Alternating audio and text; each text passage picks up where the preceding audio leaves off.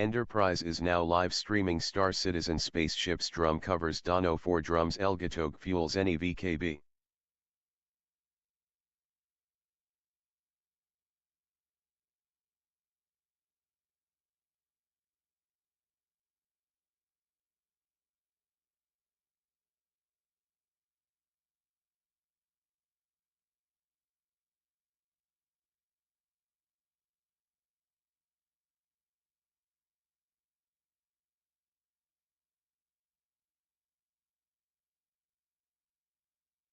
Oh 07.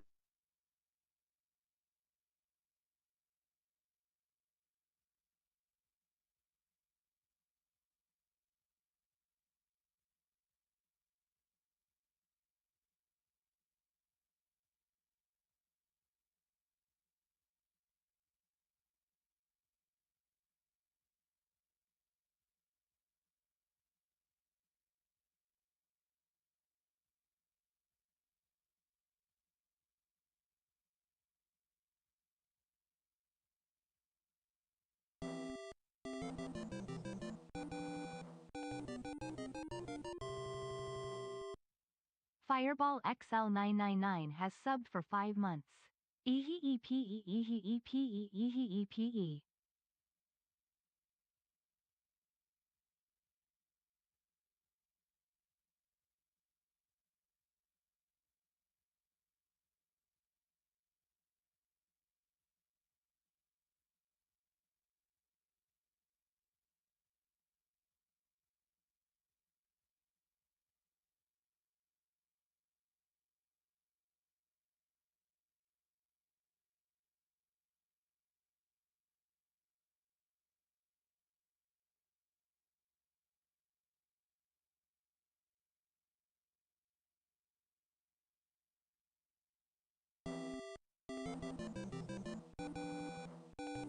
OMG, is this Enterprise from the Enterprise Twitch Toy show? Soldier _ 0506 has subbed for 3 months.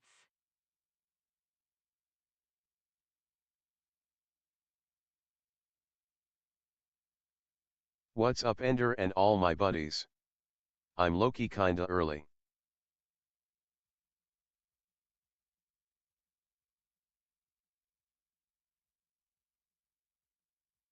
Good afternoon Lord Ender and fellow citizens 07, how was everyone's weekend? Whoa, 2 months let s. We early I. 8 Rabbit Extra early today. 7597 has subbed for 2 months. Good afternoon Lord Ender and fellow citizens 07. How was everyone's weekend? Woo 2 months let's een ada erperieze underscore ehe.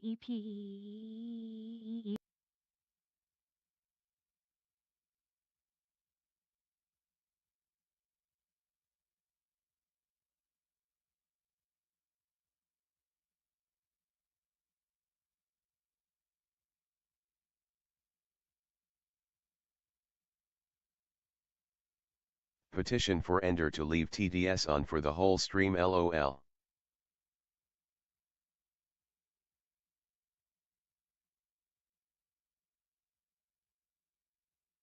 Signed. That would get nuts fast, haha.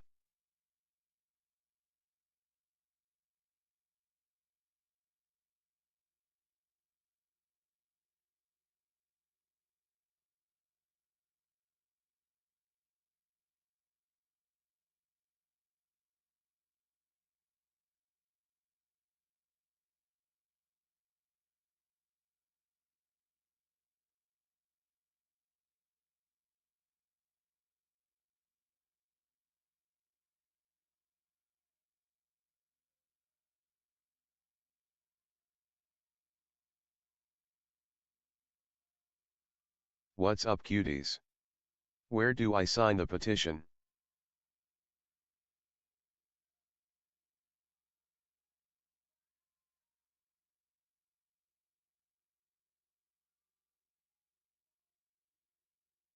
Petition des.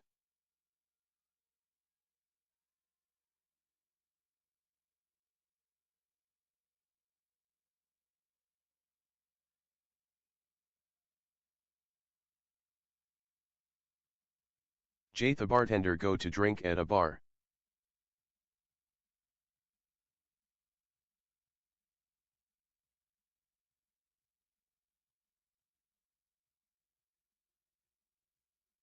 What do I drink?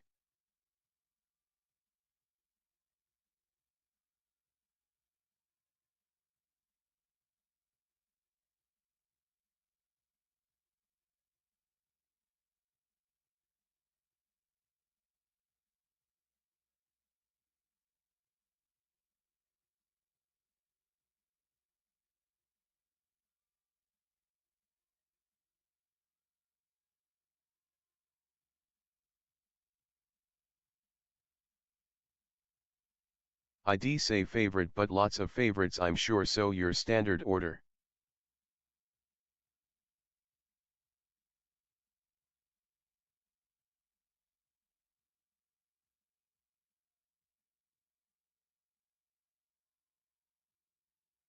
It's been 84 years.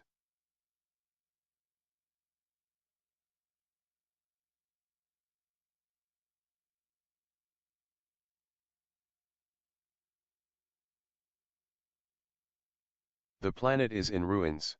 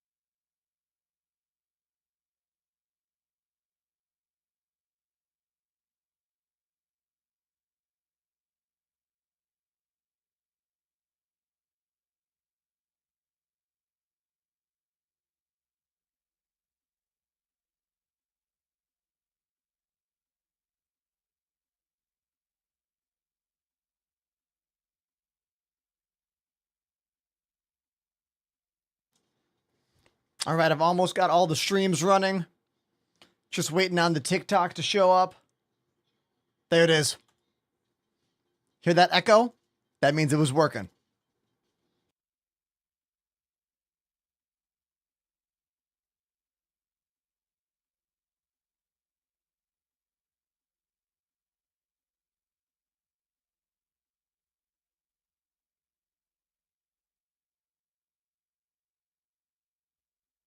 Choo choo.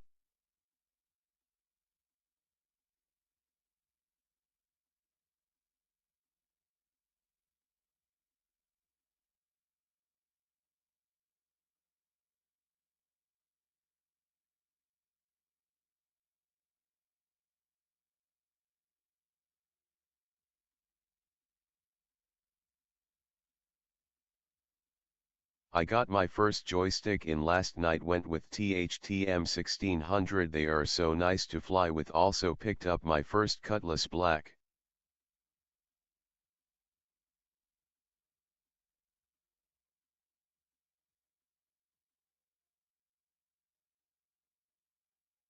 Beardy Dieta Sweet.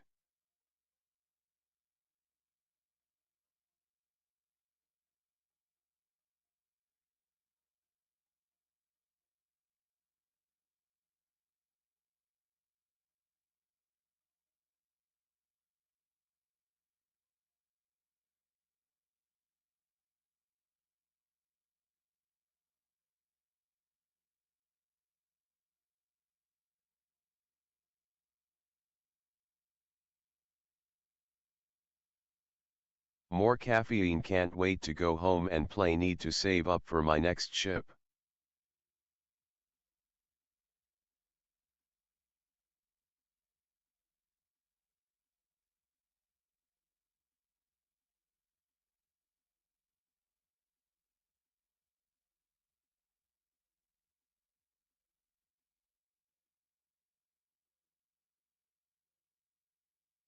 What do you want next?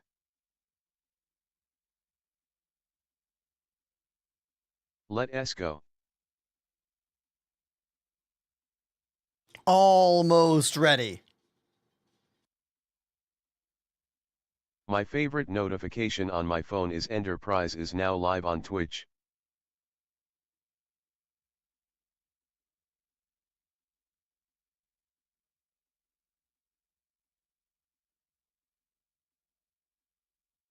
I think I want the Taurus.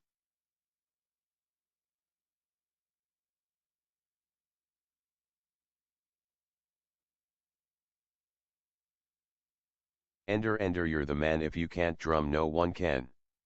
Beardy Dieta, excellent choice.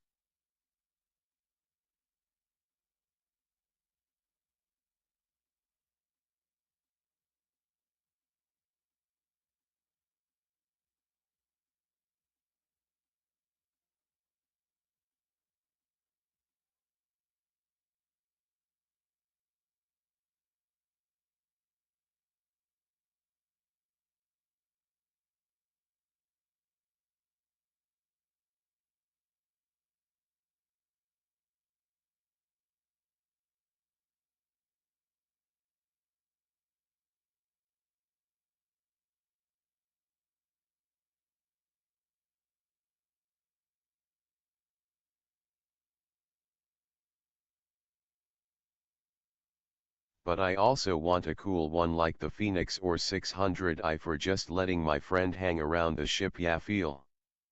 Tuh.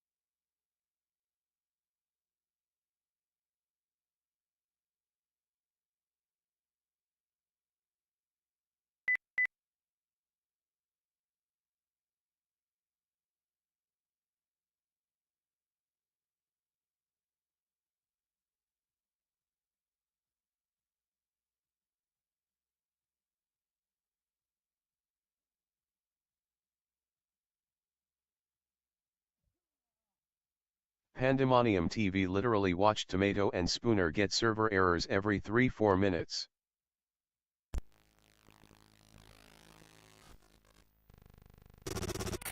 On lunch watching an Enterprise stream, what a...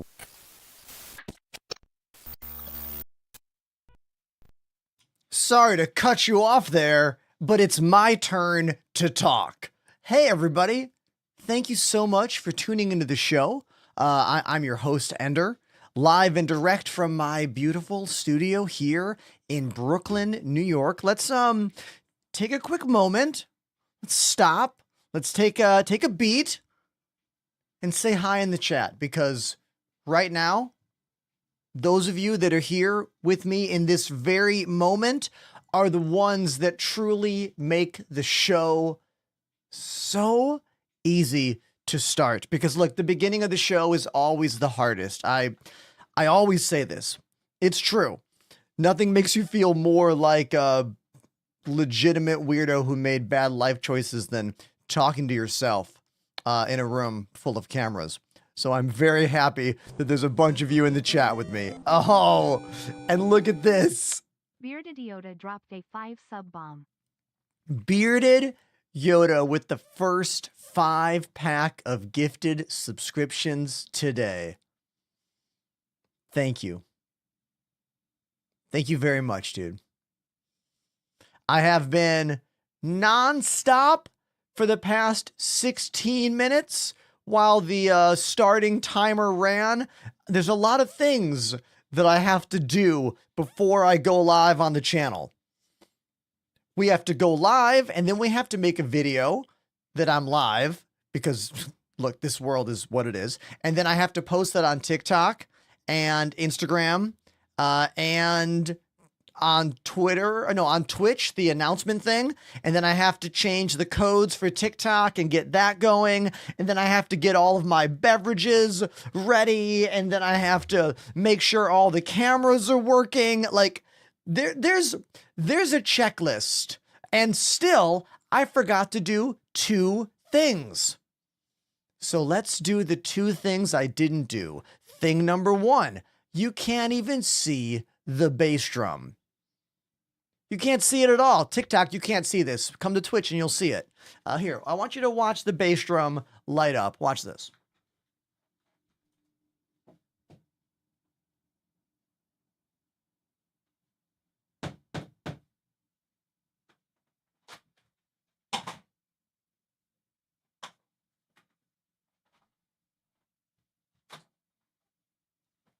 Okay, there we go. Got that. Now, I also forgot to do something. I forgot to boost the brightness on the Elgato face cam that we use over on the keyboard. I didn't do that.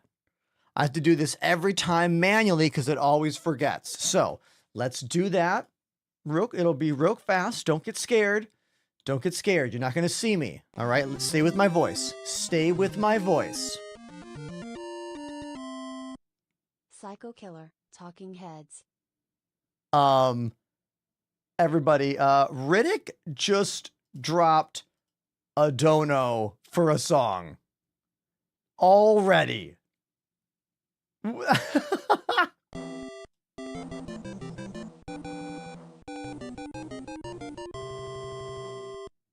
Kior 12 joined the Enders Elite.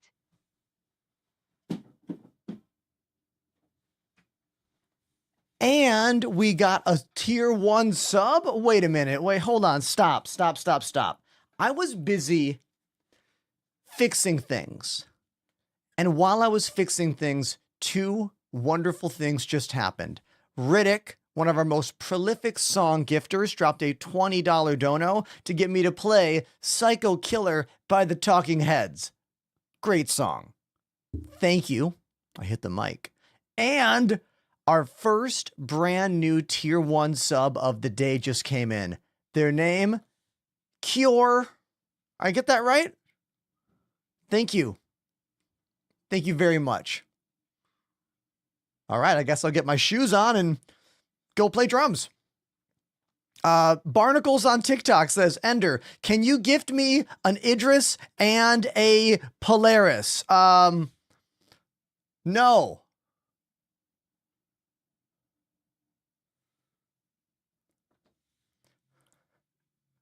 Let's go play drums.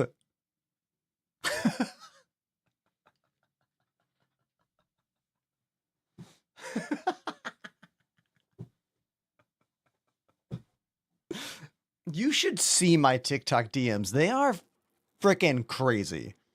All right, let's cue this up. Psycho Killer by the Talking Heads. Got it. Let's go. I don't think I've ever played this song on stream, ever. Sweet.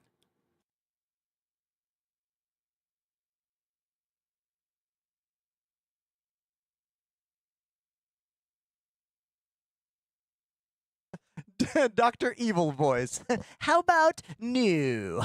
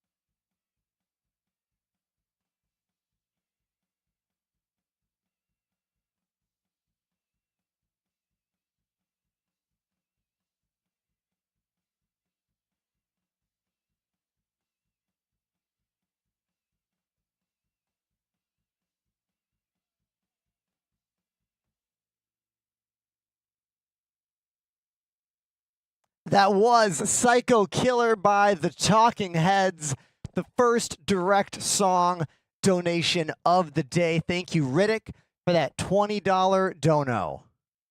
And guess what, everybody? Scotty on YouTube just dropped another donation.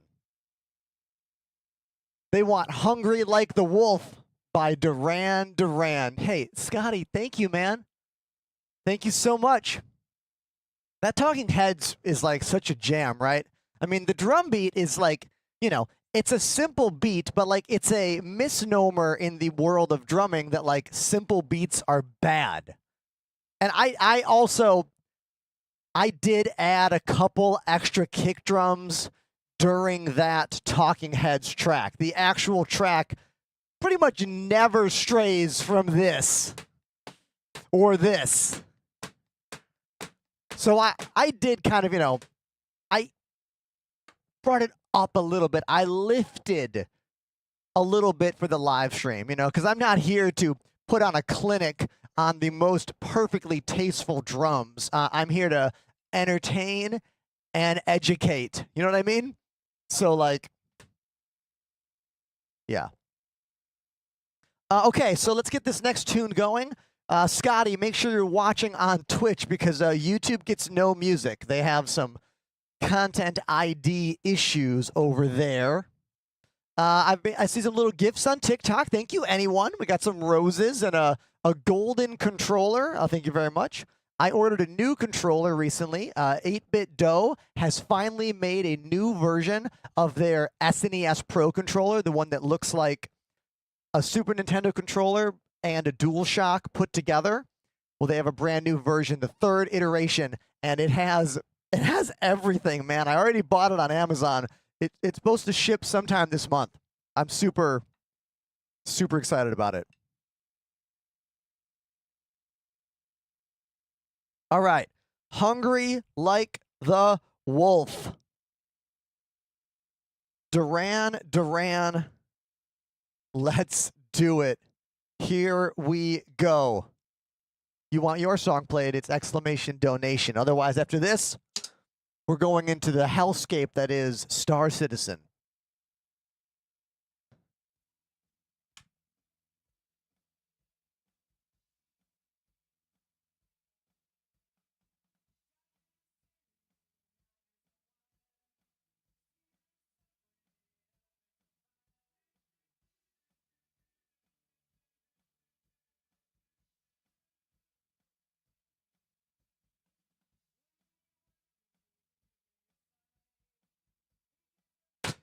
Ether Fox, Tier 3, 44 months. Damn. Thanks, baby.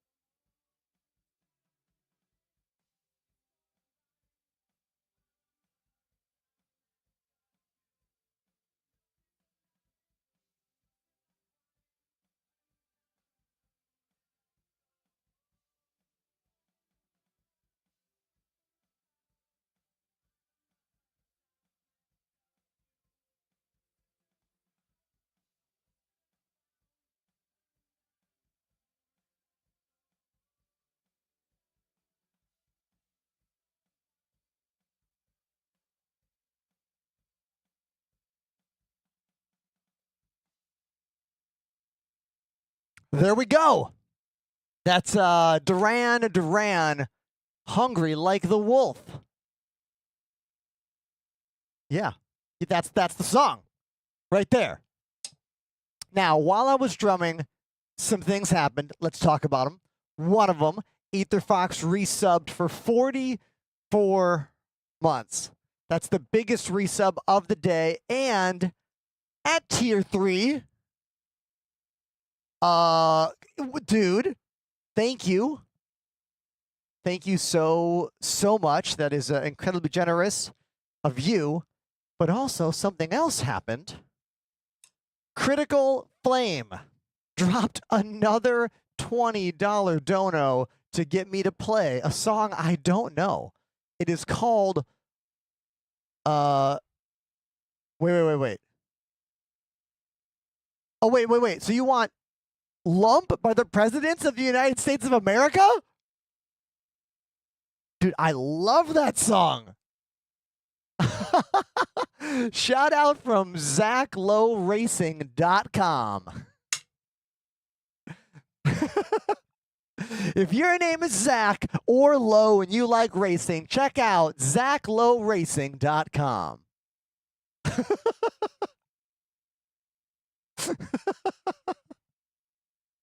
Dude, I love the Presidents of the United States of America, the band. They were such a weird band. They were so cool and so different. Like everything about this band, if you look them up and watch videos of them performing and look into the detail of what they did, they used all kinds of weird instruments. Like the guitarist used like I want to say a 3-string guitar or maybe a 4-string guitar. And the bassist, I think, only used a 2-string guitar or maybe 3. The drummer only used hi-hat, snare, bass drum, splash cymbal. Like they all used these minimal setups and they focused on funny, interesting songs, and they didn't let their instruments get in the way of what they were doing. And it's really admirable. And you can hear it in the music because the songs are like, they're so pure, you know? Love it. Love this band. Love this record. Shout out for the great Weird Al cover called Gump. Here it is. Lump by the Presidents of the United States of America. It's for Critical Flame. Let's do it.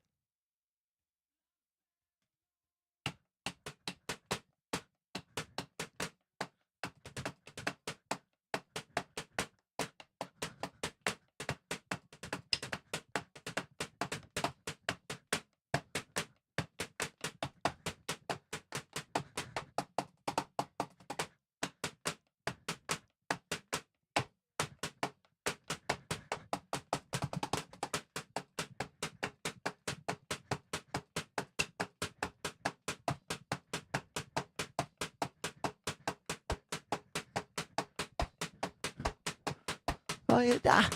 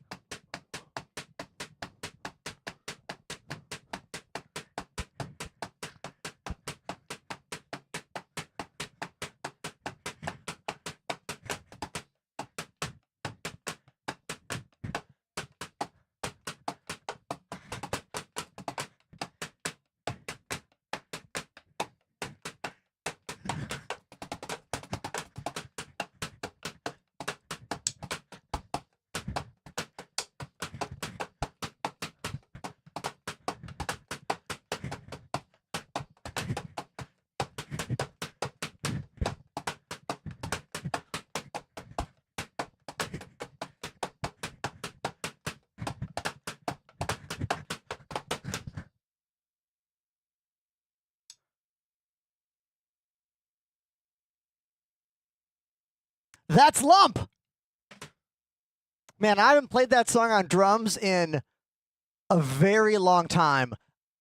I'm going to say 10 years minimum since the last time I've played drums to that song.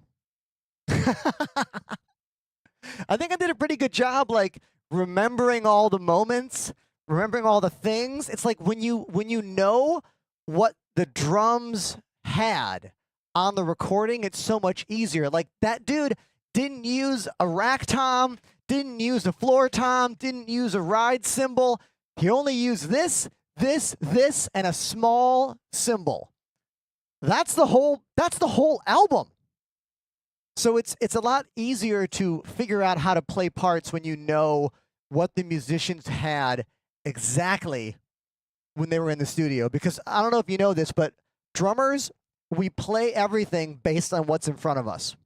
We're like children. If there's something in front of us, we're gonna hit it. You know what I mean? Like, this is why sometimes when I fill in with bands that I'm not comfortable with, or rather, when I play in a band where I am not the main drummer all the time, and I'm learning their songs and I'm trying to do a good job, I will sometimes eliminate drums or cymbals to make it easier for me to focus and make it easier for me to not play too much. So, for example, a year and a half ago, when I did that tour for Rebuilder, the band that I play keyboard for usually, I didn't use the rack tom. So I wouldn't be tempted to do as many fills around the kit and focus more on like the beats and the floor tom grooves. So yeah, let that be a lesson for drummers out there. Try taking something away from your kit and see if you can still play and still have fun and be creative. That's the kicker. I've never worn this shirt on stream before. It's the first time ever wearing my Beetlejuice shirt. I bought this shirt at a comic shop in New York City called Forbidden Planet, and when I saw it on the rack, it was folded like this, and I was like, oh, I love it. And I bought it, put it on when I got home, and I noticed that it says Beetlejuice at the bottom, and I think that is stupid. Why did they ruin this really cool shirt by putting the name of it down there? Like, that's like it's a cool inside joke for people that know the film, and then it's like, oh, by the way, dum dum, Beetlejuice. Like, I want to effing scratch this off. I don't want this here. Am I a maniac? You need to tell me in the chat if I am putting way too much mind into this detail. I just don't like it when cool shirts beat you over the head with what it's about. Like, it's not the shirt's job to tell you, the dummy, what it's about. It's so we can have a connection IRL if you see me in the shirt. You know? For me, that's what t-shirts are. Make it a half shirt. Scurvy, I'm not confident enough with the abs yet for the Bill and Ted crop top, but I am getting closer because I did get sexy on main today, which is something I don't do very often. But I did. So, okay. Let's go back to the desk and see what Star Citizen is like today. Could be anything.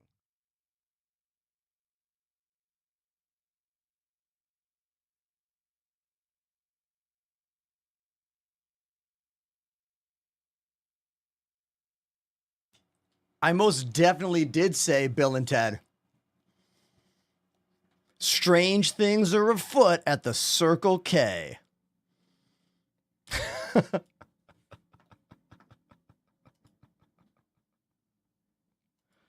All right. Let's make sure we're okay here. Did I do a camera check? Yeah, these are all good. What about my hands free? It's pointing at the windows right now. Yeah, that's good. We're good. What about my Facecam Pro? How's the, I haven't added any color background lights yet. I know this scene needs some color back here, but I think it looks okay. You know, you can see my face. I'm exposed mostly fine. I think it's fine. Is it perfect yet? We're getting there. We're getting there. That's my newest camera, the Elgato Facecam 4K, one of the highest quality 4K webcams on the market. It's $200. Type exclamation Facecam 4K in the chat if you want a link for it. Or just use code Enterprise whenever you get anything from Elgato. I'm getting hot, everybody. I gotta turn the fan on.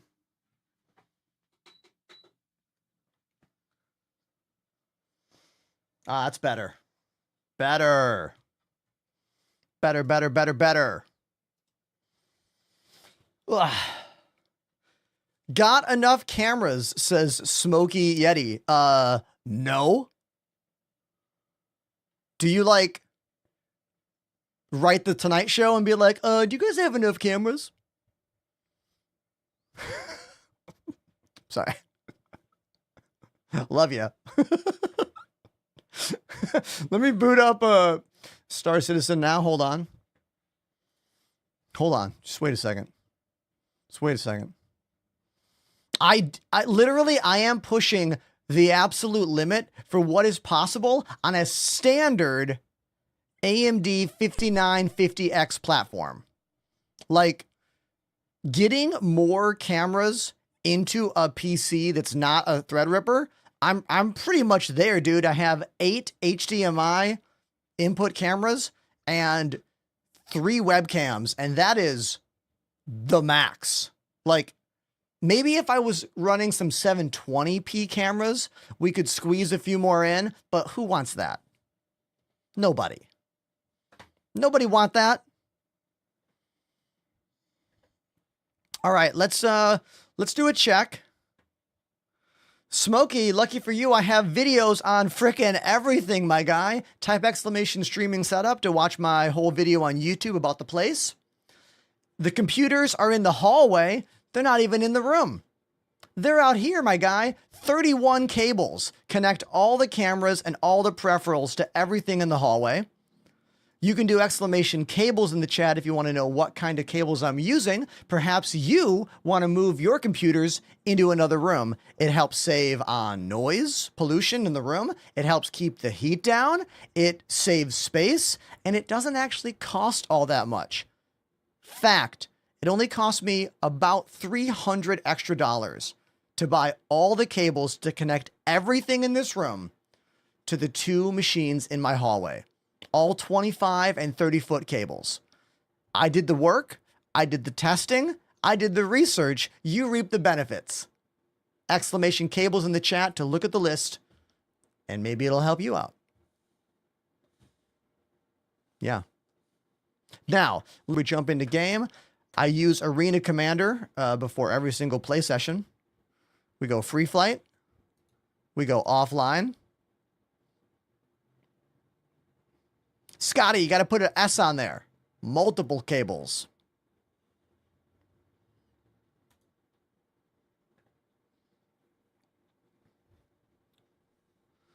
Steam Pirate, welcome to the show. What do I need a room for? Origin shopworks at your service. Core system Okay. operational. Looks like right stick is good. Left stick is good. Pedals are good. Yeah. How about Tobii eye tracking? Yeah, that's good. What about selfie cam? Yeah. How about the ejector seat? Whee! Okay, we're good. Everything's fine here. We're good. Everything's great. Back to menu. That's how you test your controls. Do that before every play session. You don't want to get to the hangar and be like, oh no, my ship doesn't work. There's enough moments in this game that are going to suck. The game itself is going to slap you in the mouth. So you might as well try to fix as many things as you can before that happens. I speak from experience.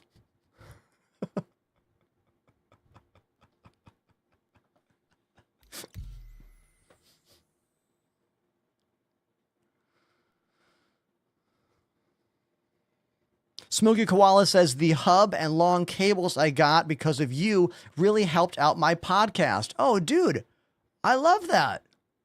Thank you for sharing, man. Yeah, Koala, it already gets hot in this room without the machines. It's only 73 right now, but it'll be 75 degrees in a little while. That's because this room does not get the air conditioner as good as other rooms in my apartment. It's at the end of the run, and like I've closed as many vents along the path as I can, but it just can't cool this room down enough without turning the rest of the apartment into a wasteland of ice. Like when you live in apartments, you have to deal with a lot of poorly planned things. For example, my wife's office, her office is about 2/3 the size of this room, and she has 2 vents in her ceiling. This room is larger and it has 1 vent in the ceiling.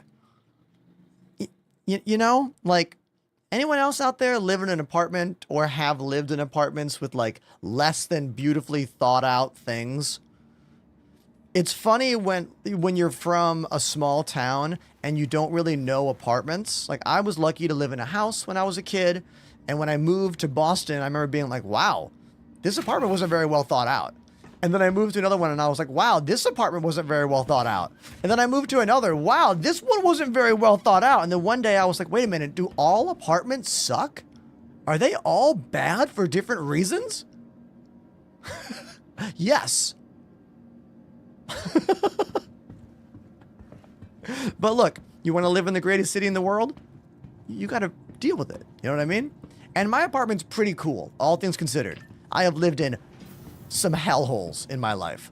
And this is actually a really nice place. You know?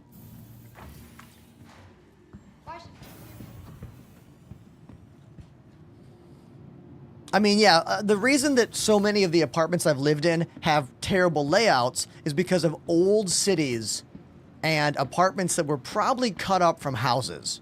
Boston, old city. New York, old city. I've never lived in a new modern building or like one of those apartment tower complexes. You know what I mean?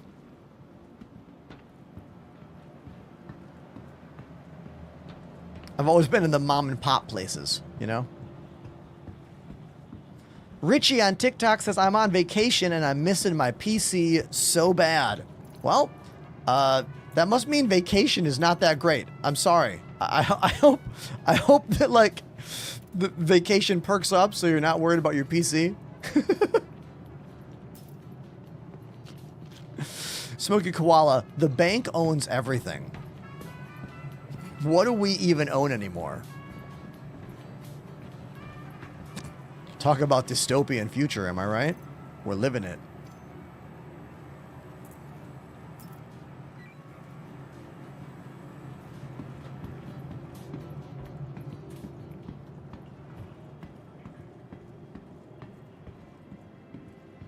Hey chat. Don't do this. If you do this, you're a piece of shit. Don't be a piece of shit. This is a workplace. This is a hallway.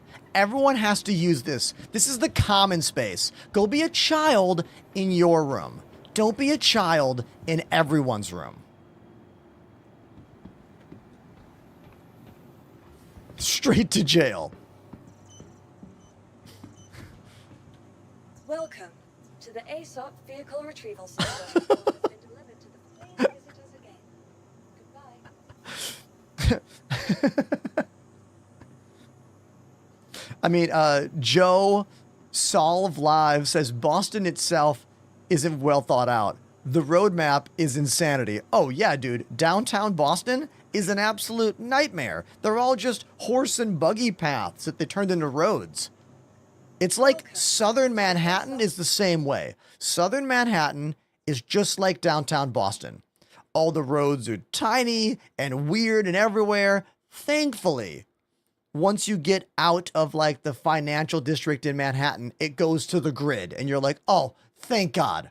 I can find things. Oh, thank you.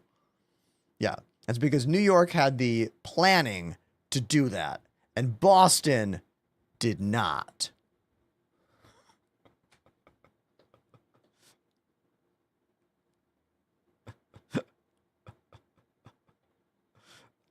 Okay. Let's see. I want to know what the elevators are like, okay? I'm going to put a disclaimer out right now. Disclaimer, everybody. Disclaimer time. I'm not going to get mad today. There is no Ender Rage today at all. None. Cool as a cucumber. Guaranteed. Guaranteed. Okay. So now that we know that, now that I've said that, we are going to take a ship and try a freight elevator cargo mission, and we're going to see how it works. Okay? Okay. I would like to use my good old C2 Starlifter. Your vehicle has been delivered to the follow. Please visit us again. Goodbye. C2 Starlifter is one of my favorite cargo ships in the game. Daylani, first time chatter, says, what about all the bodies in the stations? Yeah, we don't talk about those.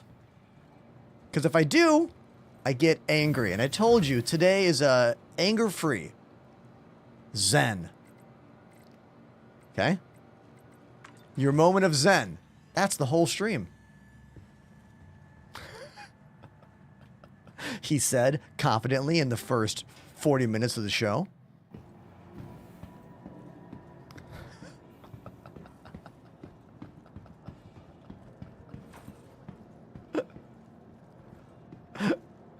Oh.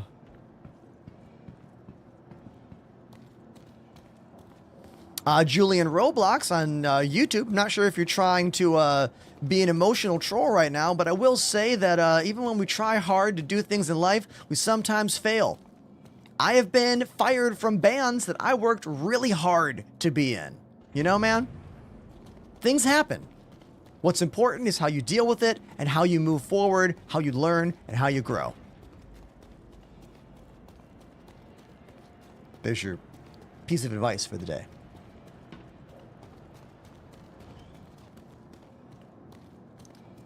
Now, you would think that the ramp would go all the way to the ground, right? You'd think that, wouldn't you? But no. This is actually a feature, right? This is actually a feature. There's been quite a bit of flooding in the Stanton system, and Crusader doesn't want to get any excess water inside their ships. So the ramp kind of stops a bit short on purpose so we can keep that flood water out, because that's nasty.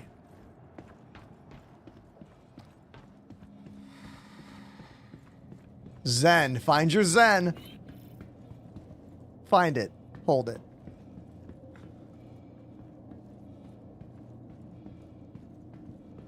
$50 on the pledge store for ramp extension.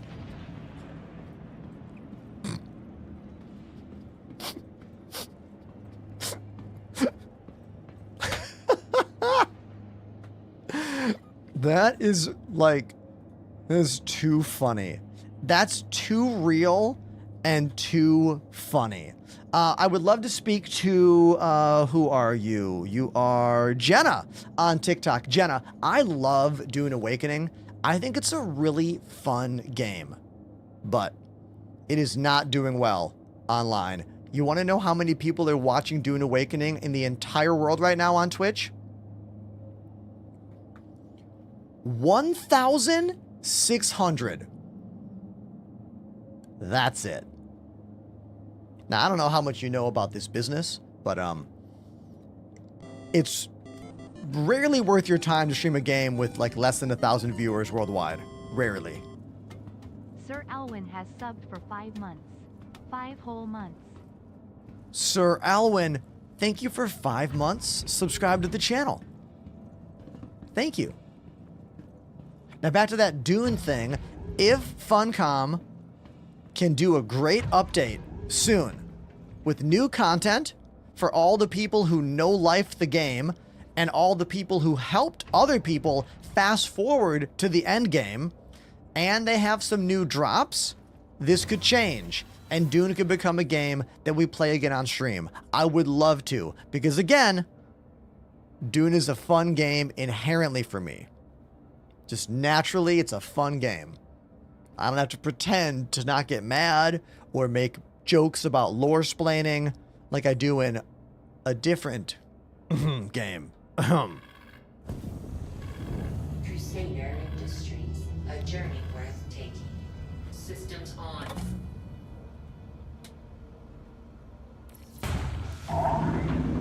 I would not consider the Dune Awakening game early access at all. They just didn't anticipate how quickly everybody would get to the end of that game. If you're taking your time, you're probably barely to the deep desert right now since launch, you know?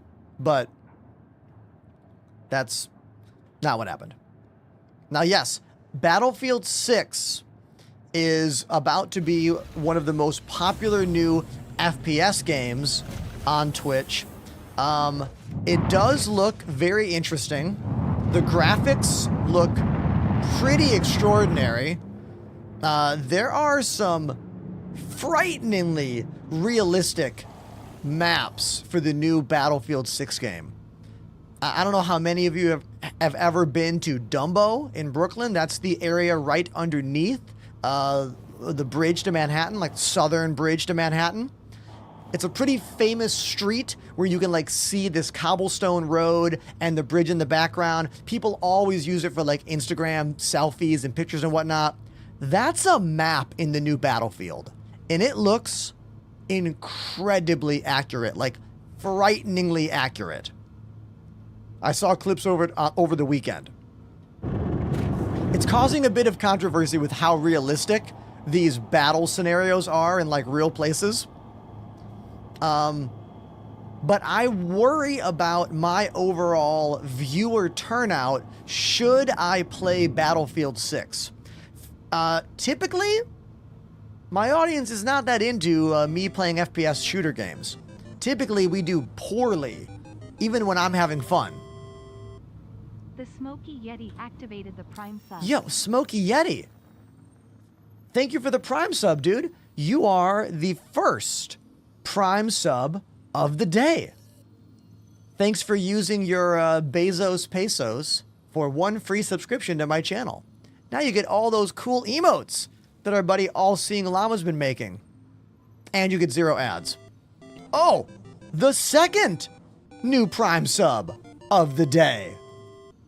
Neology 2K activated the Prime sub. Thanks, Neology. Let's see those new emotes. New Prime subs. Let's see them. Do you sim race? Says something redundant. No, I don't have racing wheels. But if I had the room for it, I would. I love racing games. I used to play Dirt Rally in VR like every night after stream. I love that, dude.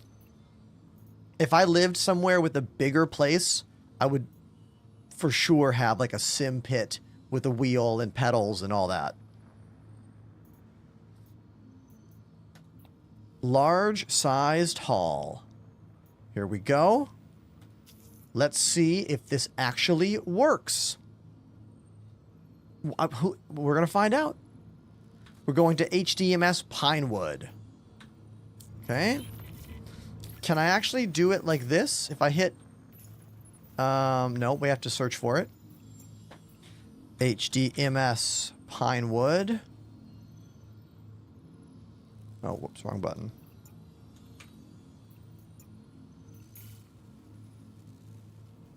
There we go. Route set.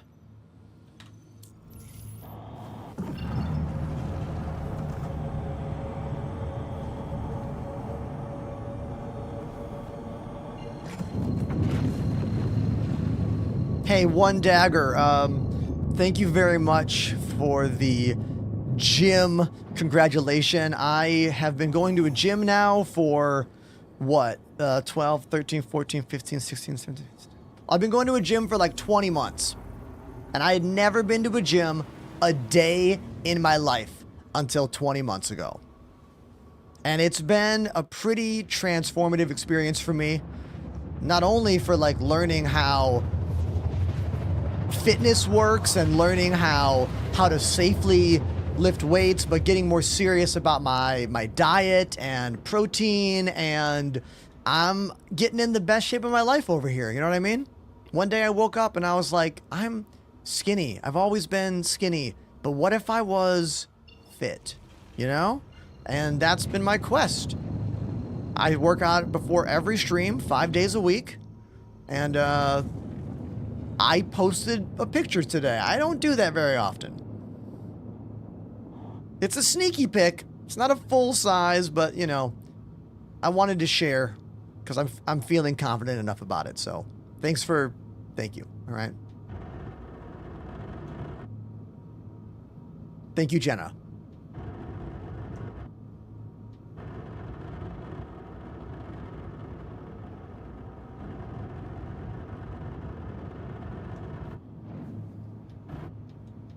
Something Redundant says, I just got a PC good enough to play this game, and I am downloading it as we speak. Oh, dude, I'm excited for you. If you need help, join our Discord server. This game is not the easiest to understand or deal with for a variety of reasons. But fortunately for you, I have a pretty dedicated community that is always looking to meet new people and help out. Splashdown Not Taken wants to know what I think about the new upcoming Kruger fighter. And my answer is, I don't care. When elevators are barely functioning in this game and there's an event going on that we can hardly participate in, I don't care about new ships at all. Zero interest. None. Will I fly it when it comes out? Yeah. Will I make a video on it? Yeah, because that's my job. But do I have to care about it right now? No. I don't. And you shouldn't care either, to be honest.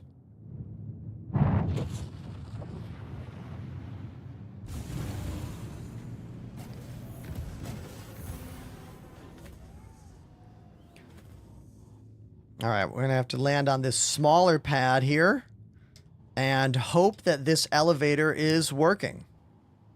We won't know until I get down here.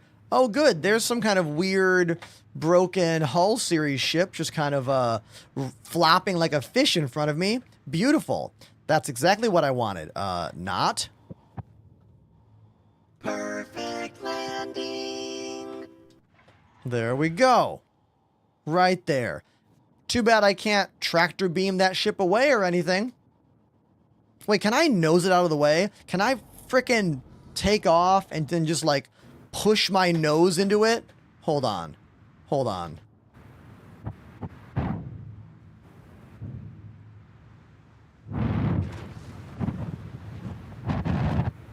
Get out of here, asshole. There we go. Perfect landing. And that's how you do it.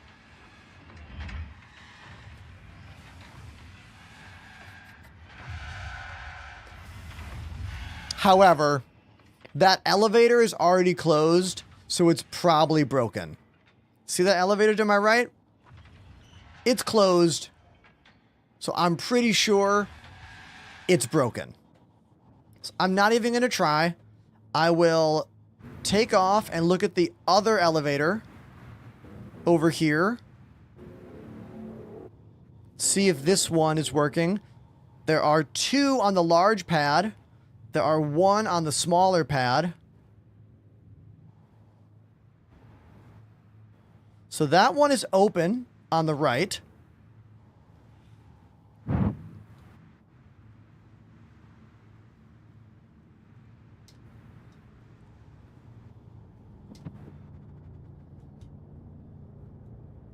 Okay.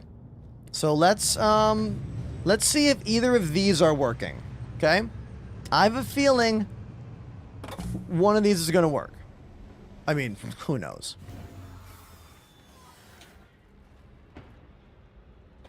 Let's go find out.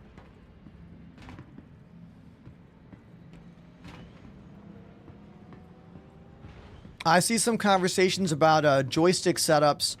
I have a channel on my Discord where people share their controller setups and maps. You can do exclamation bindings in the chat right now to get a link to it. I do not have a personal Thrustmaster setup for you, but I'm pretty sure some of the other friends in my group do. You can get both my current gunfighter setup and my former gladiator setup, complete with maps, on the Discord if you want to look at what I'm using. Wit Wickens on TikTok says, aren't they making a Star Citizen spinoff? No, I think you are confused about Squadron 42. Squadron 42 is the solo player game that exists within the Star Citizen world. That is set to launch next year. It'll be the first official launch game from Cloud Emporium Games. You can watch the first hour and a half of gameplay that premiered last year at CitizenCon by coming to my Twitch chat and typing exclamation Squadron 42.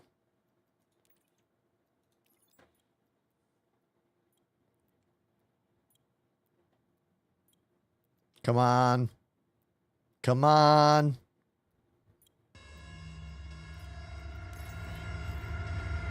Hell yeah. Hell yeah. All right.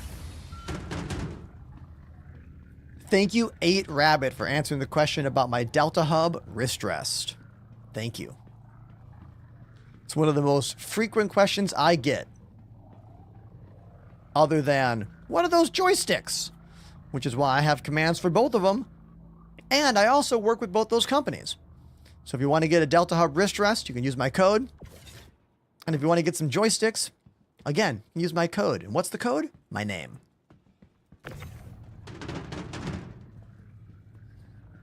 By Odin's beard, you got the elevator to work.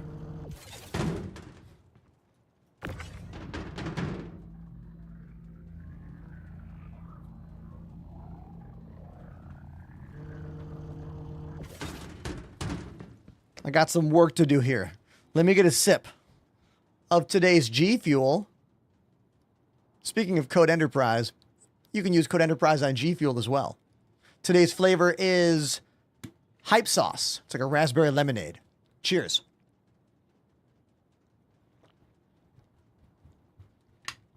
You think the channel pays for itself? No. It runs on you, the subscribers, your generosity, and the limited sponsors that I work with. I'm very careful about what sponsorships I choose. I'm open about all the conversations, all the details, so don't ever be afraid to ask me a detailed question about any company I work with. I think transparency is really important in this job, so.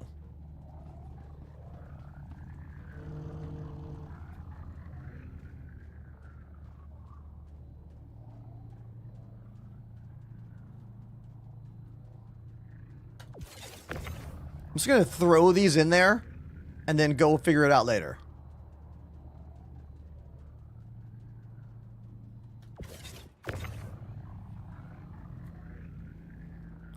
There's been so many Atlas just like laying on the pads. I've just been getting one by showing up at these places.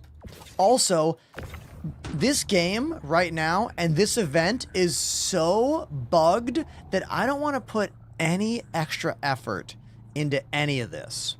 Because getting a vehicle requires work. You have to call it. You have to wait for it. You have to load it up. You know? And I have no interest. Real Turtles over on TikTok, they know what's up.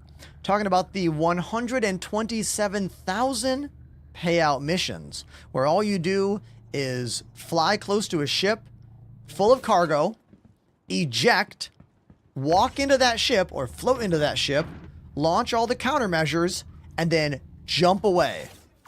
And then go deliver all the cargo. It is one of the easiest and most reliable ways to do these cargo missions. I'm a big fan. And it's fun. Where did I get this multi-tool? You can buy these, the max lift tractor beams, at any cargo deck, or cargo center as they're called. They're on pretty much almost all of the satellite stations. Not every one of them, but most. You can see on the galaxy map, when you click on a location, if they have a cargo center.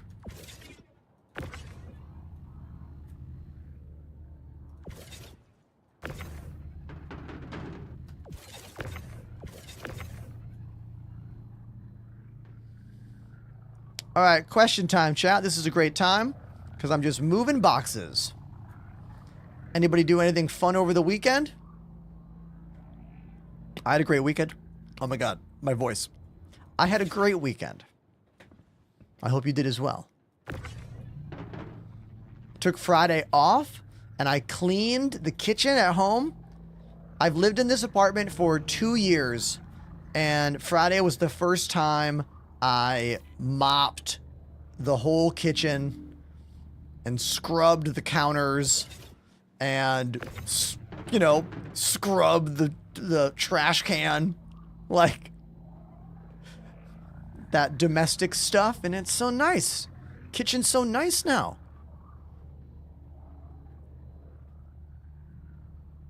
Then I went out on Friday night.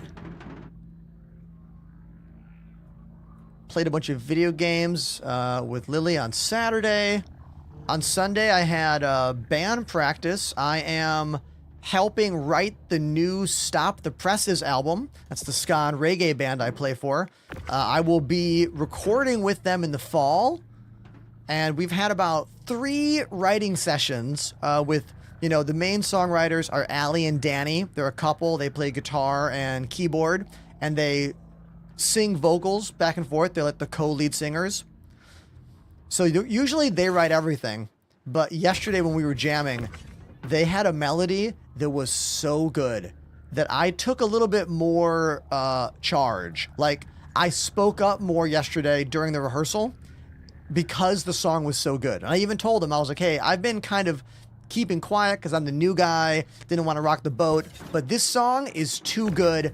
I need to give my input. And I think me being a third party in the room, helping with the arrangement, really helped get that song off the ground. It's really good. I'm already calling it's going to be the best song on the new album. It's called The Ghost of You. More on that later as we get closer to recording, but yeah, it sounds really good. La La Land Production says, what game is this? This is a Box Mover 2025.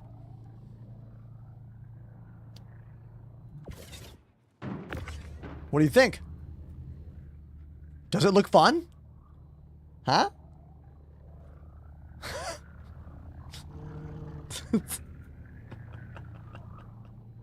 I wish it was more obvious on TikTok to see the category, because whenever I stream on TikTok, it asks for the category and I put Star Citizen Gaming. Yet people always ask me. I think that platform just does a bad job of giving you that info. Is it like not written anywhere clearly? It must not be.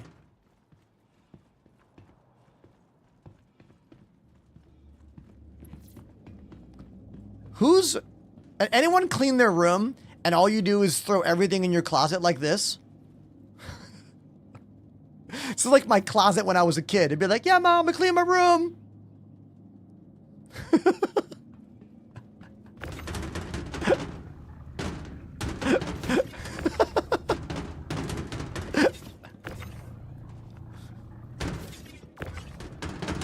Did you clean your room? Yeah. Uh-huh.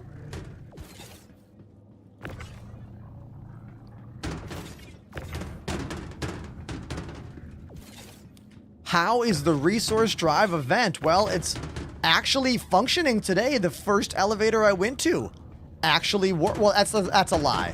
The first one didn't work, but the second one that was across the way worked. Like I have yet to find a landing zone where all the elevators work yet. I haven't seen that yet. Has anyone? Has anyone found an actual landing center like HDMS Pinewood where all of the elevators are working? I haven't seen that yet.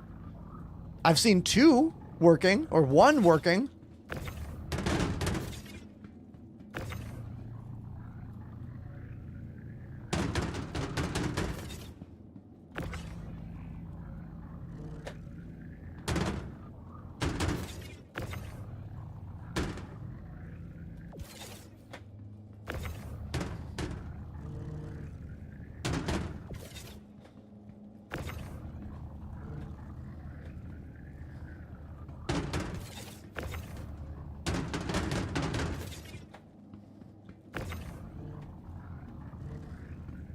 It's one of those things in this game where, like, nothing is ever consistent, you know? Like, my experience on a US server in the time zones I play in are always going to be different than whatever you're experiencing, you know? There is quite literally 0 consistency in this game. 0 consistency.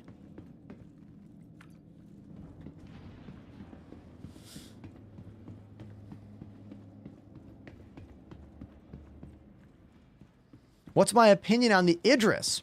Oh, the Idris is one of the coolest ships in this game. It is the largest ship with the most rooms, with the most potential for multiplayer gameplay. Are you freaking kidding? Hold on. Did you see that? It said my ship was blocking it. Hold on. Hold on. I'm not getting mad, remember? No anger today. No anger at all. Nope. No anger. 0. That's normal, right? You land a ship, you use the elevator, you go back to the elevator, and then it says, hey, your ship is in the way. You know, the ship that was there the whole time. Oh. Oh, my bad. That's my bad. You know what, chat? I effed up. I'm the asshole. Who knew? It was me all along. Man.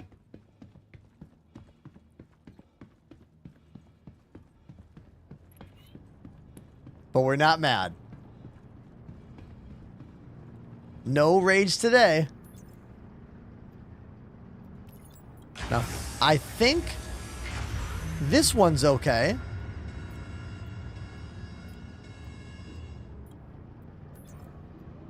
Yeah, see? Look at that. See? Oh, did I do it too fast? Oh no, I'm okay. I'm okay. I did it too fast. I did it too fast. You can't play this game. Wait. What?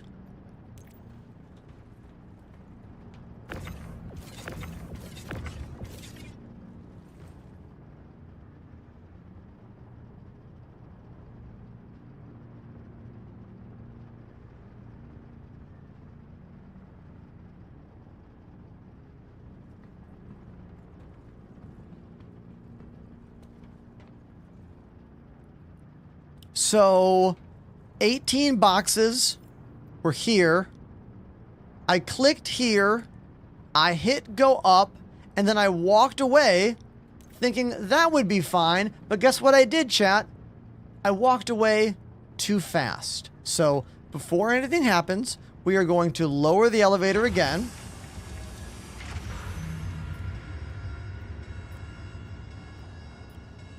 Wait. It's gone.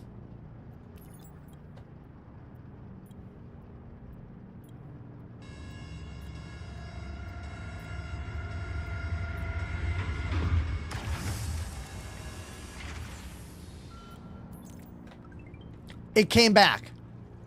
Okay. Interesting. Very interesting. Okay. Working as expected.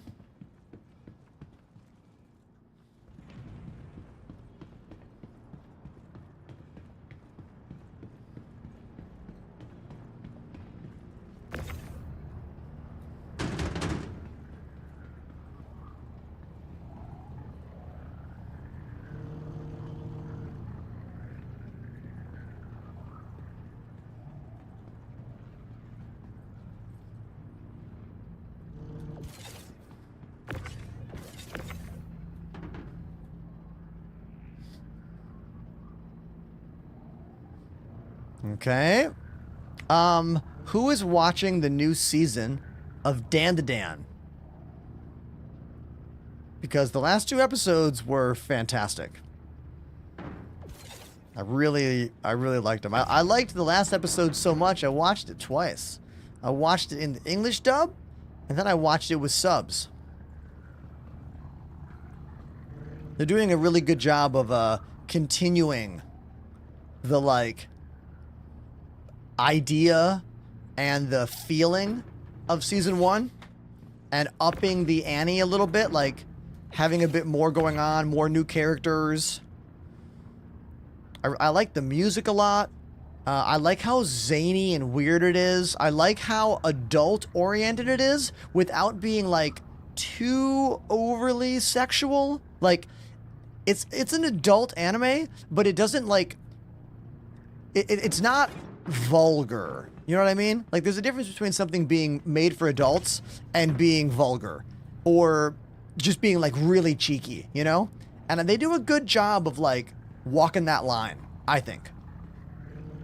It's well done. I like it. I'd even call it tasteful. You know?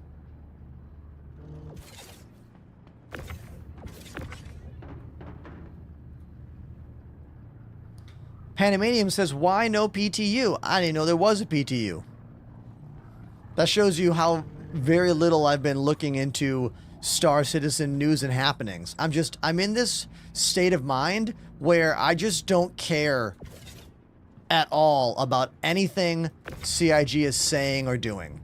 I don't trust anything they say right now. I don't believe anything they say right now. Yeah. And that's for real. That's legit.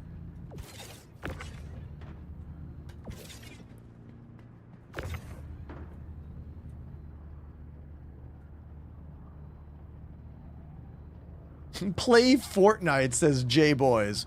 I have done one sponsored Fortnite stream, J-Boys. And you know what? I kind of like that game. It's stupid. It's fun.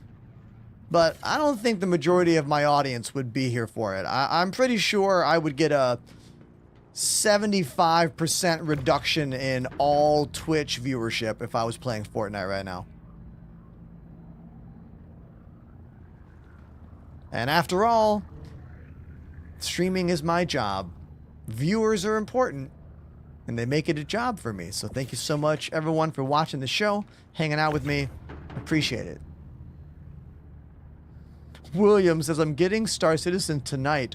Wish me luck. William, I'm going to wish you more than luck. I'm going to tell you right now to join my Discord so we can help you when you don't know what the hell to do. Because you're not alone. Okay? We all go through it. Oh no! A first-time chatter would unfollow me so hard? Was that too sarcastic?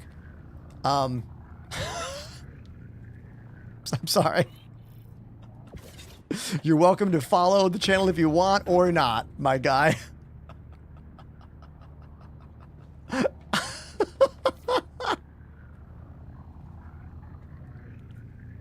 Now, if that came from one of my long-standing subscribers, I would take that much more to heart.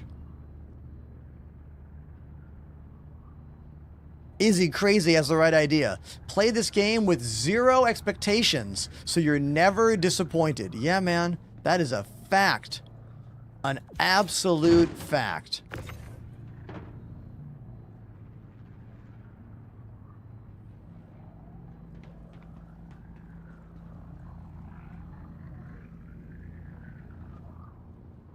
Fantastic Four movie. Who's seen it? No spoilers, but it's fantastic. Maybe one of the best Marvel films in a very long time. Definitely the best Marvel film in like a decade that takes no knowledge of the Marvel franchise. That's what I like about it so much. You don't need to know anything. Every other Marvel movie that I have loved from the last decade requires intimate knowledge of other films or other TV shows. Like, I loved Deadpool Wolverine 2. Or Deadpool and Wolverine. I thought it was so good. But if you didn't see Loki, you're kind of out of the loop. If you didn't see Deadpool, you're kind of out of the loop. If you haven't seen the Wolverine movies, you're a little out of the loop. You know? If you never read any of the Wolverine or X-Men comics, you're a little out of the loop. And this latest Fantastic Four film requires no knowledge at all. And they did a really good job with it. Now, I have not seen the new Superman yet. I'm excited to. I plan to. I know it's not our boy, Henry Cavill. Is no longer the Man of Steel, which is sad to lose one of the greatest nerds in Hollywood. Like, who else in the upper echelon of Hollywood actors plays Warhammer, talked about building his own gaming PC on an actual American late night program? You know, like, he's the best. We all know it. We all know he's the best.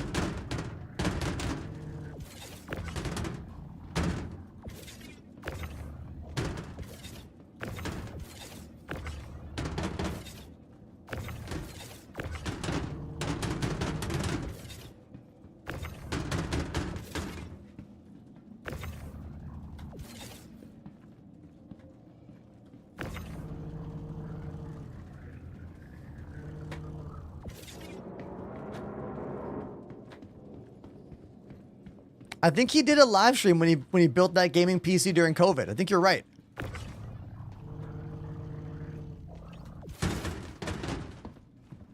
What paint do I have on my ship? This paint job is a gold paint. I forget the name of it. It's not really gold. It's called something else. But I call it gold because it basically is gold. Draco, maybe it's called?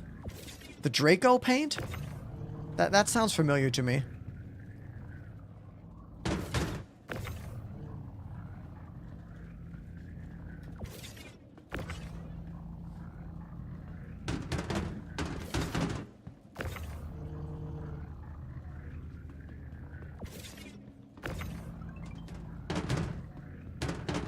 That's a new follow. Thank you, Jake.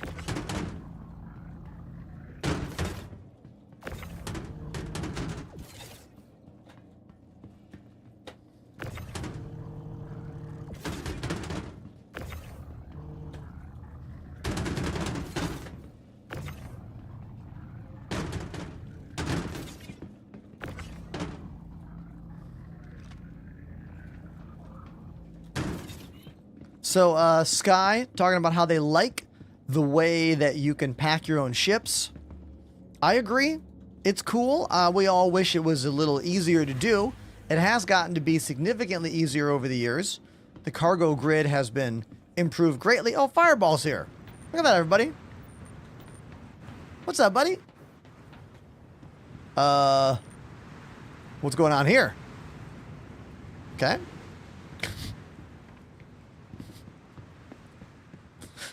What do you really love about Star Citizen? I love the concept of this game and the breadth of detail that they are trying to build with this game. Because there is no other video game in the entire world that combines space simulation and flight simulation with 6 degrees of freedom, with joysticks, in hundreds of incredibly detailed vehicles that lets you fly anywhere you want on a variety of planets and moons, currently in 2 different star systems, that is also a full-on FPS game, that is also a mining game, a trading game, a resource extraction game, a dogfighting game, a PvE game, a PvP game. Like, Star Citizen is the everything game for someone who really loves space and sci-fi. It's the kind of game that we as children didn't think would be possible And that's why it's taken so long to make, because it's the game that doesn't have the compromises that other games have always had. And we still don't know if that's going to pay off for them or not. We're a couple more years away from a launch, version 1.0 of Star Citizen. We're going to get the solo player game next year.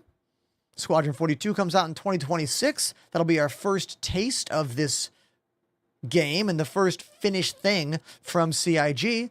But we do have to wait and see what happens, you know? I am hopeful, and I've already been playing the game for 4 years. Has it all been good? No. But some of it has been great. And I still believe. So that's what I love about this game.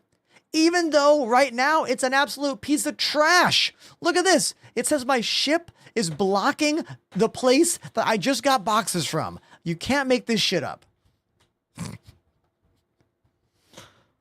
Ah!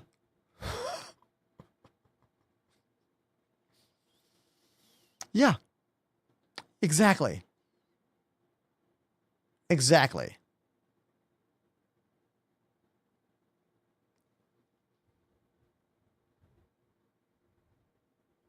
I'm not mad, though. We're not getting mad today. No anger. No madness. Not at all. We don't get mad today. We don't do it. We don't do it. Okay.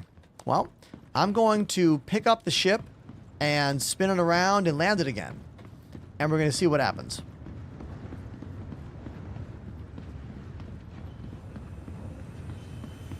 Oh, this game will never be on console.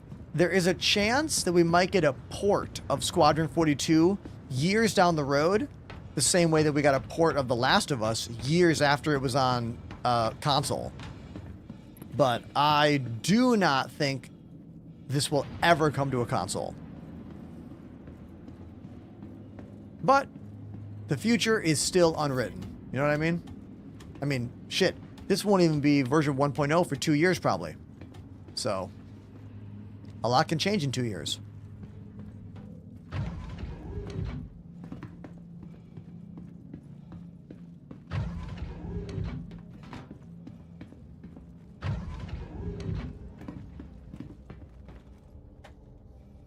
Now, I'm going to take off, spin around, and land again. That's what I'm going to do.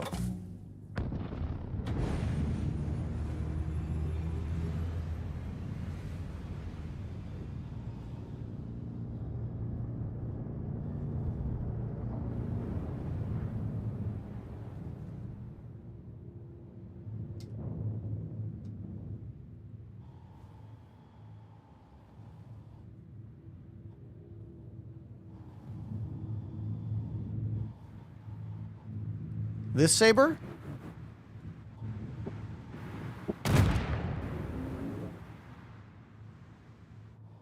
That one?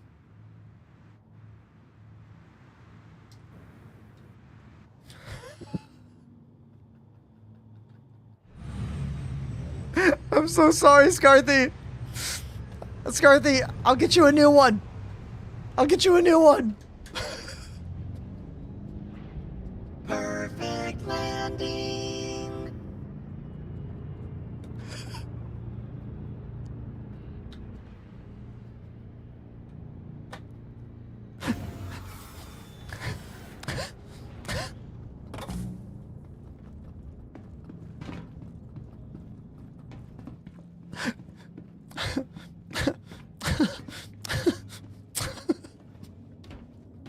Scarthy needs your insurance info. Blue Dino, that's the right emoji. Good job. That's the correct one.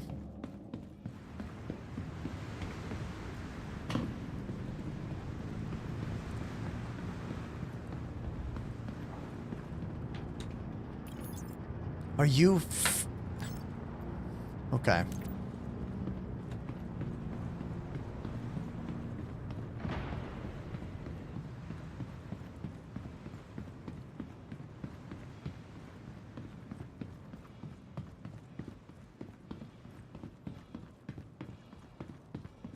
There's like 9 more boxes.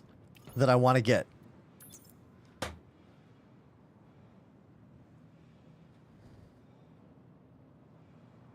How can my ship be blocking the freight elevator when I'm parked in the middle of the landing pad where the freight elevator is?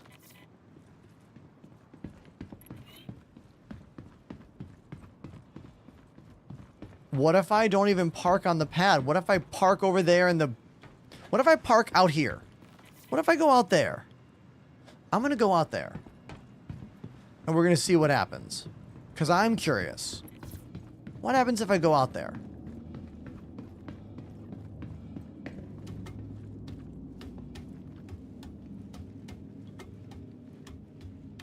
Let's try. Oh, everybody, we got to make some noise right here. Look at this. Come on. Apollyon Phoebus has subbed for 47 months. Why even try to mess with Box's lil e-moon e-moon e-moon? Everybody, please give it up for Apollo coming in at tier 2, 47 months subscribed to the channel. That is the largest resub of today. 47 months. And you guys, Apollo has done a lot for this channel. From helping with moderation here on the Discord, spending personal time with me to fix many issues involving our audio systems, our glitched capture systems. Like, such a friend to me. Thank you, Apollo.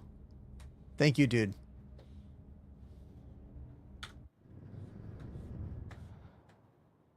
Now we can take a moment and not be mad and look at this really beautiful vista right here. You know? This game has the views.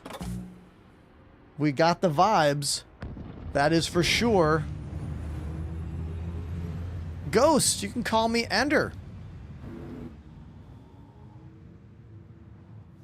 Welcome to the show.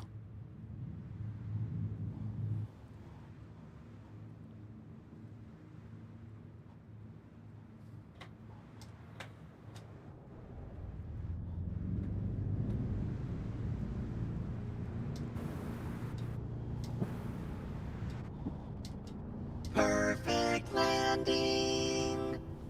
This thing is so nose heavy. You have to always pull back. Otherwise it does that.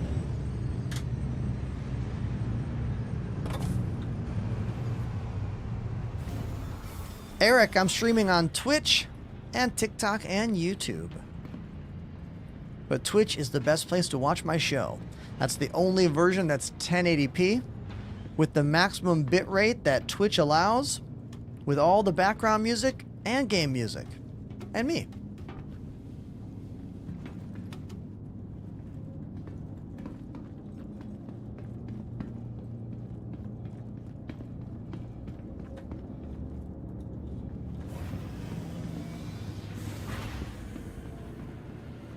I will not be streaming in 4K until Twitch allows 4K streaming with guaranteed transcoding for those who cannot watch in 4K. The amount of people who are going to actually watch streamers in 4K when it starts happening is going to be infinitesimally low. You know what I mean?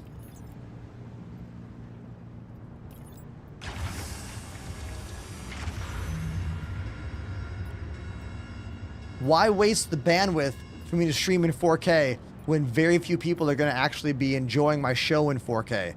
Meanwhile, taxing my machine more just to please a very small amount of my viewership that could potentially make the overall show worse.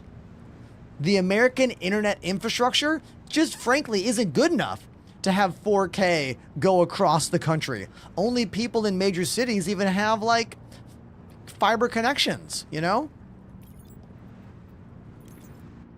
I did it again. I did it again. I clicked out of the screen too soon. I might have broken it. Why does this game require such insane patience? Okay, we're fine. We're fine. We're fine. Man. Thank you, Fireball. I'll throw them towards you. This game takes insane patience. Outrageous patience. The sunset's looking really good out there. This game is beautiful, you know? There's real beauty in this game, you know? It's also so frustrating, it makes you want to punch yourself in the nose repeatedly.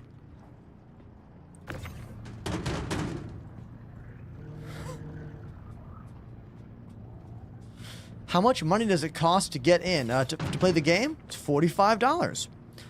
Consider using my affiliate link. The cheapest ship right now is the Mustang. For some reason, the Aurora isn't on the pledge store anymore in the starter zone. CIG got rid of it. I don't know why, but they did.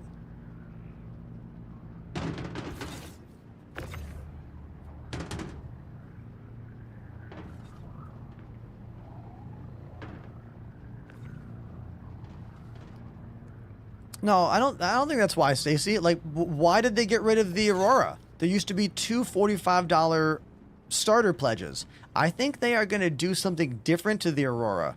Or perhaps they're going to introduce a new $45 ship. Because look, the Aurora and the Mustang are really old in the game, you know? They're pretty old ships. Maybe CIG's got something new and they're keeping it secret right now. Ghost, what do you mean by component? If you're talking about ship stuff, I am flying a stock version of this ship. And if you want to learn about my computer, More Caffeine, put it in the chat for you. Thank you very much. More Caffeine, thank you. I love when chat answers chat's questions.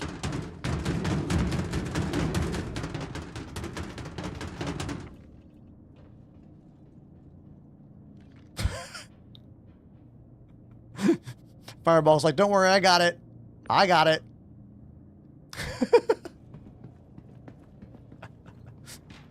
Did it go under the ship?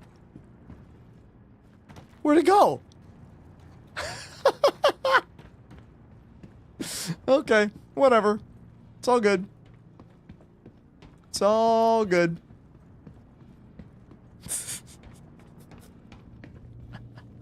Okay, we did it.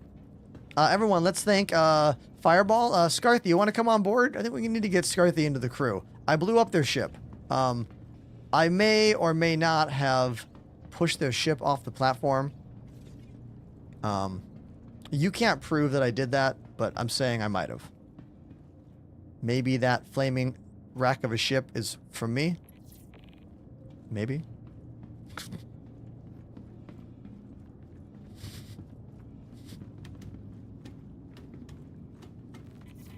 Calling it a push is a stretch. Oh, the ship lived. Okay, good. Okay.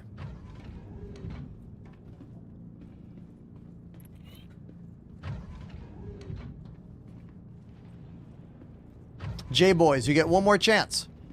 Don't make me time you out.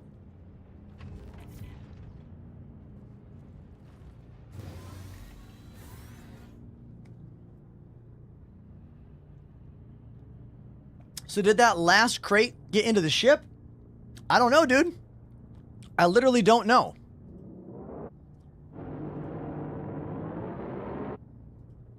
Don't know. The Hull C is one of the greatest cargo ships in this game. If you want to move boxes or vehicles or people, this is one of the best ships to do it in. The only downside to this ship is when you're landing it, it always wants to lean forward. It always wants to lean forward. It never lands flat. But that's really it, man. Everything else about this ship is fantastic for what it does. It does suffer that same problem many ships do, where that like bottom elevator stick is always there sometimes because I opened it up. The ramp sometimes doesn't touch the ground. Like these are not massive problems. Like every ship in this game has problems. You know what I mean? Oh. Look at this, everybody. Look at this. I want to be sedated.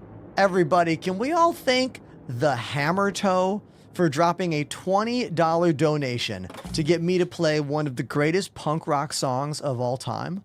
The Ramones, I Wanna Be Sedated. So we're going to fly up out of the atmosphere here. We're just going to leave the ship kind of flying just like that.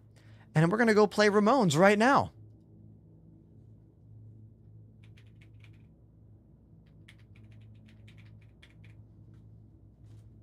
Let me get my shoes on.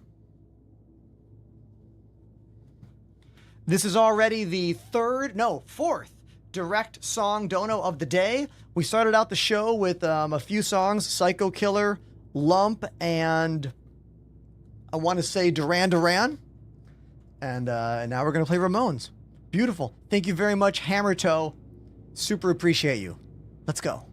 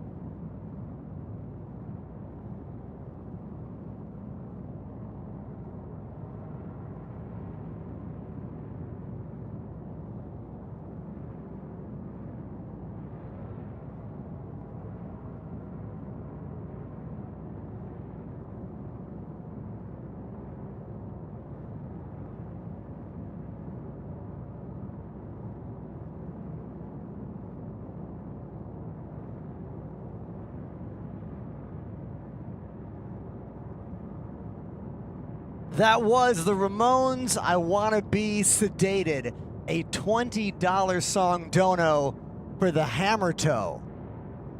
Thank you, dude. Really, really appreciate that. It's a straightforward song, but like, you know, you gotta play those hi-hat eighth notes. You gotta keep that going. Nath on TikTok says, how many cameras do you have? Right now we have 11. We have 8 HDMI cameras. They're all GoPro Hero 7 Blacks and Sony Alpha cameras. Then we have a handful of webcams from our friends over at Elgato. Currently we are using the Facecam and the Facecam 4K, which came out last week. I put a video out about it. The link for it is in my bio, and you can always use code Enterprise on all of your Elgato stuff. I have plenty of videos about all this stuff as well. On Twitch, tab exclamation streaming setup for a whole video on my YouTube about the details here. I need to make some newer videos. They're about 2 years old now, but like they're still relevant. They still have all the details, you know?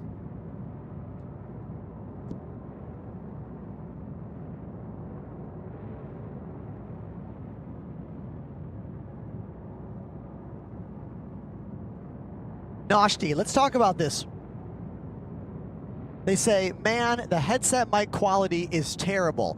Let's talk about this. This microphone is actually a pretty high quality mic, but you have to understand the difficulty in having a high quality sounding microphone that is not a condenser mic that can block out the sound of these whap, whap, whap, whap drums. Like hitting this gets into every microphone. It's really, really, really hard to have any kind of mic that sounds good, that sounds natural, when you have a loud electric drum set in the room. For example, do you want to hear what a nice mic sounds like? Here we go. I'm going to unmute the mic behind me. I want you to listen to this.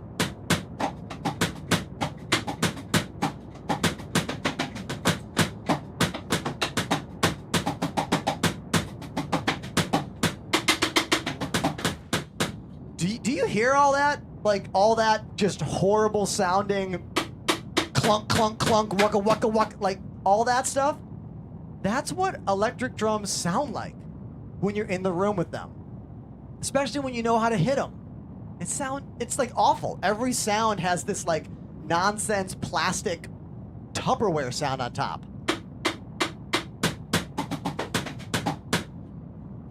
Now, let me mute that for you. And now listen to it.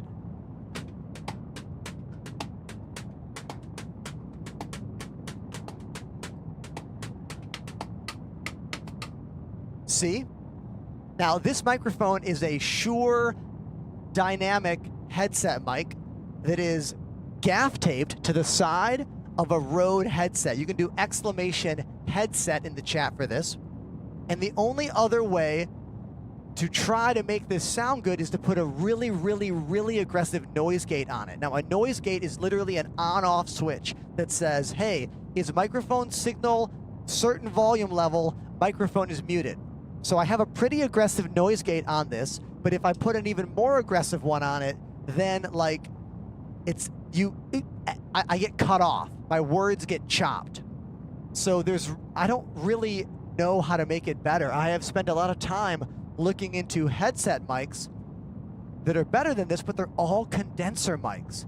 And condenser mics are going to pick up too much of the background. So I'm forced with a decision. The decision is two things. One, I never talk while hitting drums. And always unmute and mute myself. That's option one. I could have a beautiful microphone sitting right here that I unmute and talk to and then push away. But I would never be able to speak to you while I'm playing drums. I'd never be able to react to the music. I'd never be able to emote with what's happening. I'd have to always mute that because when I unmuted it, can you tell I have a lot to say about this? This is actually something that's bothered me on the channel for a very long time. And sometimes all it takes is a little honest, simple question in my chat for me to tell you about a lot of detail. Because look, there's a lot going on here. Like there is a lot of detail in my show and in my production. And I'm always trying to find the best way to do things. But also like, I don't make that much money in this job. So like, I can't be looking to like always fix things that are not broken. Do you know what I mean? If it ain't broke, don't fix it. You know? Yeah. All right, let's get back to the game and see if we can deliver all these boxes. Cool? All right.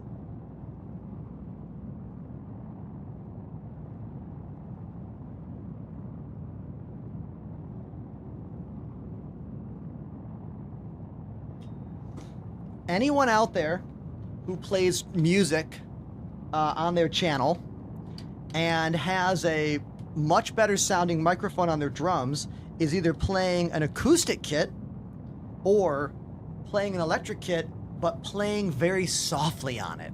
Because if you play very softly on an electronic drum set, you won't hear the whack whack of the sounds. Or if you have a less expensive, smaller electric kit, it might be quieter. And my kit is the Roland VAD 507, which is all full-size wooden shells. It's a very loud electric kit.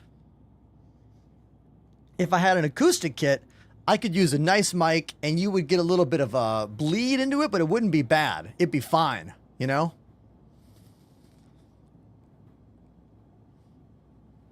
So maybe one of these days I will spend a bit of time looking into headset microphones that can be removed from their headset and taped to headphones that are dynamic mics. That's the thing. Now let's talk about the damage I took. The damage I took here was when I rammed that saber. When I rammed off the pad Scarthy's saber. That's where all the damage came from. Now you're like, why would a huge ship pushing a small ship take so much damage? Well, what, you think this game makes sense? Come on. Come on, you should know better than that.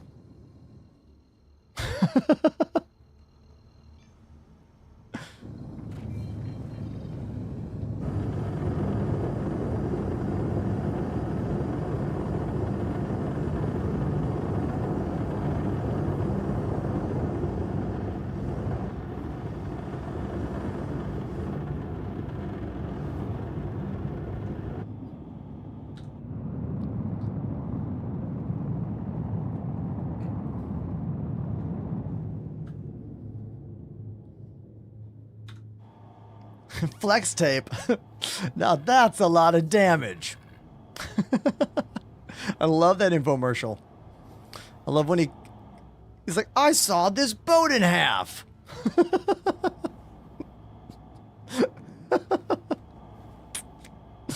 Joran, pay to win game. What am I winning?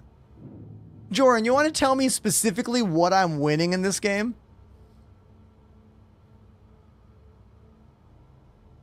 I'll wait. What am I winning in this alpha unfinished video game that's literally just a testing cycle that has moments of playability? I love it. But tell me what I win. And if you don't have a good answer, I'm going to block you. I'm just kidding. I won't block you unless you're really rude. We're enjoying a conversation together. Aren't we?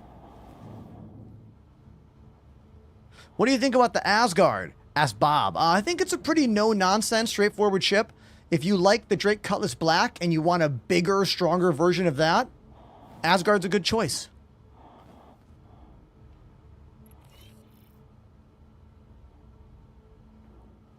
Joran says, you win ships by buying them with real money. That's a really shit answer, my guy. Do you have any thoughts or opinions about this game that are your own, that were not served up to you on a platter by someone who maybe didn't know what they were talking about, or at the very least had a very limited scope for this game and this project? Now, if you want to be educated, I'm happy to speak with you at length. I've been streaming this game for over 4 years. I am a longtime supporter of the project, but I'm also very vocal about when the game is bad and when CIG makes bad decisions and when I disagree with the game. I am not some fanboy here just to spew sunshine and rainbows up your ass about Star Citizen. That's not what I'm here to do. Man, I get so real when I need to. Did you hear all that, chat? Jeez.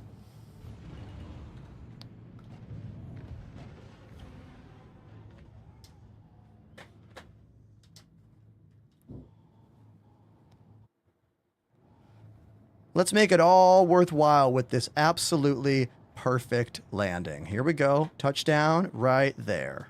Perfect landing. Hell yeah.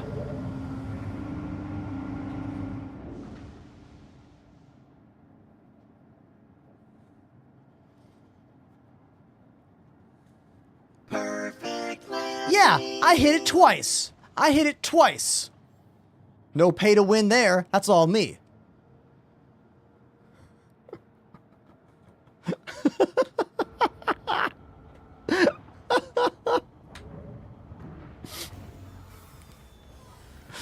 Oh, man. I love when I think I just dunked on someone in chat, but, like, I don't think they think I did. Do you know what I mean? But I'm also just having fun. We're just having fun here.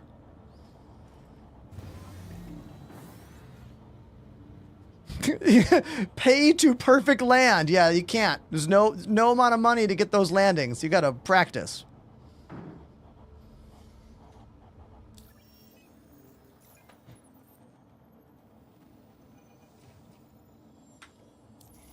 Now, I am always down for a real conversation about what is and what is not pay to win. I am always down for that combo.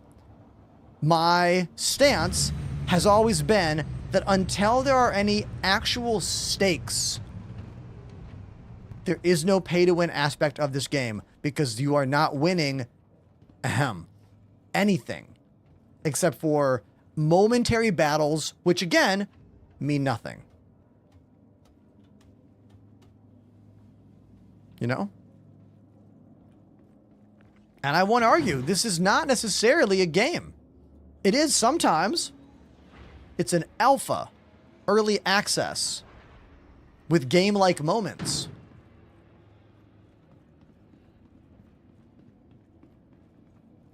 Oh, thank you, Scarthy, and thank you, Llama.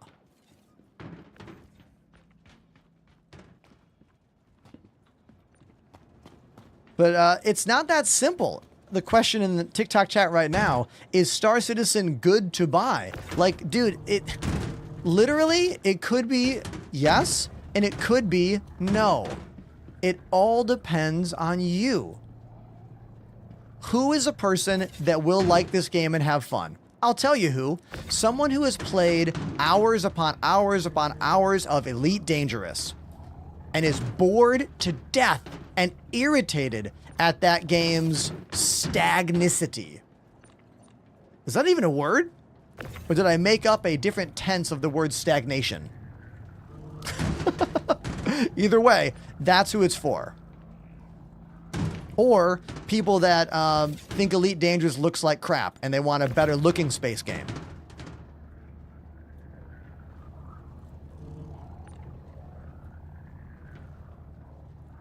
Hold on, wait a minute.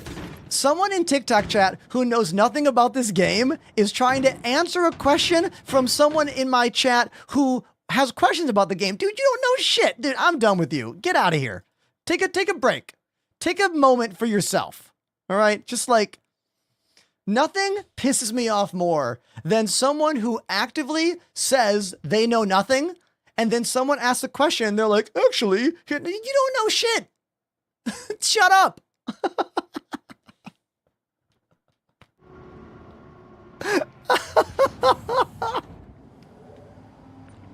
Oh my God, it's always TikTok chat.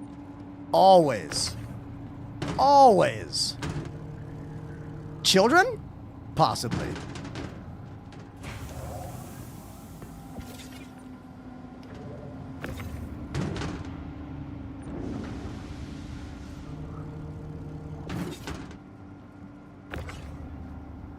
Now, should I have timed out that guy? Maybe not, but I also don't care. If they want to come back in 5 minutes, they will. But look, I'll give you a piece of advice for anyone who is a content creator. You know how many people have become like supporters of your show or subscribers of your show when the first thing they do is like come at you a little bit? The answer is 0. You're not going to win them over. They don't like the source content of what's happening. You're not going to be the one that makes them go, oh, wait a minute. Oh, it's not going to happen. So either ignore or engage and then make a choice.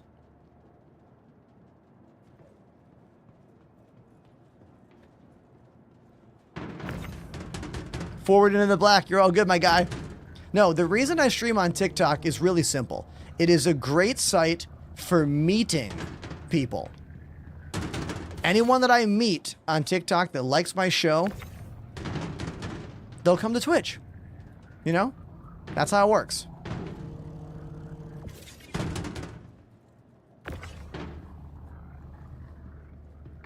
Because the amount of different people that see my face during a TikTok stream is in the thousands. Because of the scrolling nature of that program. Or that app, I should say. On Twitch, barely 1,200, 1,300. That's who like stops by the channel.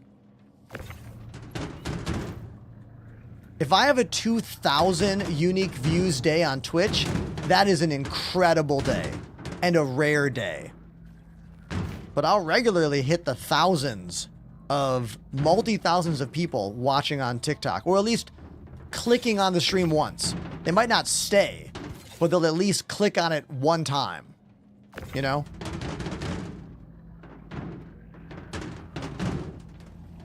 And that's the good part of that app, you know? I'm on YouTube as well, but YouTube has their own problems. Specifically, copyright problems when it comes to music. You quite literally can't use any music on YouTube that you do not completely own. It will give all the revenue you make that day to whoever else owns that song.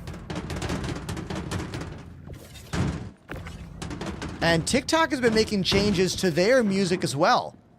They changed their stuff the other day, and apparently I am breaking the terms and service on TikTok right now, playing you music in the background. I'm just kind of waiting to see if they enforce it. You know what I mean? I haven't heard of anyone getting like hit yet, but they claim that I can't play music on that platform anymore. I don't know what they're doing.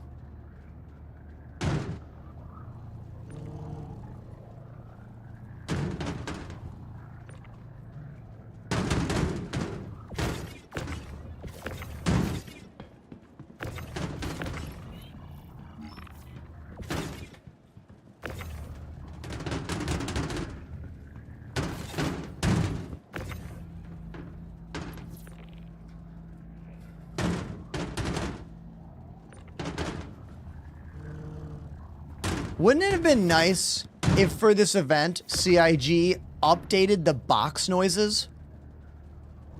This entire event is just this sound.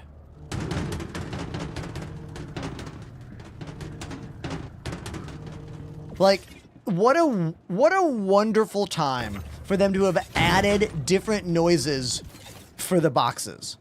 Shit, it could be something as simple as a different noise for every kind of container. Simple. But it would at least give us some variety. This entire event is clunk, clunk, clunk, clunk, clunk, clunk, clunk, clunk, clunk, clunk, clunk, clunk, clunk, clunk, clunk, clunk, clunk, clunk, clunk. That's the entire event. The soundtrack of this event sucks.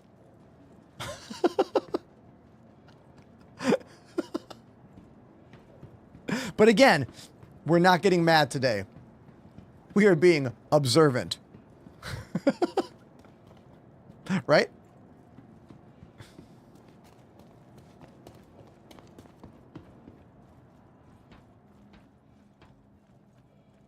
That's it. That's it. Chat, let's all thank All-Seeing Llama and Scarthy for helping me get these boxes out. Thank you so much, dude. Rex Anchor says, I love the clank. Rex, how many boxes have you moved in this mission? And do you keep the volume up?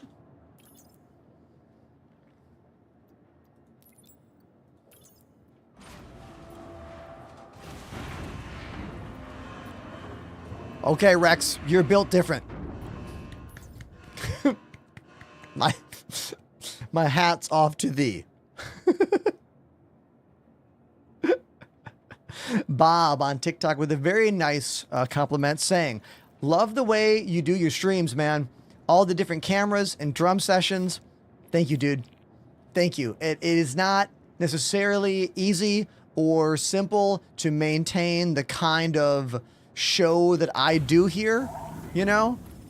So compliments are really, really helpful. Thank you. So are subscriptions on Twitch and donations on Twitch. Thank you so much. Okay. I wanted to let you know that you should be receiving a bonus from us. To show your appreciation, Hurston assumes that you will deliver at a higher rate going forward.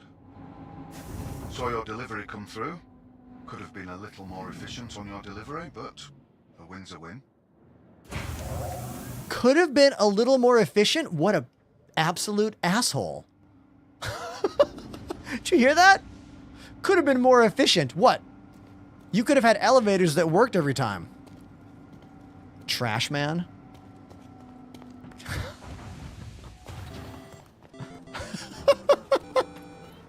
Hey! Ackage's Adventure activated the Prime sub. Ackage's Adventure. You are the third new Amazon Prime sub today. Thanks for using your free Bezos pesos to subscribe to me on Twitch by linking your Amazon Prime and your Twitch account together, and you get one free sub every month. 0 ads, all the emotes. Thank you. Oh, and this just in, Zelda just changed from a Prime sub to a Tier 1 sub. That makes me almost $2 more per month and auto renews. Thank you. Thank you very much. Now, I'm going to do something real quick. Hold on. I turned on my kettle during that drum break.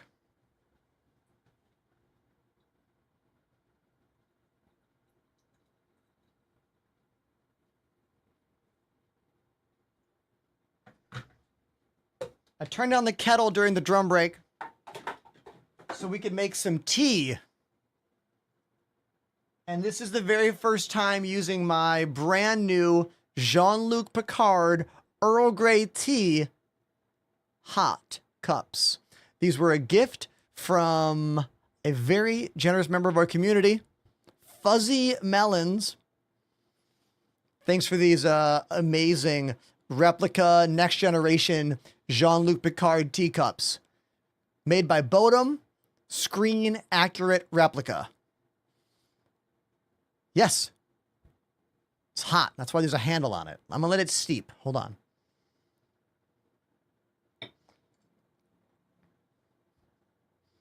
Sweet. My voice is a little sore today. A little bit.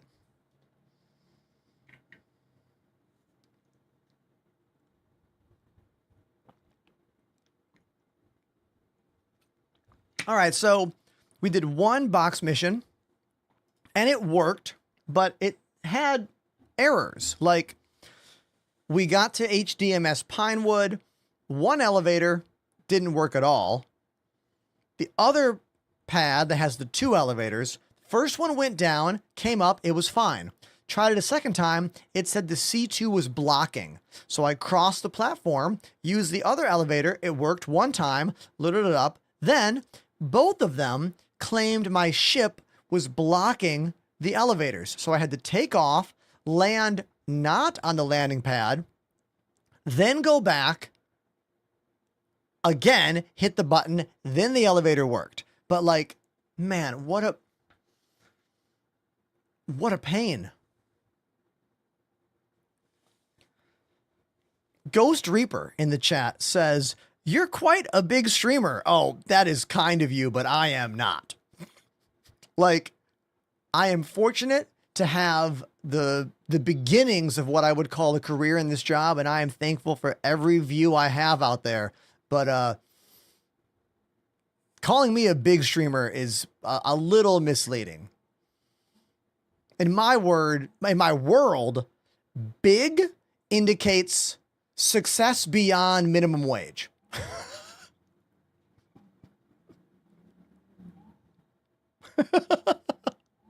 Like, do you go to someone who works at Starbucks, who's been there for a couple years, and you're like, "Oh, you're a big Starbucks employee"? You're like, no, I work here. It's a job.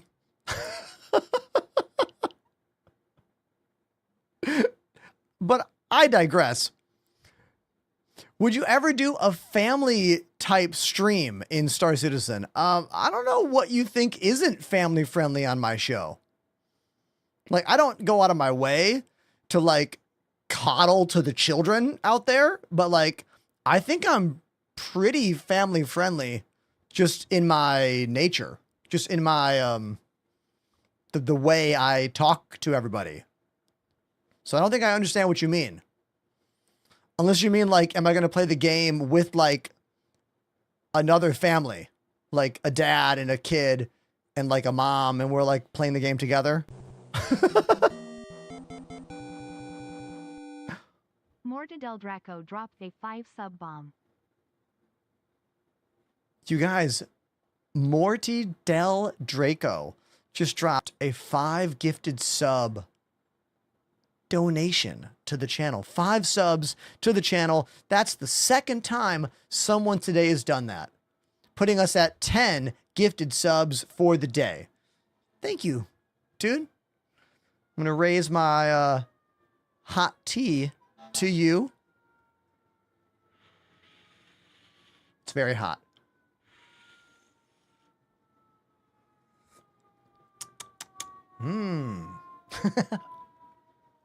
Thank you. Appreciate you, dude. I like this one. It says, you're doing a great job. Very inspiring. I love to watch your show. Hey, thanks, dude. Thank you. It's not Earl Grey tea. I'm drinking a throat coat herbal tea.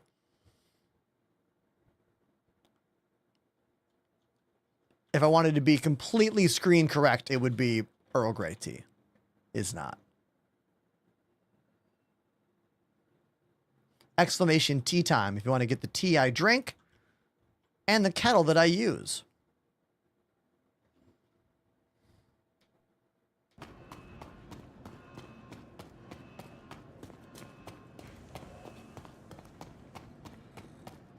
Scarthy says, the conversation happening right as your new YouTube short got hit to my notification is hilarious. Oh, Scarthy, you mean when I was talking about keyboards and that dude hopped in my face?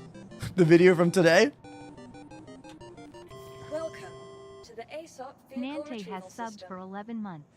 Hi, from Germany. Again, smile. Nante. Thank you very much. Is that 12 months for you? Hell yeah. Thank you. I don't joke around about exclamation point commands in my chat. I have a lot of them. I have many.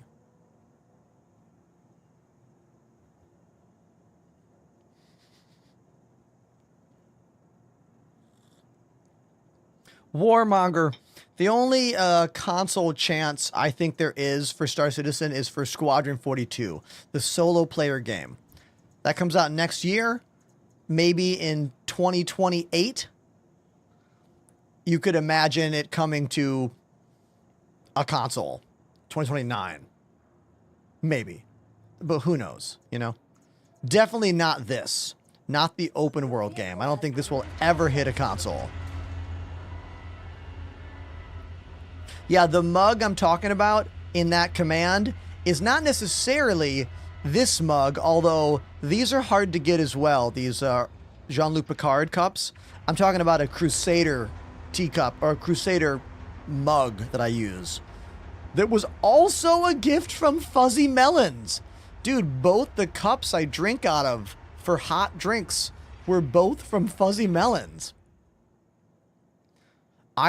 No, I read that wrong. Iron Nomad is right. By 2028, there could be some new, more powerful consoles that might be able to run Squadron 42. I just don't think they're ever going to be able to run the open PU of this game. I think it's too keyboard and mouse specific. Unless consoles continue becoming more and more like PCs. I just don't think it's going to happen. Do you know what I mean? I'm not saying it won't. I mean, I'm not a future teller. Future teller? Future teller. There's a better name for that. It's called a fortune teller. Wow. And with that, I'm going to get my lunch from the fridge. Is that cool? I'm going to put on this like drill and bass music for you right now, and I'm going to flash the cameras. I'll be right back. Don't go anywhere. Enjoy this drill and bass.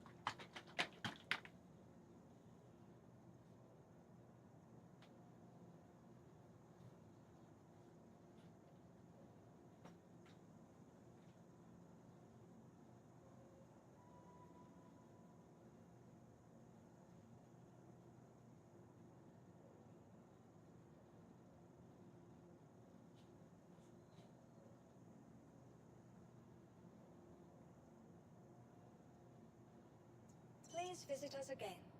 Goodbye.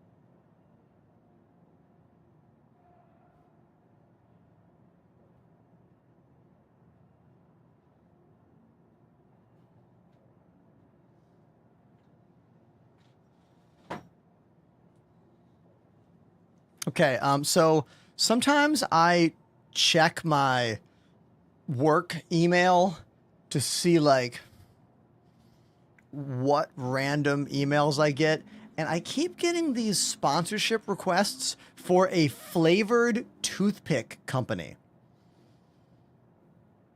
And the messages are so AI. Like, you know what I mean? Anyone else out there get like AI generated requests for their work, whatever your work is?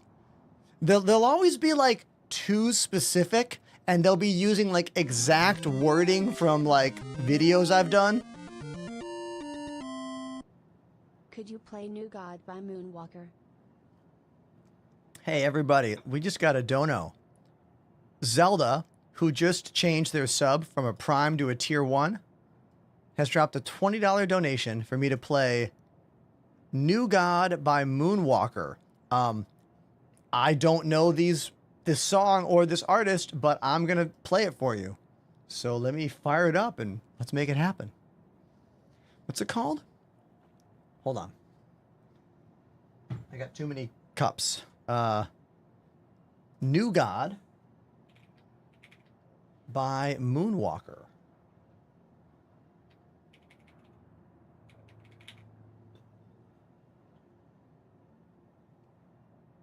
Okay, I found it.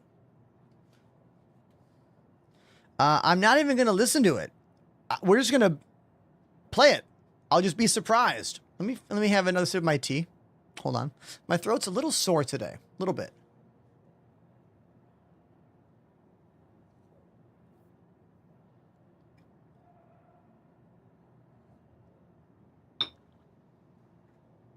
This teacup is small. Let me refresh.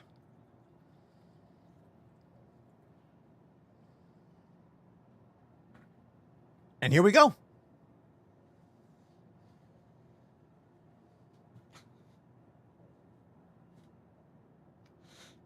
Bane Dream on YouTube says, "Hey man, I'm considering getting an Idris during this showdown. Any thoughts?" Oh, dude. Dude, I have so many thoughts. One, buying an Idris is not going to make this game work any better. My opinion is subscribe to a bunch of streamers and YouTubers who make content about this game instead. But I don't know. You do you, my guy. Let's go to the drums. Here we go.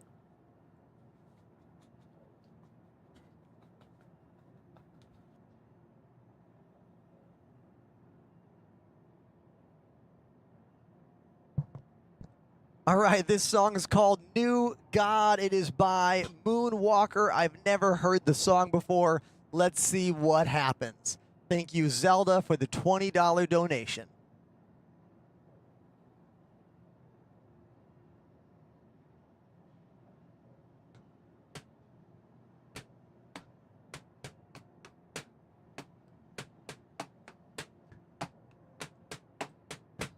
It's got like a Black Keys kind of vibe right now.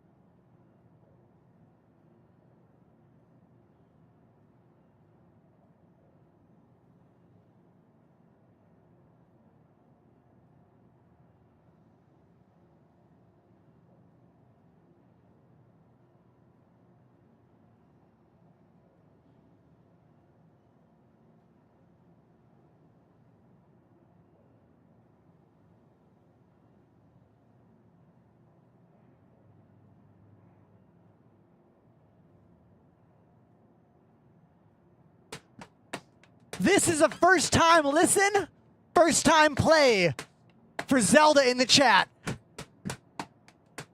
I do this whenever you drop a 20 spot. Thank you so much, Zelda.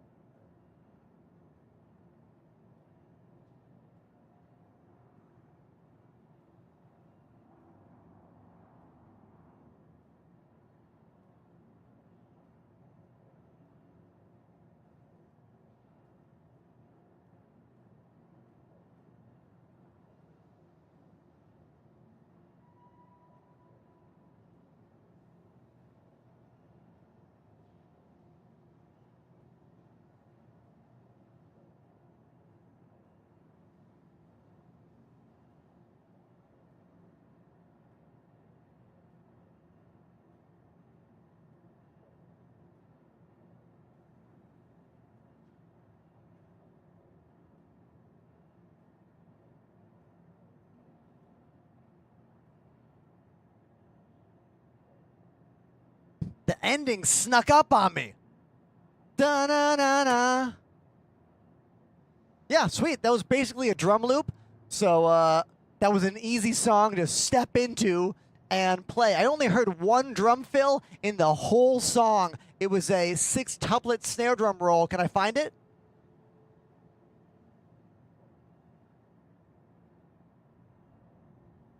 Right there.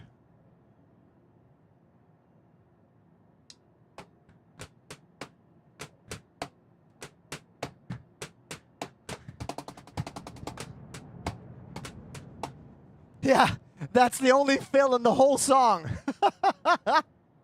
Awesome. So that band's from Brooklyn. Oh, sweet. That's where I live. There's a lot of bands here. In fact, my band, which is called Stop the Presses, you can type !Enders Band in the chat if you want to check out my group. We are playing some pretty big shows later on this summer, including the Supernova Ska Festival with Catch-22 and Less Than Jake and a bunch of other incredible ska bands. It's one of the largest ska festivals on the East Coast. So if you like ska, you should come to that show. And there's a few more shows on the books as well, but they're all like New York, Jersey area. We are working on a new record. Had practice yesterday working on some songwriting. We're hoping to record in the fall, and it'll be the first record with me on it because I just joined this band maybe 9 months ago. And it's been really cool being in a new band for a change, you know? Yeah, that was a great track. Thank you, Zelda, so much for that donation. If you want your song played, whatever it is, !Donation on Twitch, follow the directions, and I'll play it for you. But for now, back to the desk.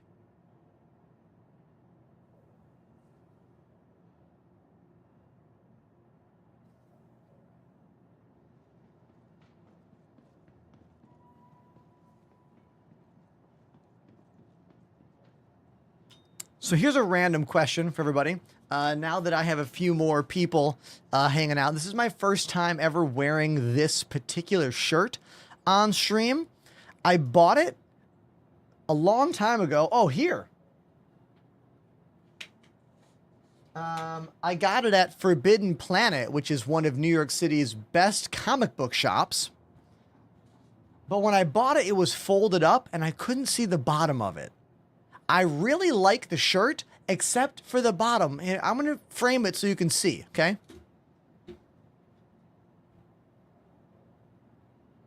Oh, no. Bleh. Get rid of that. It'd be a great shirt without the Beetlejuice part. Duh. Why does it need to have the word Beetlejuice on the shirt? Why? Why did they do that? It's like they were like, oh, let's use the cover from Beetlejuice. It'll be a good shirt. And then someone was like, well, what if someone doesn't know what the shirt is, Gerald? What, you know what I mean? It's... I'm very particular about my shirts, if you haven't noticed. I want to scratch it off. Like, but I'm afraid if I try to scratch the screen print off, I'll just like rip the shirt.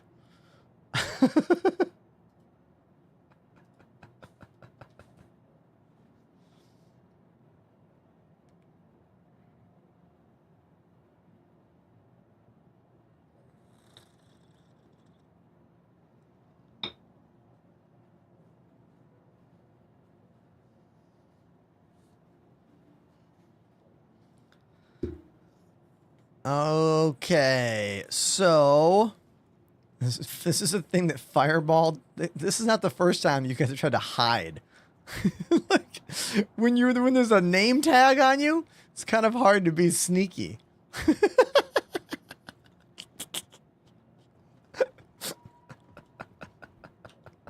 Welcome to the ASOP vehicle retrieval.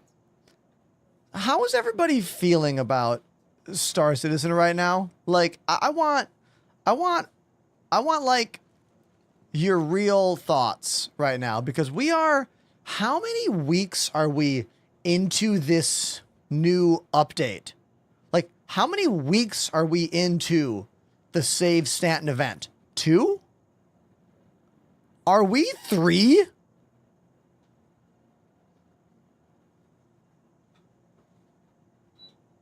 Like, I'm being absolutely for real. How many weeks are we into this? And the elevators still don't work consistently?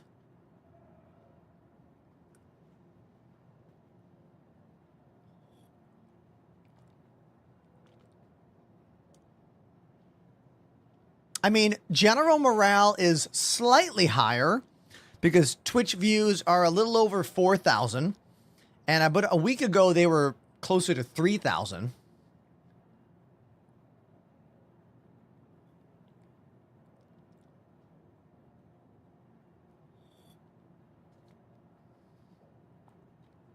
Oddball says, I feel like the designers have good ideas, but the developers can't keep up. That's a fair statement, dude. That is a very fair statement. Scarthy is right. I bet some of the views are because of the PTU. Should I download the PTU? Is it... What is it even about? Look, I'll be honest, everybody. I have been so disappointed by Star Citizen that I haven't been following the news about it. The give a shit level is just not there right now. Your vehicle has been delivered to the So following location. what even is happening? It's an EPTU?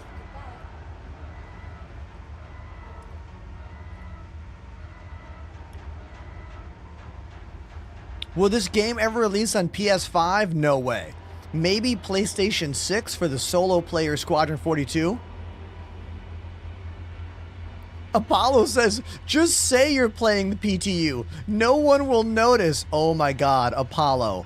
How hilariously dastardly would it be if I added a little like work in progress thing to the bottom of my gameplay stream, and then people thought I was playing in the PTU when I was playing in the live build?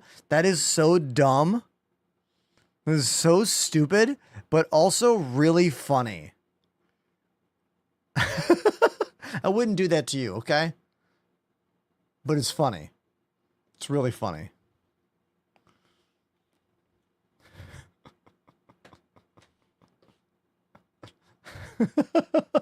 Diabolical. Oh, Fireball. I really want to play that game, Peak. I bought it. I bought it for me and my wife because it was like $5. And I saw some other streamers playing it and it looks so fun. Peak is a climbing game, chat. And when you talk, the characters' mouths on screen move. And like the developers have been voicing like characters in the game. There's a little like Bing Bongs, this little guy. And like devs have been voicing this little character and like not telling streamers about it. Like it's so funny. I love it. Sometimes I feel like I miss out on a lot of the mainstream of Twitch because of the fringes that Star Citizen and the fringes that the audience who likes this game are into. I feel like on average, the Star Citizen audience is not necessarily into the trends of Twitch or the trending games, you know? These are reasons why, like, I'm considering not going to TwitchCon. Because, one, it's a lot of money to fly out, have a hotel, and buy the tickets. And I don't really participate in that many mainstream Twitch things. So I don't think going to TwitchCon is actually going to make me a more popular streamer. Do you know what I mean? And for me, you might seem to some of you out there that we're a successful channel. I'll tell you that we're doing better than we've ever done, but we're still like barely outside the world of like full-time, like minimum wage job. You know what I mean? Like I have to be careful about how I spend my money in business related things, even if it is a tax write-off.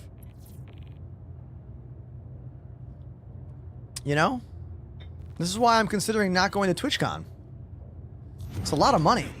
Twitch doesn't give any discounts to streamers.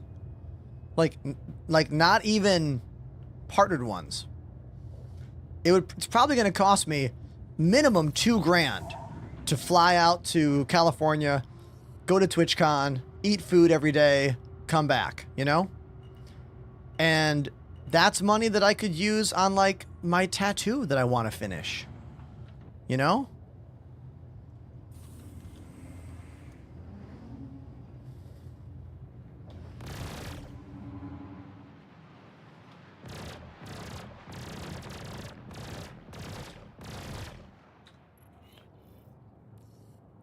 Now, only one D shot. This is the trick, man.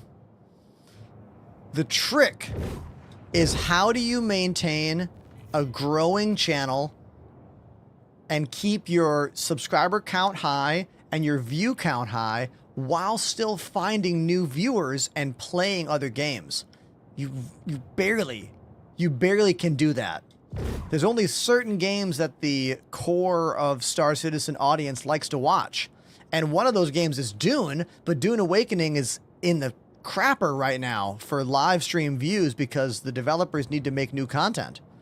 Until they make new content, that game is destroyed. There's like barely 1,500 people in the entire world watching Dune Awakening content right now. Now, when Dune gets an update, we're going to play it. And I'm going to play it until the audience is not there anymore. You know what I mean? I feel bad that I didn't go full no life when Dune first came out. I feel bad about that. You say that, Scurvy. I mean, look at this, Scurvy. In the time that I went from drums to right now, we lost 25 viewers. And if I play a different game, we're probably going to lose about 50. These are facts. They're backed up with real data and my own personal experience. You know?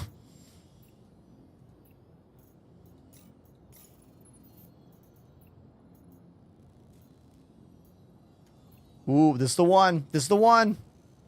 This is the one, chat. The $127,000 large cargo retrieval mission. This is the one. Yes. I'm very thankful for the core of you out there that like what I do. Very thankful. Thank you.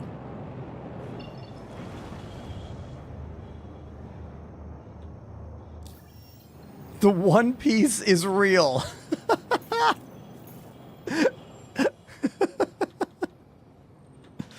Speaking of the One Piece, Anime NYC is happening in 2 weeks. And I am very excited. I'll be at Anime NYC all 4 days. I'm going for mainly the Play NYC gaming convention. So Play NYC is a video game convention that's been happening in New York City for about 6 or so years. But last year, it went from being its own event to combining with Anime NYC. It is a mostly indie game focused game convention run by my friend Christy, who is very involved in the game dev industry. And I'll be going to highlight a bunch of games and things that are happening at the event. And I'll also be checking out all the stuff at Anime NYC. I can't wait. It's going to be a blast.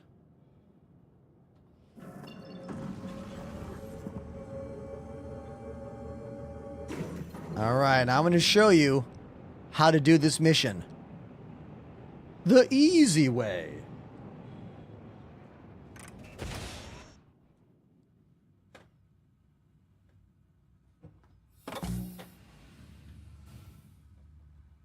There we go. We just jump out, leave our ship behind, and then we float.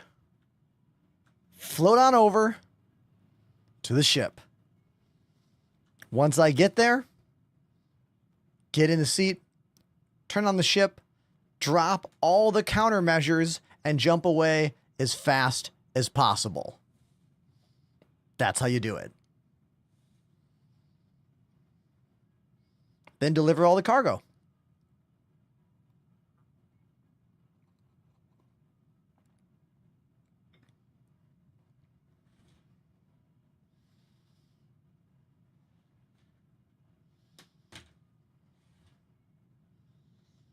It's a great shot, right?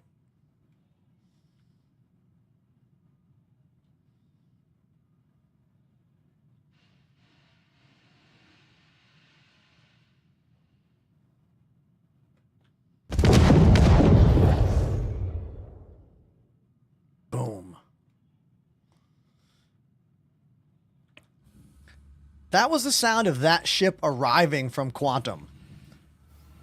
CIG added that stuff. It's kind of annoying. It's too loud. It is nice that we have a warning for when a new ship arrives, but it's much too loud. They need to make it significantly quieter and make it sound less like an actual explosion.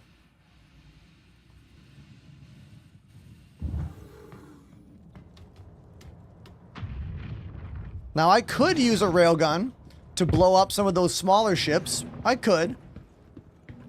But why? When I could just do this. Hello and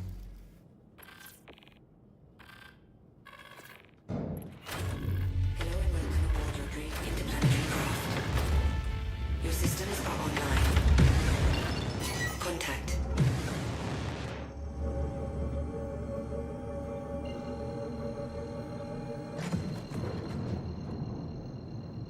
Go. Haha. And now I've got the full cargo ship. Look at this. See? Now it's all mine. And I just pick the station, drop it all off, complete the mission. It's that easy. This is the 127,000 credit resource drive large cargo retrieval mission. Fly your ship in,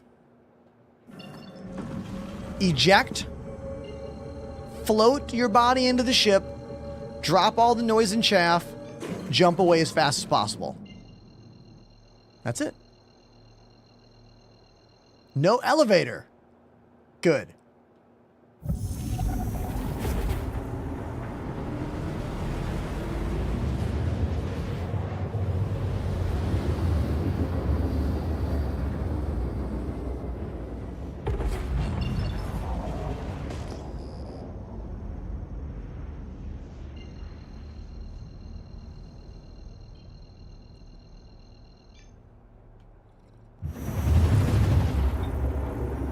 It's been a minute since I've played or been able to tune in.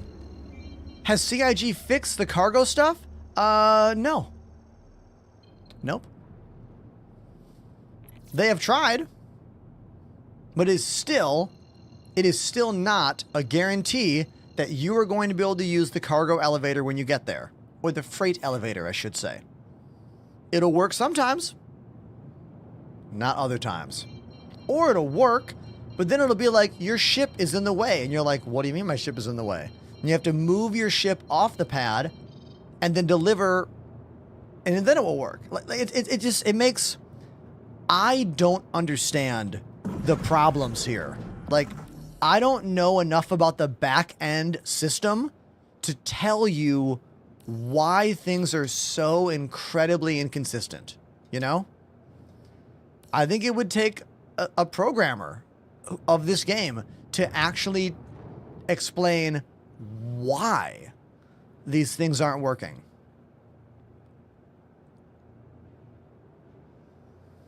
How do you get around the cargo elevator saying the container is too large? Oh, you have to right click and split. So if you have a stack of, say, 18 boxes, right click, split 9 of them, and then try to put 9 of them in. That'll probably work. Sometimes there will be like ghost images of boxes blocking the location or blocking parts of the pad.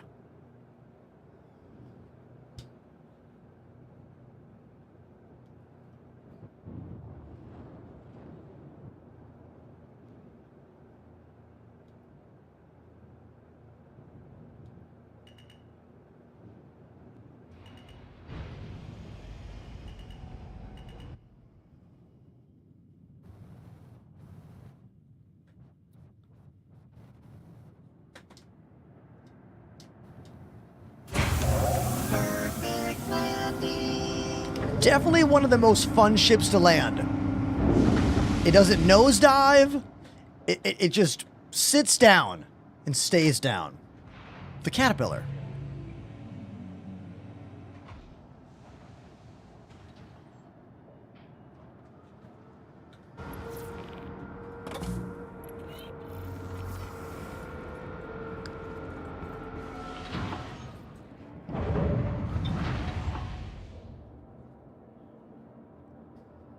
Just going to pour some more hot water for my tea.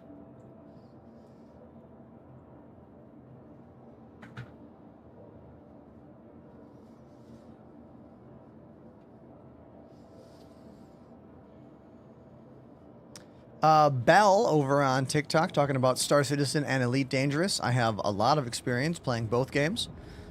Elite was the game that got me partnered on Twitch. I played that game for like 7 years before I switched to this game. I can speak at length about all these games.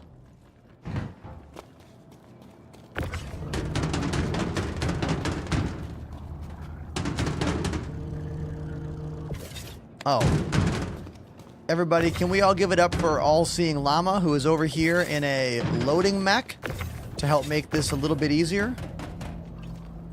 Thank you, Llama.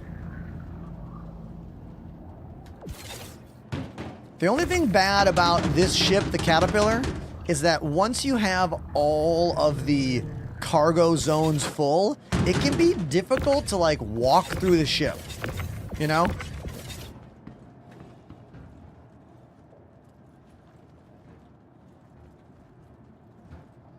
Where am I getting boxes this big? The large cargo delivery missions. This was the 127,000 cargo retrieval mission. Oh, God!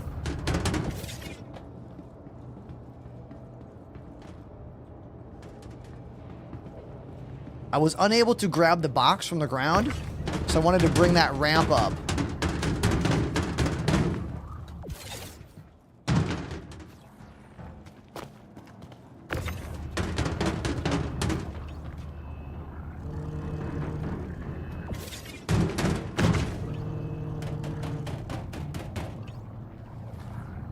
What multi-tool is this? This is the Max Lift Tractor Beam. You can get these at any cargo center at space stations. It can pick up bigger boxes and has a much longer range than the little standard multi-tool.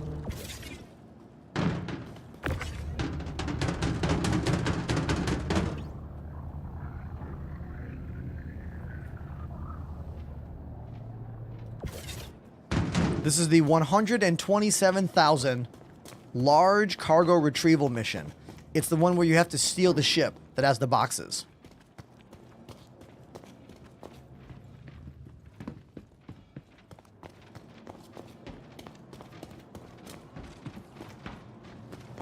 I think that's it.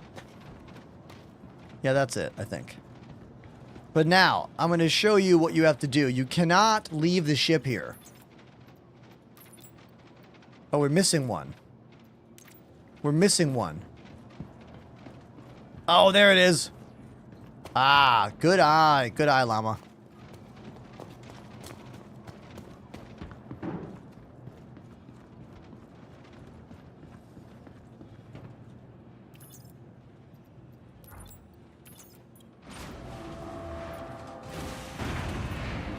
There we go. Now, let's talk about Carmichael here. this here. If you lower this lift down and call a ship, this will not despawn. This AI ship or this NPC ship will persist, and your ship will spawn underneath it. You have to fly this ship outside and abandon it, or self-destruct this ship here on the pad, which is what I'm going to do. I'm going to self-destruct the ship right now on the pad.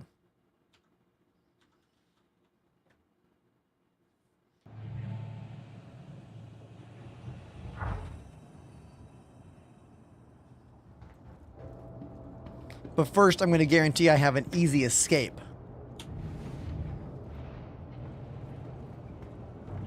Are the ships hard to steal? Not at all. Arthur, I guess you weren't watching. All you do is fly close in a small ship, eject when you're nearby, and float yourself into the ship. And you're done. Super easy. When you're flying away, you have to launch all your noise and chaff. Look at your keybinds for what that is. I have different bindings on my joysticks. Oh, Scarthy is on board for the explosion time. All right. Now, I have a button on my desk just for this kind of event. It is right here. Disengage the safety. Self-destruct sequence is online.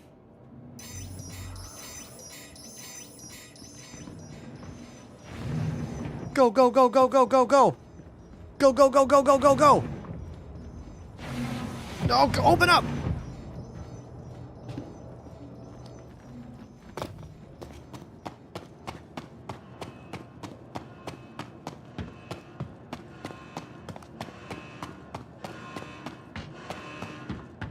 Will the explosion be exciting, or will it be lackluster?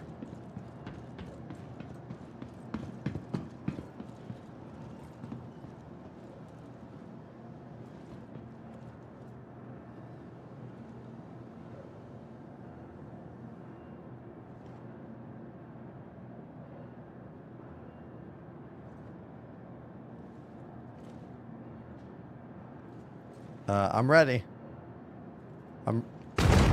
Yeah! And that's how you do it. That's how you do it. The hero explosion. I'm glad I got the pose on that, right? That was sweet. With a little edit, that might be a nice clip. Cool guys don't look at explosions. It's a fact. The movie industry taught us this.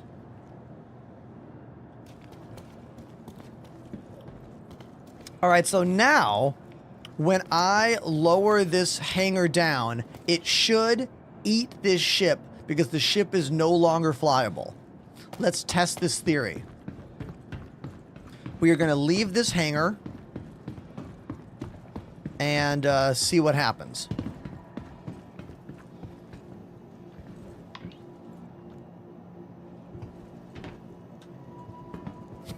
Trouble Magnet says, should. I know. I know, dude.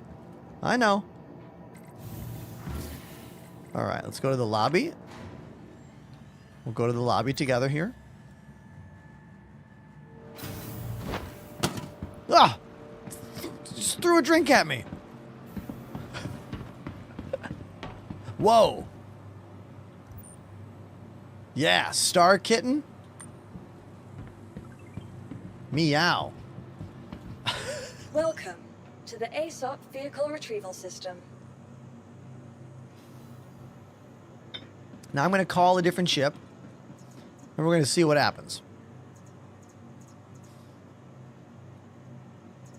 Let's call... How about... What should I do here? What should we do?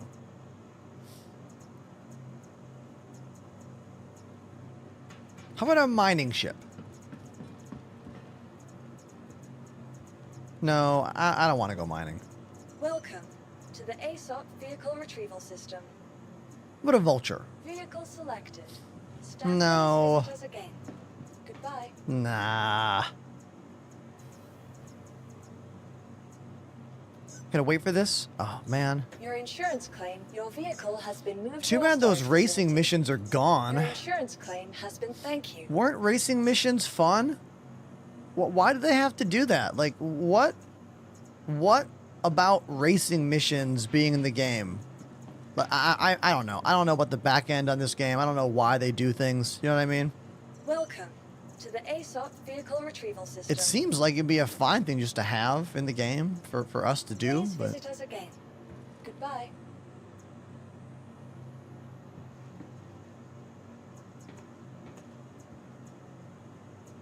How long have racing missions been gone? I don't even remember. I think it's been a while, right? Let's call my Saber back. Your insurance claim has been sent. Your vehicle has been moved to our storage facility. Wow on TikTok says, I'm looking for a good graphics card for my PC for this game. Well, I would remove the this game from that equation and make it more of a graphics card choice that's good for your system. If you tell us about the rest of your system, CPU and RAM, we could try to help suggest one for you, Please visit us again. if you'd like. Goodbye.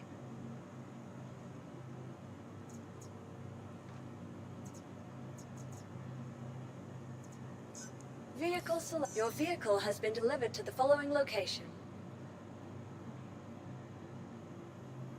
Slick Rick asking me, are the Onyx facilities cool? Oh, is that a new thing in the PTU? Welcome. I have not to the downloaded the vehicle PTU retrieval because system. I don't have a lot of positive feelings about this game right now. And like playing an even glitchier potential version is something I don't want to deal with. Welcome to the ASOP You know, vehicle retrieval system. the main game is glitchy enough for me right now. Your vehicle has been delivered to the following location. Please visit us again. Goodbye. Trouble Magnet's also correct. The kind of monitor you have greatly affects what graphics card you're going to use or should use. That's a great thing to always think about. Especially if you're playing at 1080p, a 60 series card is going to be more than enough for you, typically. Wikipedia, everybody! Welcome to the chat. You guys ever read those patch notes? That's Wikipedia. Also, a musician. Follow him on TikTok to hear their music. And I'm sure they have it other places as well. Right, my guy?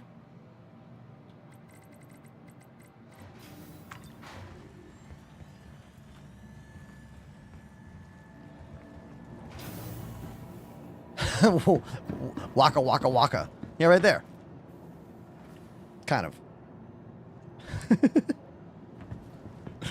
Hey, look at that, chat. I told you. I told you it would eat the stolen ship. So if you steal the cargo ship from the 127,000 payout mission, self-destruct the ship here on the pad, then go away. If you don't self-destruct it, that ship will never vanish. It'll be stuck on your pad. And that's a pain that you don't want to deal with, all right? There's enough things to deal with. You don't want that. I love your, like, not Pac-Man. Like Namco is not suing us. Those eyes are different.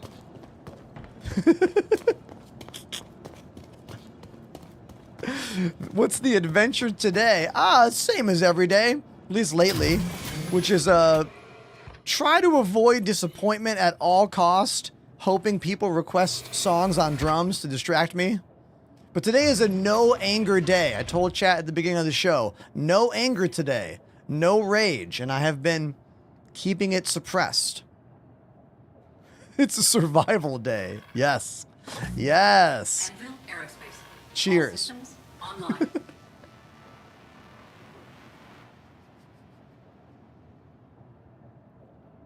See my new teacup, Wikipedia? Do you get it? Do you see it?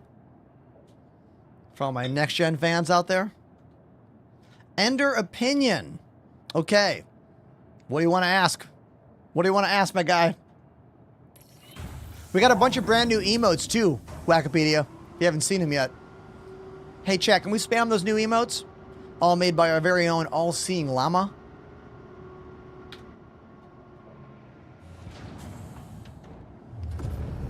And one of them made by More Caffeine.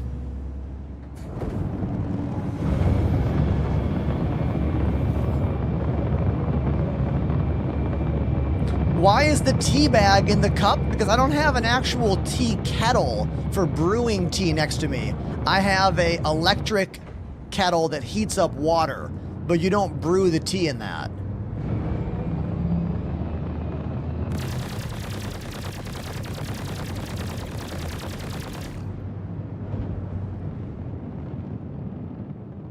Phoenix says you stare at our souls a lot.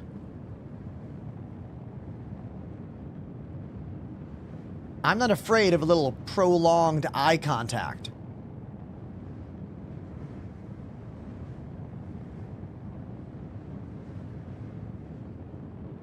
That light is really freaking bright. Woo! Ha!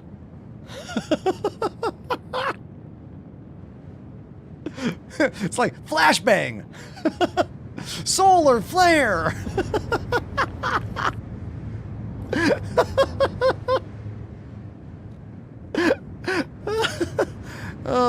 Wikipedia, I saw that you got your first tattoo. I saw that. You posted about it, right? Yeah, I've been trying to get this new Elgato Facecam 4K to look as good as possible, and I've realized that this camera likes a lot of light. It really does. This is a 4K webcam. It's Elgato's newest, and it tends to look better when you give it more light. For a bit of a comparison, this key light is at 56% right now. This key light is at 28% right now.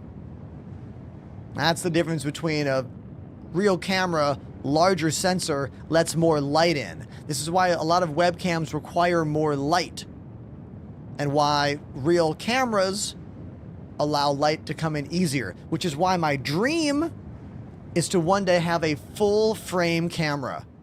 Those cost about $1,000 minimum. With lens, we're talking $1,500 and up. But a full frame camera, I'll be able to have even lower lighting in this room, and it will look just as good, reducing the fatigue on my face while I stare at a video game all afternoon long. What is a VKB? This, and this, and this, and this, and this. They're the flight sim company whose products I use on my channel. And I have been for about 4 to 5 years.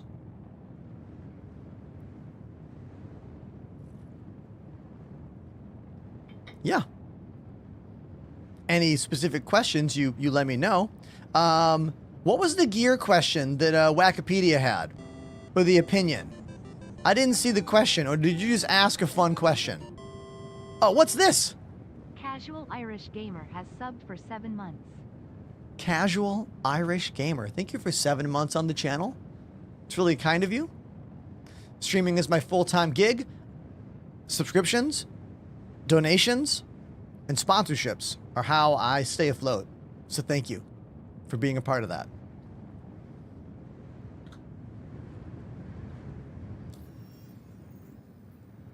Oh my God, Dur Chlorek has a Sony A7 III. Hell yeah, man. I want one.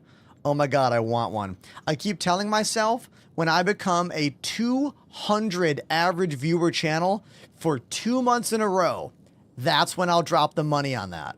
But when will that happen?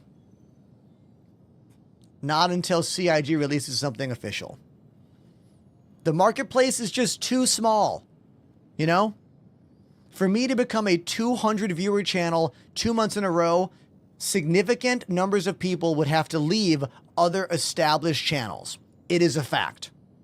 It's a fact.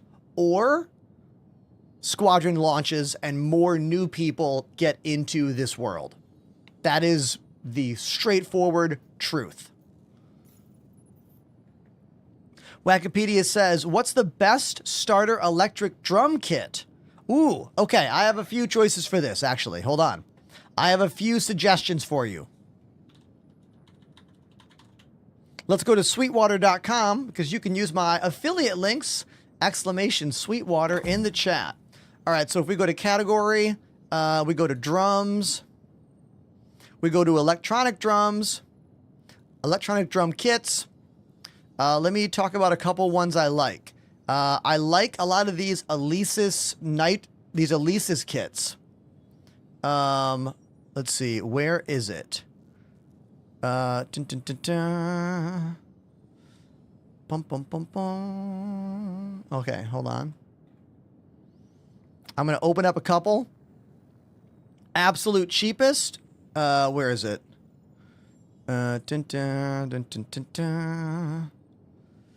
Bum, bum, bum, bum, bum. Just trying to refresh my mind on some of these.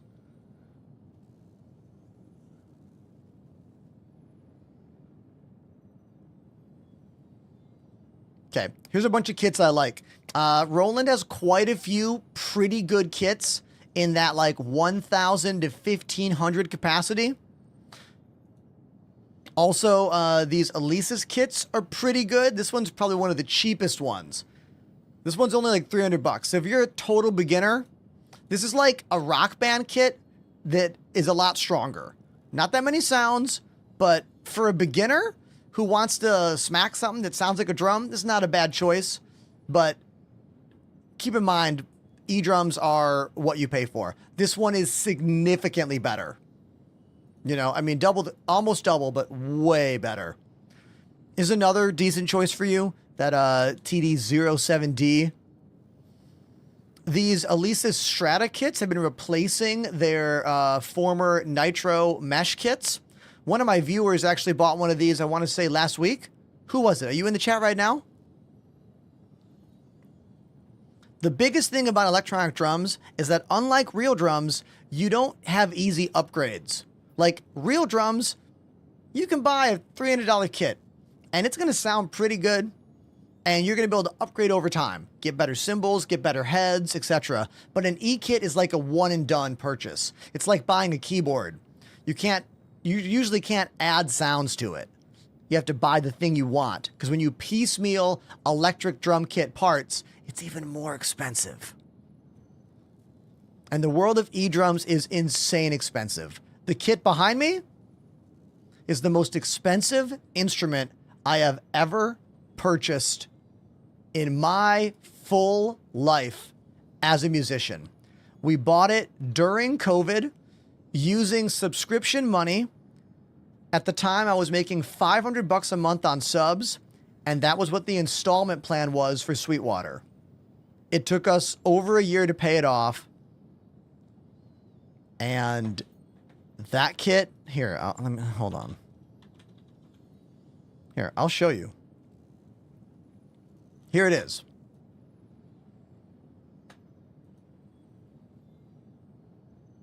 Like, I mean, it's incredible. But like, OMG. It is $1,000 off now. But still. I know. Why do you think drum donations are $20?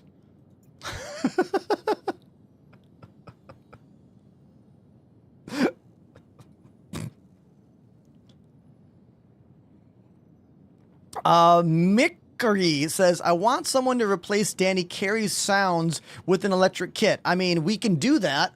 Are you talking about creating an electronic kit out of Danny's drum sounds? I bet he even has that for sale, like himself. A lot of pro drummers release their sounds for people to use with VSTs and plugins. Or are you saying you want to do an entire Tool album with electronic drum sounds, like corny ones, like ba-boo, ba-boo, ba-boo, ba-boo, like that kind of stuff? Not sure I know what you're asking or talking about. So give me a follow-up and we'll go there together.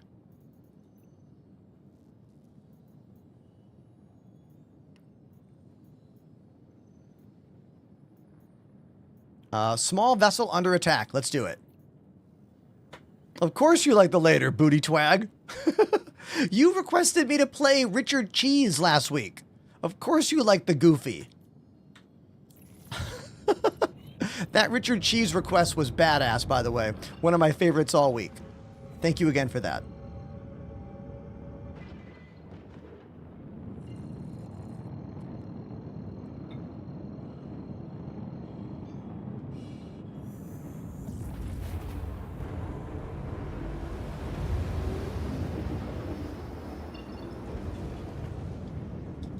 All right, let's do this mission. This one is fairly simple. Small vessel under attack. You go and protect the small ship. And then once you're done protecting them, they disappear, although they're supposed to be jumping away, but let's just imagine they're jumping away. And then all that cargo is immediately added to your total, making it the easiest mission to do in this entire event. That involves no tractor beam and no elevator. Which, honestly, if you're trying to have fun with this event, avoid any elevator at all costs. They are still not working consistently. Oh, Polyphia is an amazing band, dude, but I haven't learned any of their tracks yet. Like, I like Polyphia. That album, that Playing God track with Steve Vai, oh my god, that song is incredible. They're usually the most interesting new prog band on the scene. But I don't know how to play those tracks. Oh, look at this! Whatever Walker wants. Wikipedia. You are getting any song you want. So I'm going to abort this mission right now. What do you want, dude?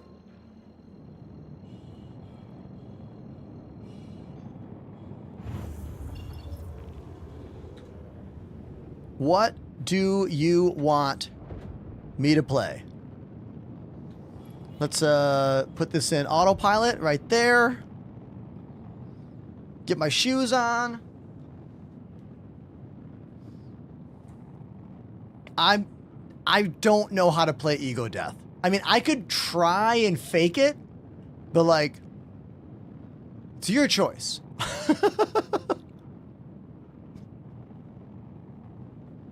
I don't know it. I'll give you a moment to confirm or deny that. While I get a sip of my lunch.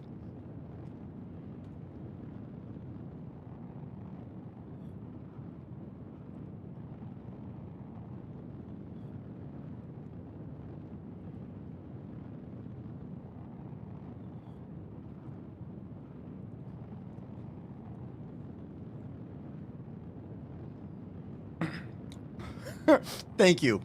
Yeah. Obviously, my wheelhouse is best known for punk rock and ska and rock music, but we play a lot of different stuff on the channel. I've never been requested to play Baby Shark, but if you want to drop a 20 spot for that, I'll Baby Shark the hell out of this stream. You know?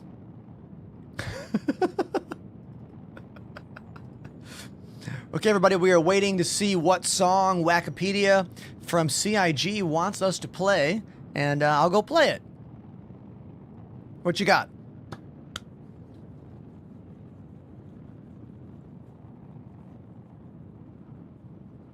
How long can I do this with my hands? Feels kind of weird. Wheels on the bus! Oh, there's definitely a heavy metal Baby Shark remix. 100%.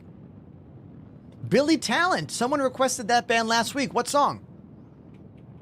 Don't actually know this band very well, but like, they're in my wheelhouse for sure.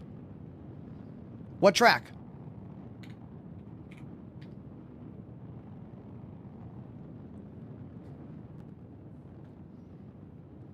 What track?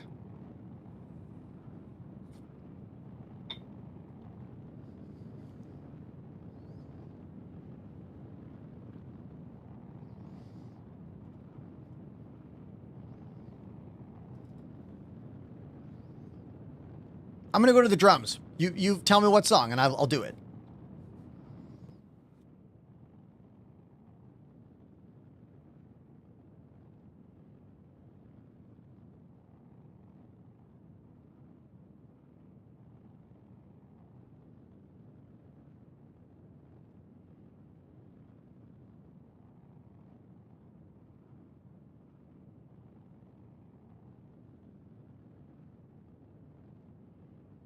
Okay, so we are gonna play Try Honestly. All right. I don't think I know it, but you know what? That's not gonna stop me from giving it my all. This is what we do whenever you drop a 20 spot on the channel. This song is called Try Honestly by Billy Talent, and it sounds like this.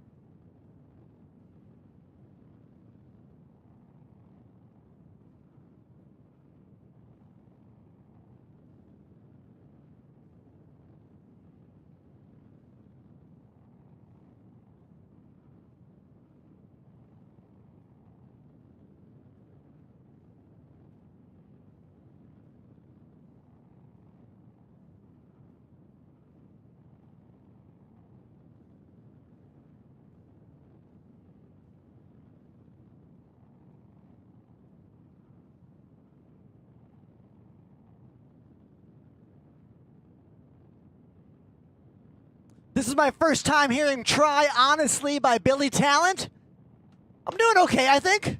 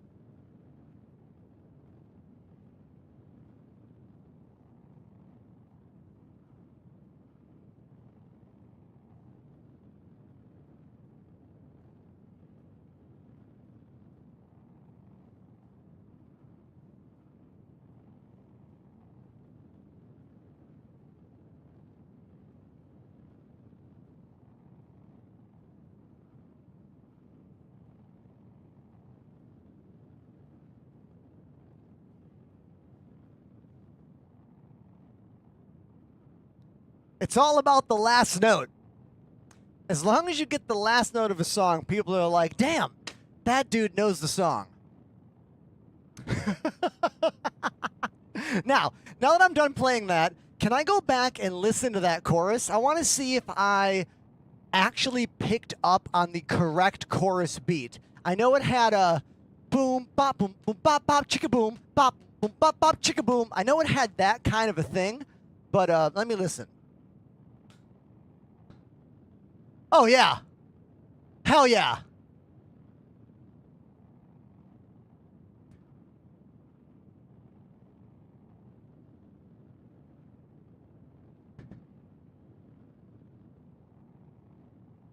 But it does have a consistent kick drum. So I wasn't getting that. It's...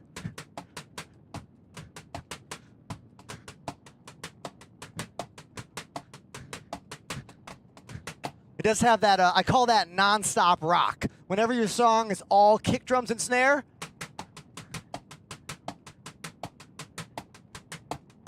like that's non-stop rock. Did I get a raid? I did. Welcome Odin's Beard to the raid. Thanks for being here. I have a beard too. Look at that. Everyone, that was a $20 song request from More Caffeine for Wikipedia to play whatever they wanted. Am I ready for some Weezer? Hell yeah. Love the shoes, says Asteroid Wookie. Asteroid Wookie, I've been playing drums in Vans slip-ons for a very, very, very long time. Like 15 years? They're great shoes to play drums in. They're not too heavy. You can slip in and out of them if you need to take them off for some reason. And look, wearing checkerboard Vans is a way for everyone to know that I like ska music. It's the international symbol for dude who likes ska music. You know? Right? Fact. Fact.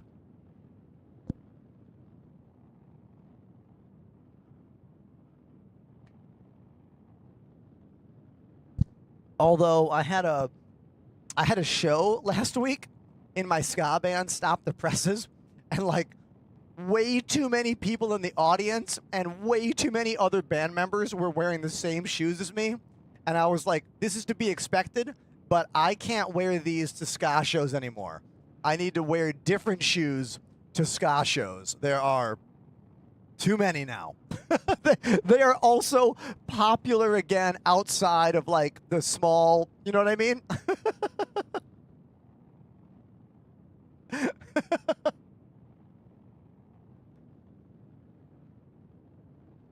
Just getting caught up on the chat. Who's the best drummer of all time? I mean, that's an impossible statement, but if we're going to go on like pure ability that is also unique, this is an important detail. Not just like robotic chops, but also unique and memorable. I feel like Buddy Rich is the most technically gifted drummer who also sounds unique and original for what they did during their time. Granted, we're talking about a drummer who peaked in like the 70s, you know, so this is like a whole before time, you know, but definitely one of my favorites for sure. I have a feeling there's a Weezer request coming in, which is why I haven't left the drum seat yet, but I don't know if there is. That might have been a tease.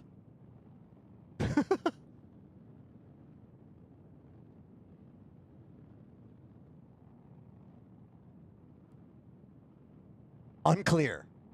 Oh, there it is! Everybody, can we put our hands together right now for Critical Flame dropping a $20 dono for me to play Weezer's Say It Ain't So. An incredible track from one of the greatest Weezer albums.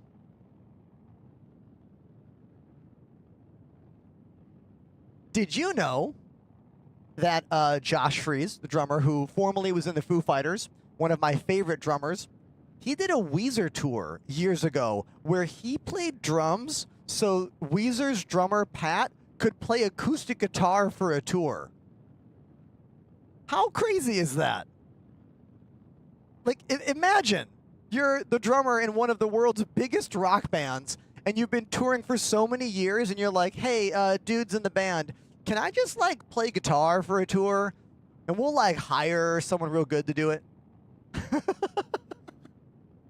Yeah, More Caffeine. The Vandals. That was Josh's first big band. Josh Freese played in the Epcot Center Tomorrowland band on electric drums. And the guys in the Vandals saw him playing at Epcot Center out in California. And they approached him and were like, hey, do you want to like play in a real band? And that's how he got in the Vandals as a kid. How cool is that?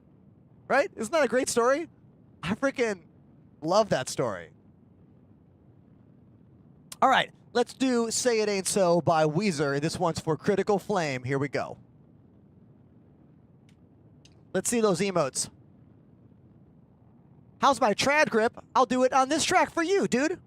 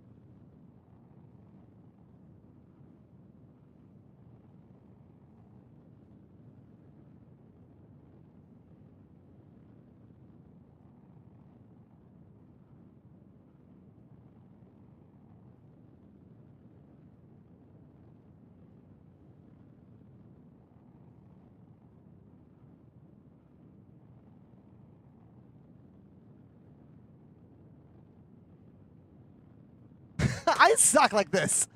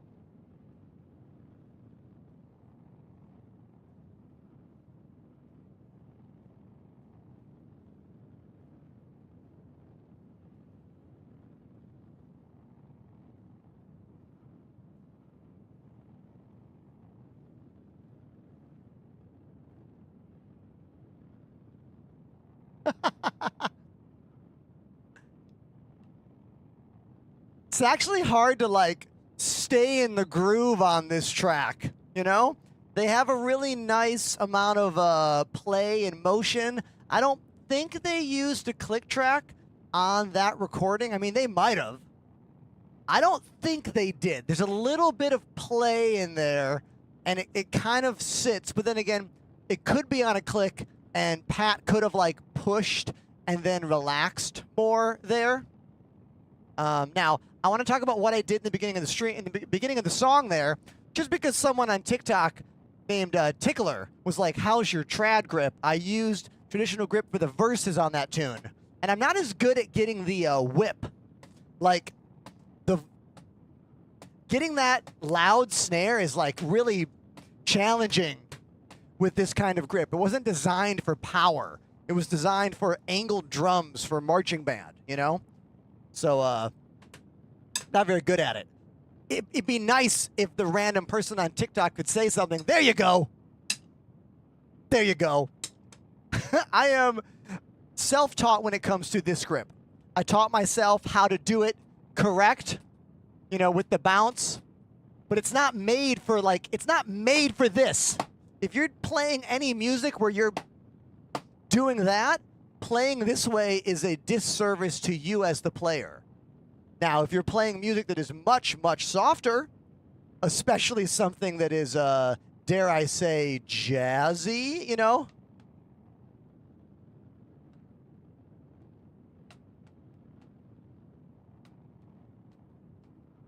Like, it's made for that.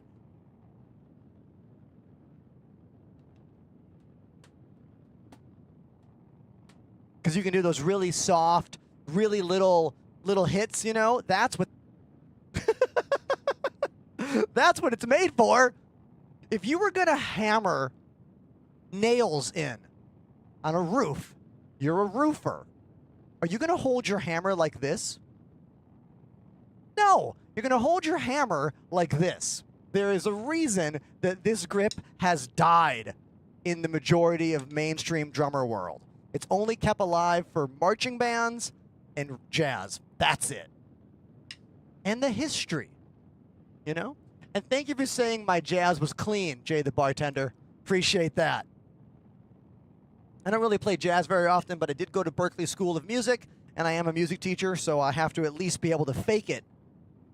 I have to make you think I can play jazz. You know what I mean? All right, let's get out of here.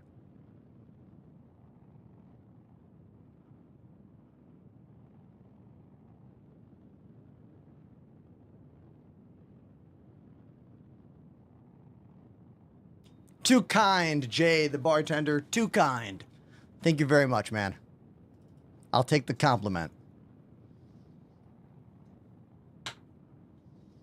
All right, we're still in game because we used our AFK mouse jiggler over here. This thing, this little guy, it literally is a spinning platter below the mouse, and it will keep the screen moving so I don't get timed out.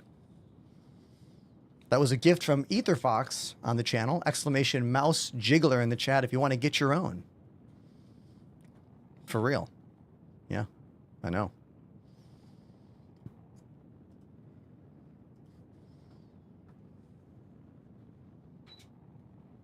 I'm wondering why your stream doesn't have 1,500 viewers daily. I've been wondering the same thing for years, my dude, and I've come to only one conclusion. It's pretty straightforward. The world doesn't give a shit about Star Citizen. That's the answer. I'm so sorry to have to be the one who lets you know that, but that's why. Discoverability on Twitch is rough. I make videos every single day on TikTok, YouTube, Twitter, Instagram to try to make new friends, but the bulk of my show is still playing this very misunderstood space game that most people don't know about or don't care about. You know? My hope is that when this game does get launched, when version 1.0 of Squadron 42 comes out, hopefully more people will see me and engage with the show. And there is that other part of me that's like, if I stopped streaming Star Citizen and focused on bigger, more popular games, there's a chance we could grow a larger audience, but I would take massive hits in the meantime. Like, a lot of my viewership would not continue. I would lose out on subs and donations, and I would make significantly less money while trying to make more. You know what I mean? That's the squeeze. That's the hard thing about this gig as a job. You know? Will I get banned for using an auto clicker? I don't know. That sounds like something you might need to search up on the CIG website about. I don't even know what that is. It's getting very hot in my room right now. I feel like the AC is not kicking. I feel like I have to go check the AC.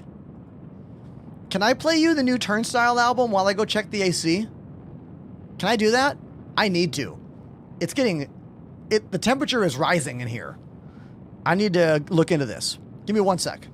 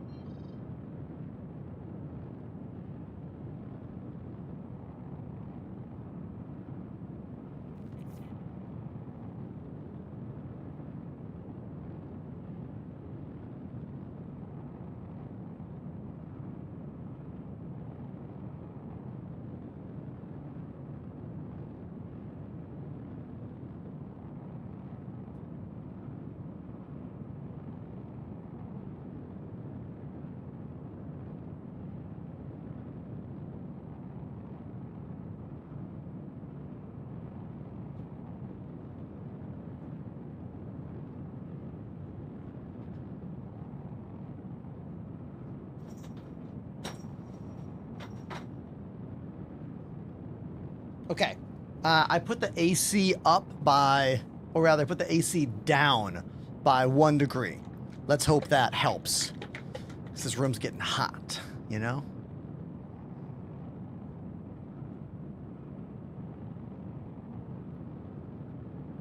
Anyone have any new favorite music out there that they are listening to?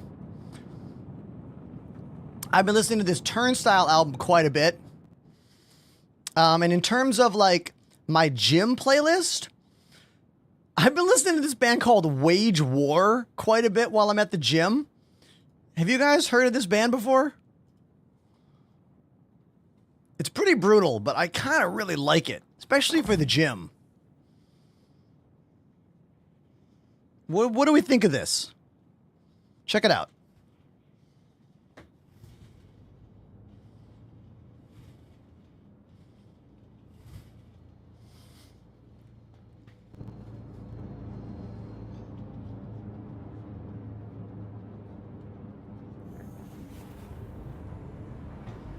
Oh, Electric Callboy. Their new drummer, at least for their record, is the same guy who's been playing in The Offspring for the past couple years. I forget his name.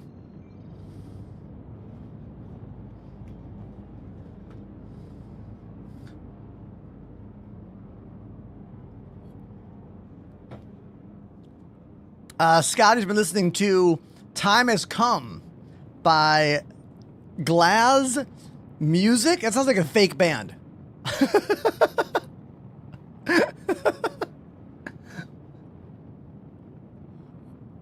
Frank Zumo, yes, that's him.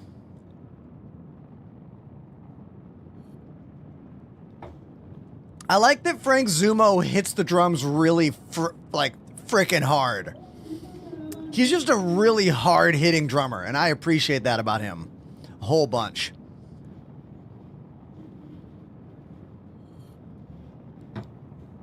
Chris Drake on YouTube talking about the old Wing Commander movie with Freddie Prinze Jr. Dude, I haven't seen that movie in a very long time. I don't remember it being like really that good, but I was young when I watched it. You know what I mean? I don't think I've seen it as an adult. Adult me has not seen the Wing Commander movie.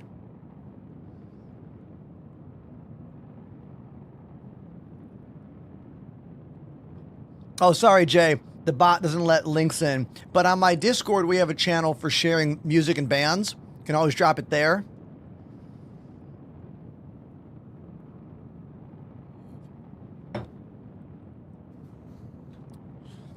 Let's see if we got another one of those 127,000 payout. Oh, this mission. I forgot. I have a mission. I'm dumb. I didn't do it. That's right. I didn't do the mission because we were going to play a song for Wikipedia. I got sidetracked. No surprise there.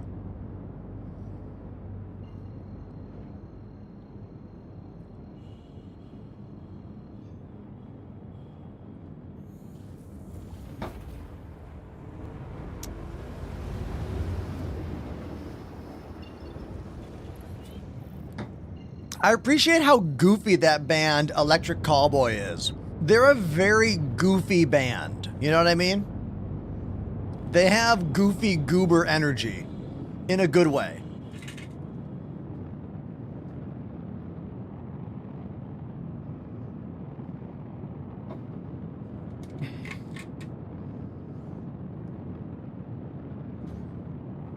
Just dealing with my multiple beverages here. Don't worry about it.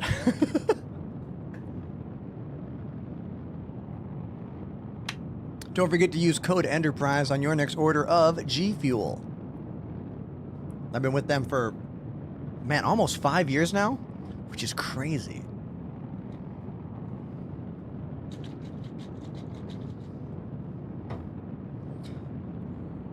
Okay, let's do this. Where are we going?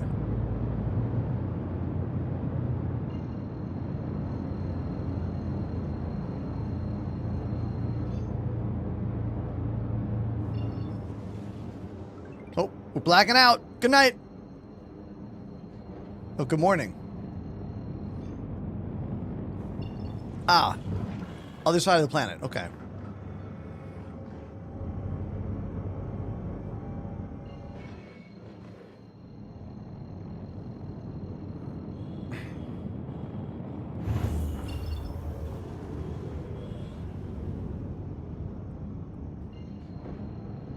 Inertial dampeners offline.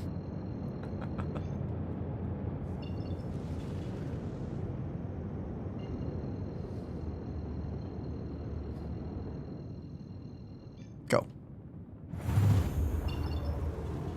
The problem was it was allowing me to link and lock for this target, but then I actually couldn't go there. It was letting the drive spool, but then never jumping, because it was on the other side of the planet. Usually, that won't even let you spool up the drive, but nothing in this game works as expected, really ever. So, and that's why it's such a hard game to get into. As a new player, you are constantly confused by if you're doing things the right way or not. You know, because that line of glitch or correct or feature and workaround, it's such a tight sequence of events, you know? Okay.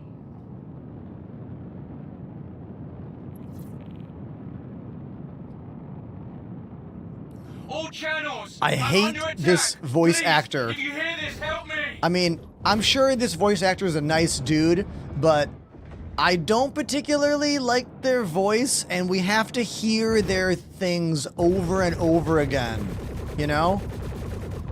It probably wouldn't be so bad if it wasn't so repetitive, Old channels! Old channels! You know, like, it's just not the best. I realize I'm making fun of someone who is literally screaming for help for their lives. I get it. I'm a terrible person for that, but I can't be the only one annoyed by that dude. There's no way. Pretty sure we all are.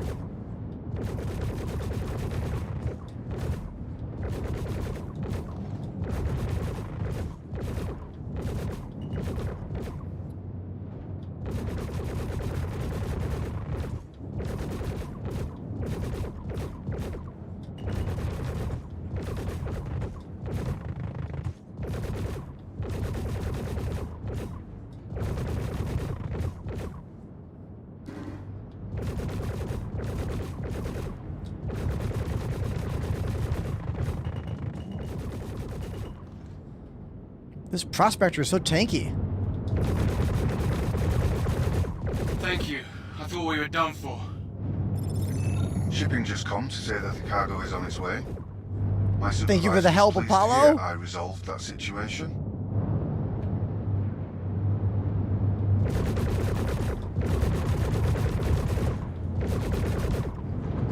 Is that a Drake Herald? Why would you ever be attacking anyone in a Drake Herald? What a terrible choice. Awful choice.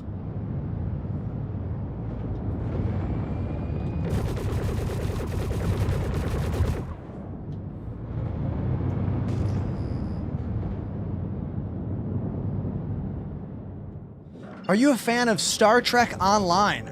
I've never played Star Trek Online, but I am a massive Star Trek fan, as can be seen by my teacup, which is a screen-correct Jean-Luc Picard Earl Grey tea cup. And just many things about me. Look, there's a Borg Jean-Luc right there.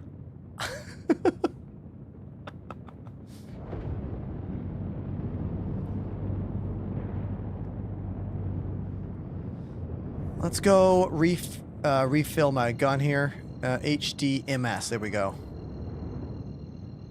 Rearm, that's the term.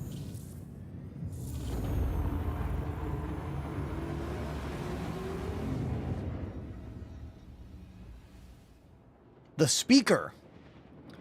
Locutus of Borg. I named my cat after that. My cat is Locutus of Cat. And 7. You can see the connection there, right?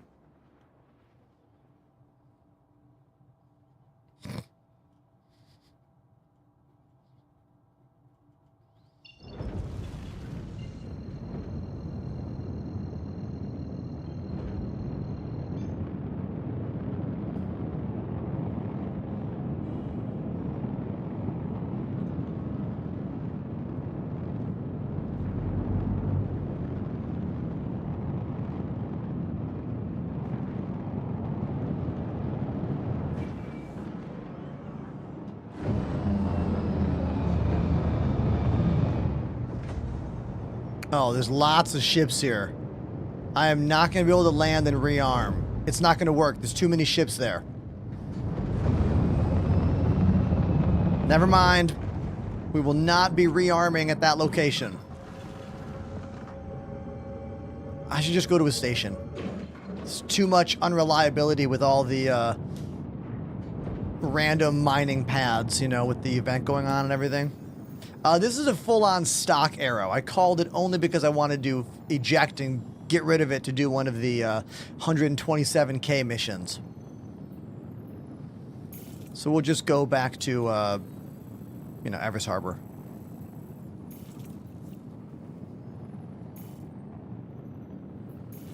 I wish the refueling platforms were not the same as the cargo loading platforms, says Patch in the chat.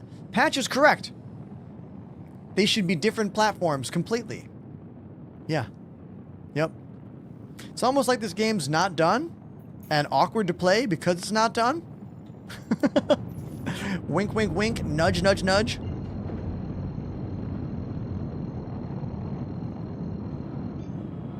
Go.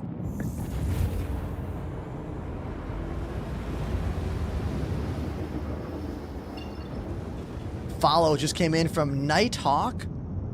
Quadruple Zero. Thanks for the follow. Welcome to the show. Let's make this a teachable moment. I want to go to the other side of this planet to go to Everest Harbor, but I can't lock and jump there. It's spooling up like it's going to work, but it's not going to work. However, I can always jump to the main landing zone of every planet, regardless of what side of the planet you are on. So by looking at Lorville and hitting jump, my ship is going to circumnavigate around the planet. And right above that main landing zone is where the main satellite station is. So I can just wait for the ship to move around. If it actually frickin' worked, it didn't work. No surprise there. Let's try again. It did work. It was just incredibly delayed. Look, you can't make this stuff up. You just do your best. And even after 4 years of knowledge of this game's systems, it's still luck. Everything is luck. Everything. Literally everything.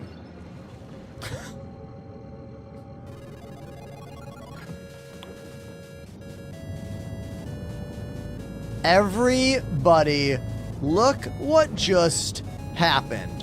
Look at this.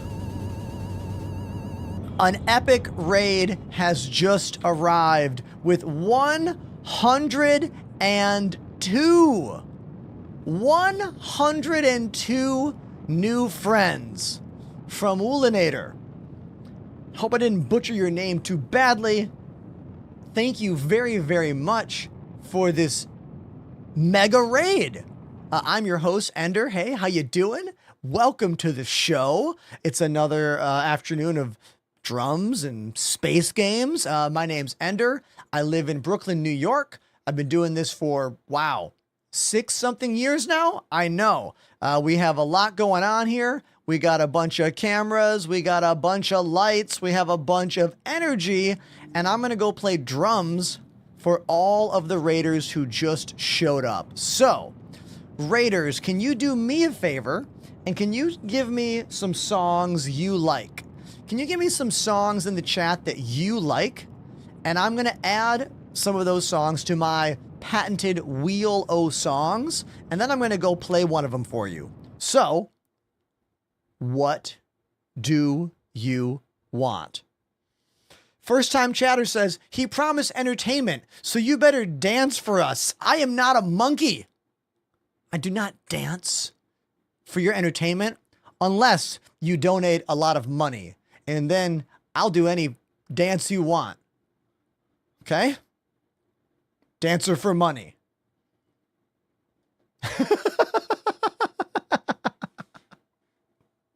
Okay, what tracks do you want? Linkin Park? Got it. Paint It Black? Okay. Eye of the Tiger? Okay. Linkin Park, What I've Done. Is that off the new album? Is What I've Done? No. Oh, this is the weird record, right? Isn't this the weird kind of dancey one? I think this is the weird Linkin Park track, right? Which one is this? Hold on, let me hear it. Oh no, this is the one from Transformers. This is the Transformers one. Yeah, we're going to do it. We're going to do the Transformers Linkin Park jam. Yeah, let's go. Let's go. And I'll stay in game too, all right? I'll stay in game so you can see me flying around at the same time. Here we go. Thank you for the raid.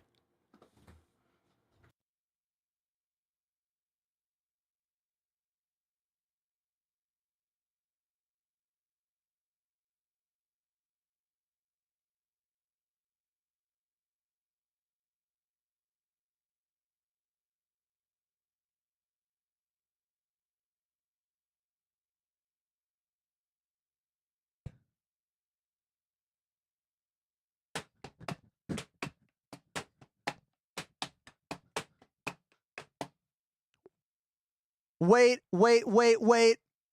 I'm still on the jazz drum kit.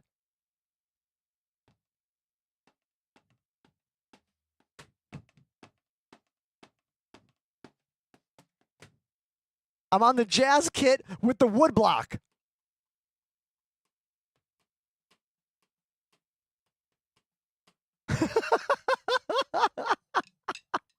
That's not going to work. Hold on.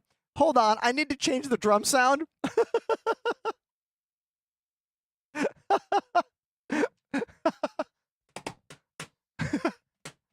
there we go. That's the right one. Here we go. Start it over.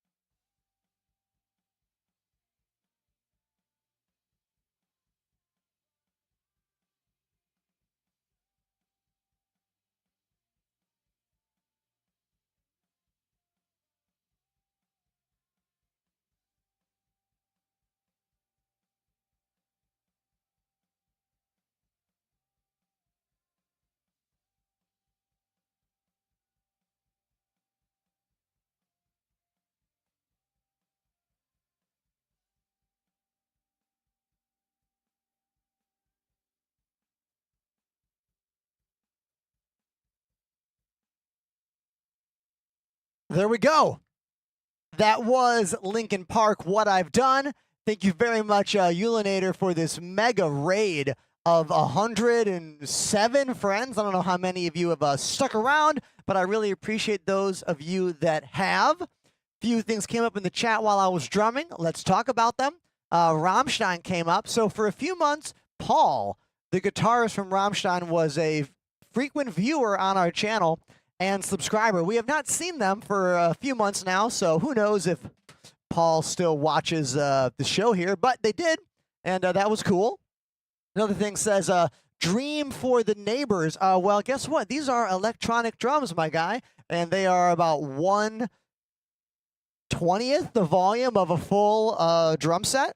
Granted, they still sound like I'm beating the crap out of Tupperware, so they're, not silent, but I have been successfully playing drums in this studio 5 days a week.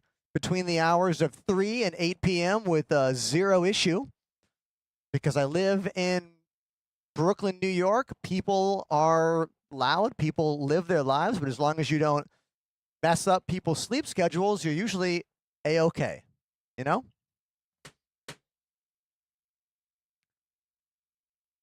Ulinator is correct. Paul Landers. Yes, that's who was a subscriber of mine for quite a while. I don't know where they ended up, but maybe they'll come back one day. Who knows?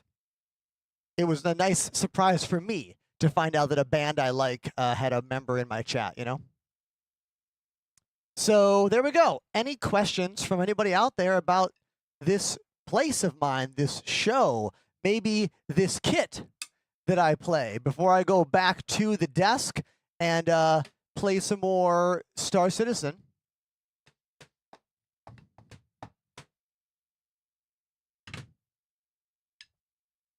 Any questions? Just kind of killing time for, I'll give you like 30 seconds. I do have some foam panels, but they don't do anything for the sound. The foam panels I have in here do nothing to make the drums quieter. All those foam panels do is help cut down on parallel wall reverberations for my voice. It's just to make my voice sound better on the mic behind me and when I shoot videos. The foam doesn't really do anything for drums. It doesn't do anything for soundproofing. That's not what foam does. It helps cut down on vibrations, and it does help absorb bass frequencies if it's thick enough, but usually not the case. So you're really just trying to help diffuse vibrations is what you're doing. Brick actually is really good at diffusing sound because of all the small holes and all the pores. The worst thing for microphones, for talking or speaking or whatever, is like drywall. Flat, bouncy, hard walls and dry walls, horrific. This is why when you move into an apartment, it's like echoey and awful, and you put like a couch and you put some stuff on the wall, and then all of a sudden it sounds better because you are diffusing the vibrations around your room. Okay, I could go on. I think we're done here. No questions about drums, so let's get back to the desk.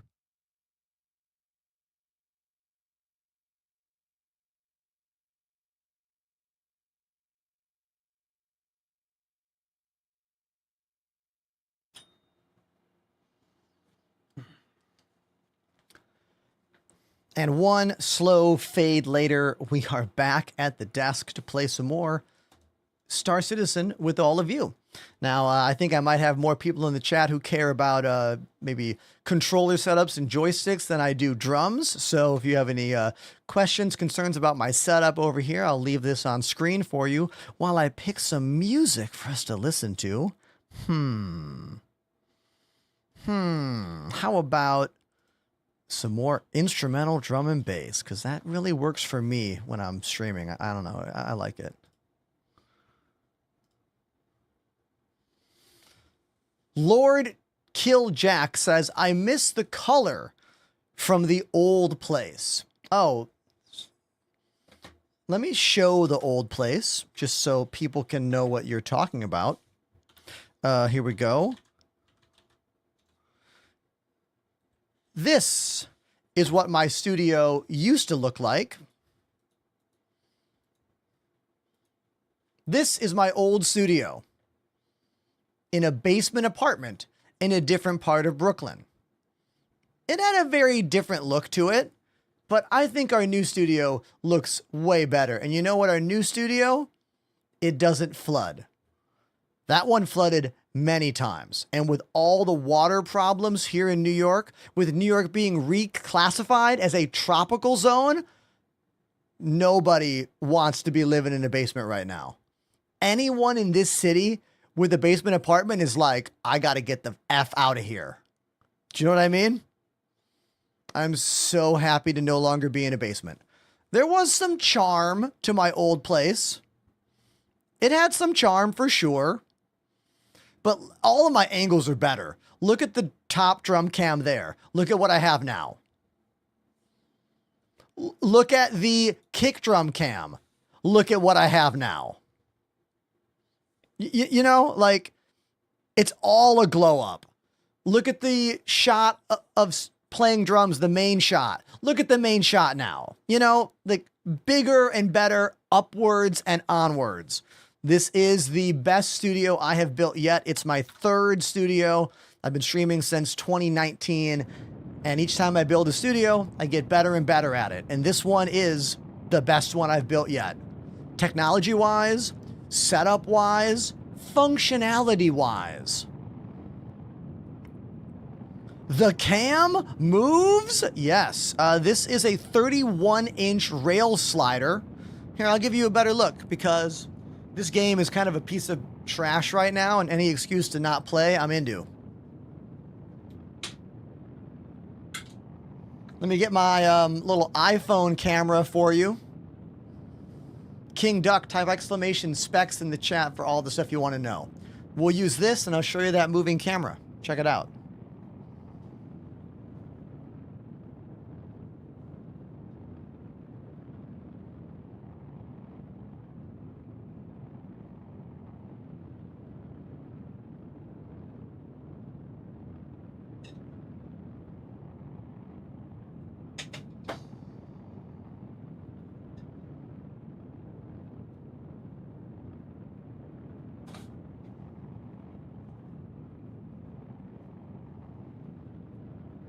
Is that a steel case chair? Yes, it is.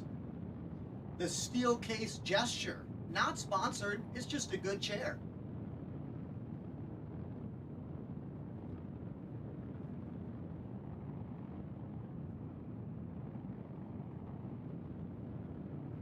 Have you set up a Speisel routine for rockets? I don't think I know what any of that means. What's the little white keypad to the left of your Stream Deck? Oh, you mean my 8-bit DOE numpad that is totally wireless and also becomes a calculator when you press one little button there?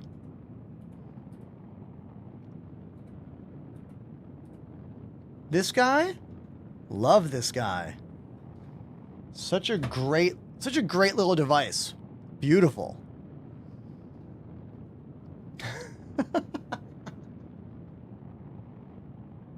Someone said, what's the Huel shaker? This is my lunch.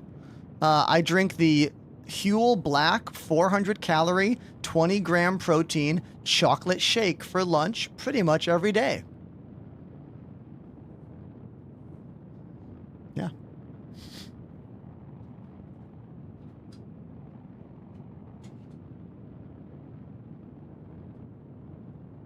Okay.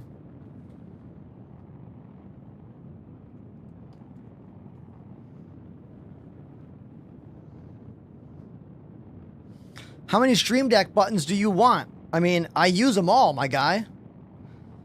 I use them all. I have 2 XLs on my desk. They're all full of multi-function buttons. I have another XL on my drum set under the hi-hat, and I have a standard next to my keyboard, and I have a Stream Deck foot pedal by the kick drum pedal as well. You can use code ENTERPRISE on all of your Elgato stuff because we are an official Elgato partner. Signed for the 2nd year in a row about 2 months ago, and I'm still so delighted about that. Like, for real, like, they were the goal company for me to work with when I first got into this job, you know? The very first thing I bought to be a streamer was a capture card by Elgato. I got a HD60 used on Craigslist for like $50, I want to say, back in 2019.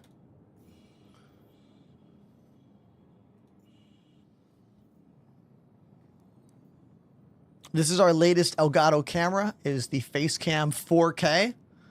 It's a $200 4K webcam with a pretty advanced interchangeable lens system that no other webcam has.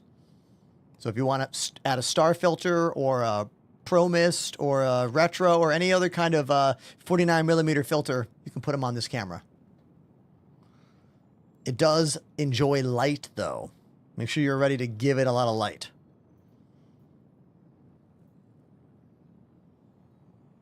Oh, I know what I want to do. I want to get some more ammo. That's what I need. Ammo. That's what I was doing before the raid from Ulinator. I was trying to get ammo.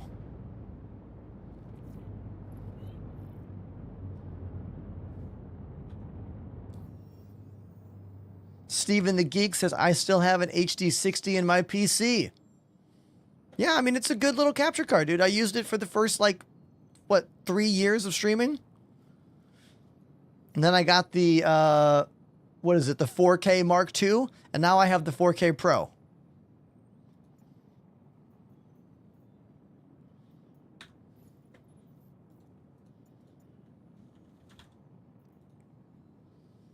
What are my stick curves? I use a 3 for everything. Let me double check that for you. I think I use a 3 for everything. Sensitivity curves. Oh, wrong one.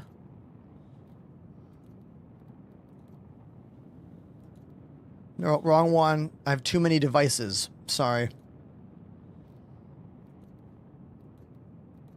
Yes, I use a 2 for everything, not a 3. I use a 2 for all my curves. If you're like, what's a joystick curve? I'll explain it very quickly. If you look at this, the dotted line in the middle is no curve. That means as you move your joystick from 0 to 100, it goes linear little by little by little by little. But when you add a higher number, it makes it curve from the bottom, making the joystick less sensitive in the middle and more sensitive as you move the stick out.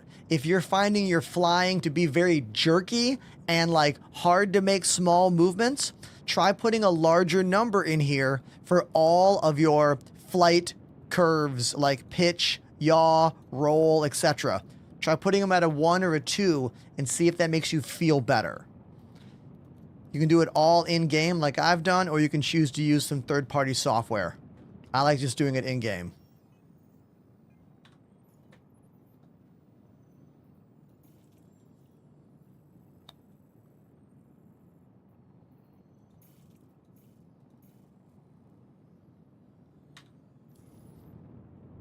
I would say just put it at 2 and see what it's like for you, you know? You can always change it back if you don't like it.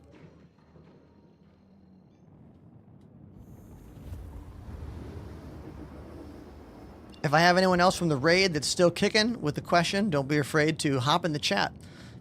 I am not particularly happy with Star Citizen right now, nor do I have a lot of joy for the game at the current moment, so any excuse to not play and answer questions is most appreciated.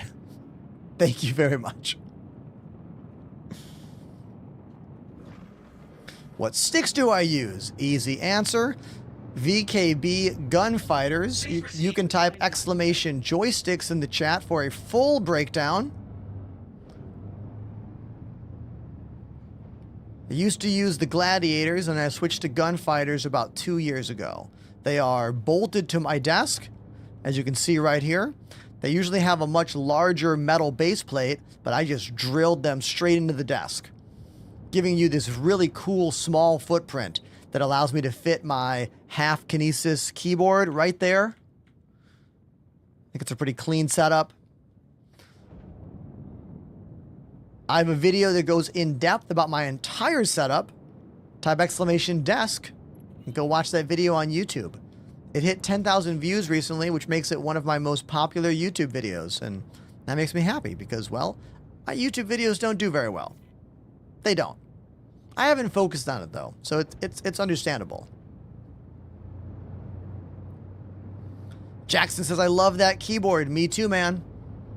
I can't believe I've been using the Kinesis Freestyle Edge RGB for almost 5 years now. Crazy.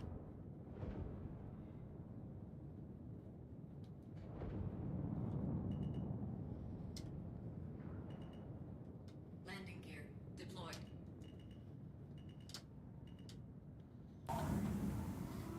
Perfect landing.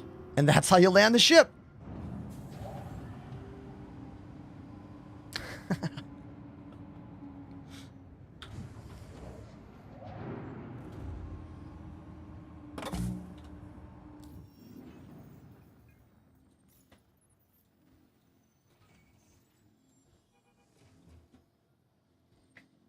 Clean, right? I know. I did that one specifically in first person because every single time, without fail, when I post a video online in third person camera, some smooth brain will be like, I bet you can't do it in first person. And I'm like, I'm doing it for people to see the ship. So then I'll have to do a first person landing video and then tag whatever dirtbag said that. It's just, the cycle continues.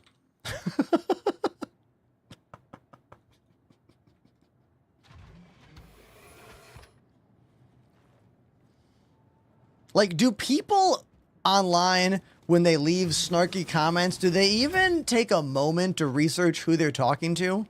Like, there are better pilots in this game than me for sure. But do you really think someone who's been broadcasting this game for as many years as me, like, never mind. I am baffled by the average way that people comment on videos. It still baffles me, even after so many years of doing this as a job.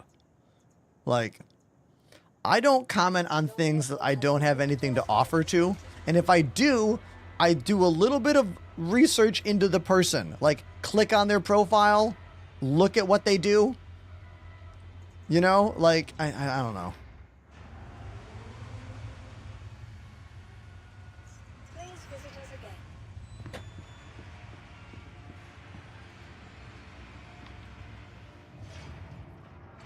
I have not tried the PTU yet. Honest answer is the live build is so glitchy right now. Is the PTU actually better? Like, I don't want a glitchier experience, you know? Sometimes the PTU is better. Usually the reason I end up playing in the PTU is because I'm bored in the live game and I want something new. But this is a unique situation right now because I'm not bored in the live build. I am disgusted with the live build. You know, it's different. Being bored means I'm more open to any kind of excitement. Welcome. It's a whole different thing right now. Vehicle retrieval system. Out of curiosity, who is participating in the PTU right now? ASOP vehicle retrieval system. Oh, hold on, chat. I gotta get this. It's the door. Hold on. Hold on. Be right back. I got it. Vehicle selected. Stand by. Your vehicle has been delivered. Please visit us again. Goodbye.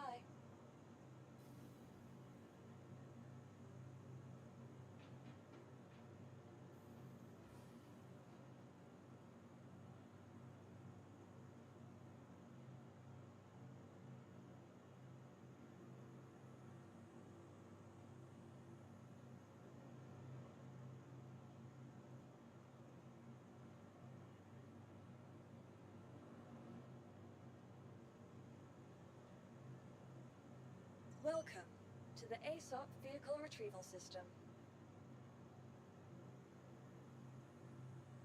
Your insurance claim has been sent.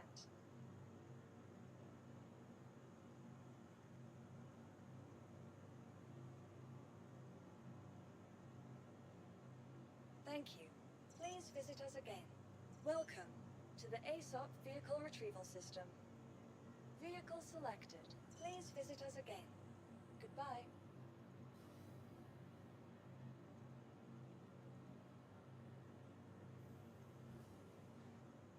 Please visit us again. Goodbye.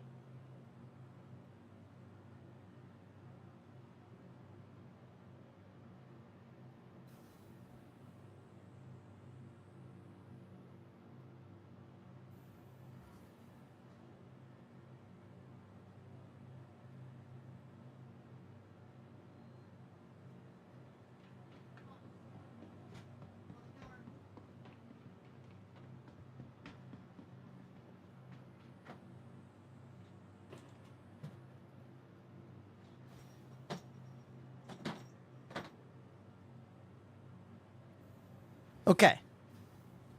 I am back. What'd I miss?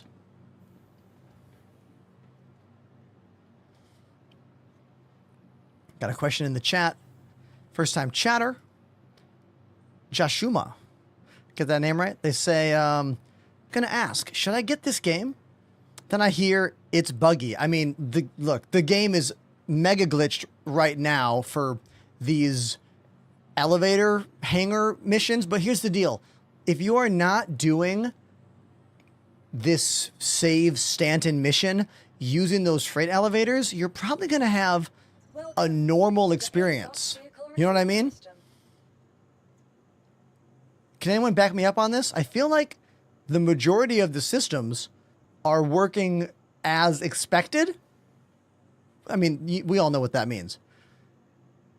The biggest problem is this glitched out cargo system, which only matters if you care about the event, which longtime players pretty much only care about this event. So as a new player, if you just don't do these save Stanton cargo missions, you're probably going to have a fine experience. Use my link. Here you go. Spend $45. Get yourself a Mustang because the Aurora has been taken off the pledge store for some reason. And yeah, there you go. But you're going to need a pretty powerful gaming computer. You're going to need a pretty patient mind. And you're going to need help. Join my Discord or someone else's Discord. All the links coming at you right now. Everything is a crapshoot in this game. The day, the server, the shard, the moment, the location. It's no one has the same experience ever. Ever.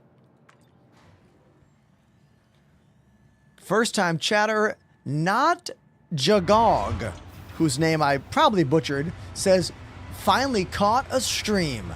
I stream every weekday between 2 p.m. and 8 p.m. Welcome to the show. Oh, Apollo, thank you for the reminder. I decided to change ships, so I just changed ship instead. I like this on TikTok from Jenkies. Or Jenks. Jen KZ. Jenks. Sorry. Got this game 3 days ago. It's consuming my life. Oh, chat, I forgot to tell you. I went to the barcade in downtown Manhattan the other night in Chelsea, and I was ordering a drink at the bar, and the guy was like, hey, man, what do you want? And then he looks at me and he goes, Star Citizen videos? And I was like, yeah, it's me. And he was like, I watch your stuff. I was like, oh, cool. Thanks, dude. Made me really happy. Whenever I get recognized in public, makes me feel like I'm doing a good job. You know what I mean? So, wanted to share that with all of you. Isn't that cool? Pretty cool.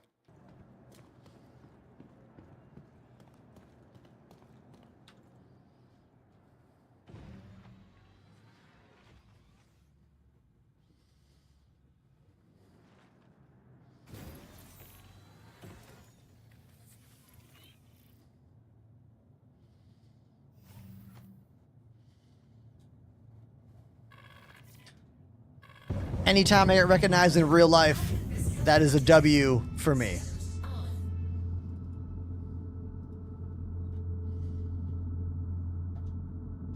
You are clear to launch.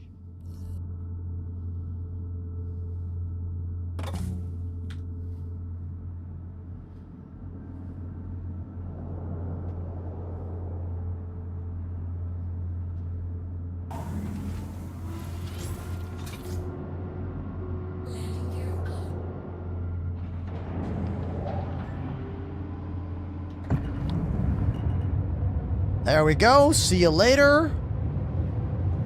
Here we are in a ship called the Guardian.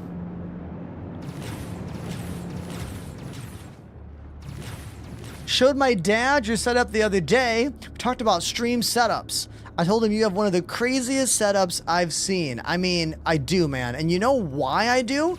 Because I'm a maniac who wanted to be able to stream music, drums and keys, and games and make sure you could see everything no matter what I'm doing. That's why there's a whole game set up here and top-down camera for the game with a little like room cam in the corner. But then also my drum set over here, and there are 5 cameras on the drum set because I want to have all the angles for the drum streams. And my keyboard for when we have sad piano moments. And a few other little ones tucked away in there. I also have a really powerful audio system. We're using a PreSonus Studio Live 32R mixer. And they have ads now.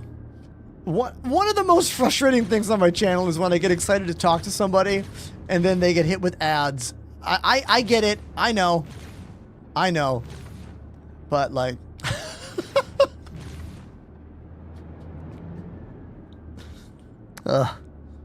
I digress.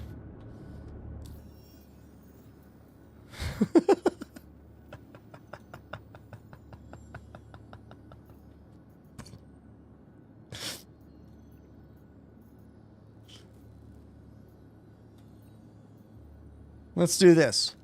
Carefully clear out site. Didn't take? Okay. Secure site. There we go.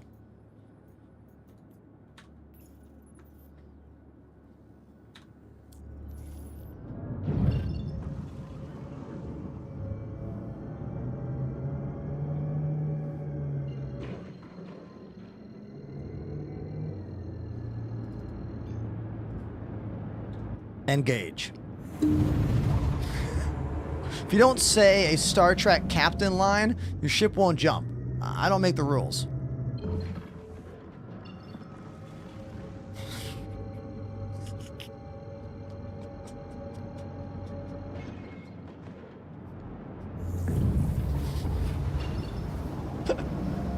Oh.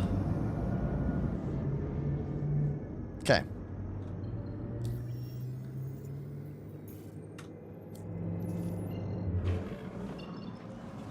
If you have any specific questions about my streaming setup, please feel free to hit me with those questions. I do like talking about the details here. This is the best studio I've built. I've built 3 studios in the past 6 years, and this is the most pro and best functioning one I've built yet. I built this studio under duress after I got kicked out of my old apartment because a building fell into my yard. No one got hurt, but I was thrown out within hours. My wife and I had to live in an Airbnb for a month while we looked for somewhere new to live. It was one of the most stressful situations of my adult life. We literally took the first apartment we found in Brooklyn that had the things we were looking for, which was a room big enough for my stream and an apartment that we could live in. And then I went further into debt to buy the upgrade items I wanted, because whenever you build a new studio, that is the time to make your changes. Like, if you're going to make significant changes to any kind of audio or video setup, the time to do that is when you are building the room, not after the fact. So I was not going to rebuild my studio here using poor techniques that I had in the old studio. So I went into debt to buy a bunch of new stuff to build this place better. And it took us about 1.5 to 2 years to get out of that debt. And thanks to the incredible growth we've had on the channel over the last 7 months, and me posting 2 videos a day on every platform like an absolute maniac, I got out of that debt hole recently. And it's thanks to all of you. So thank you.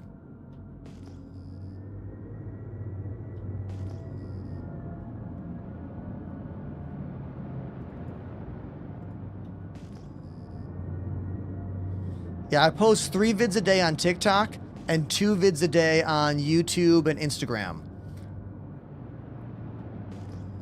The third vid on TikTok is usually a little go live. Like, hey everybody, I'm live, blah, blah, blah, blah, blah, post.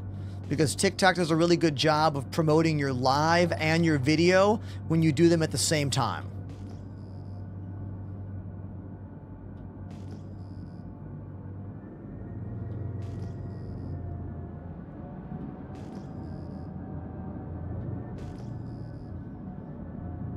Are they going to shoot me when I go to this place? Is this station going to fire at me? Dispatch immediately. Defend them until they can repair their no, wrong thing. This one. Are they going to shoot at me here?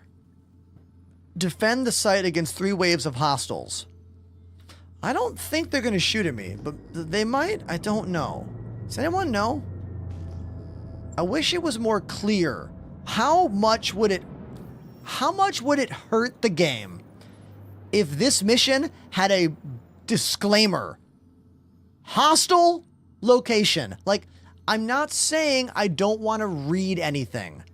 I'm not saying I want the game to be easy mode. What I'm saying is this game is tedious as all hell.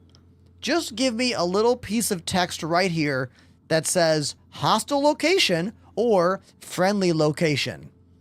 That would be a really wonderful change to any single mission that involves you flying somewhere. If you agree, please let me know.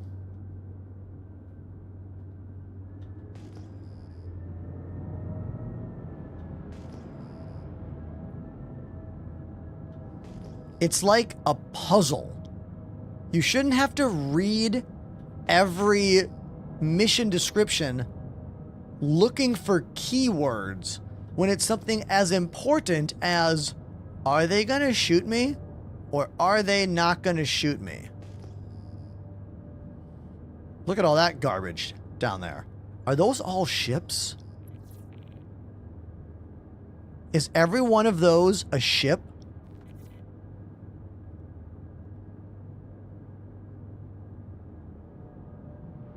Dude. Bro.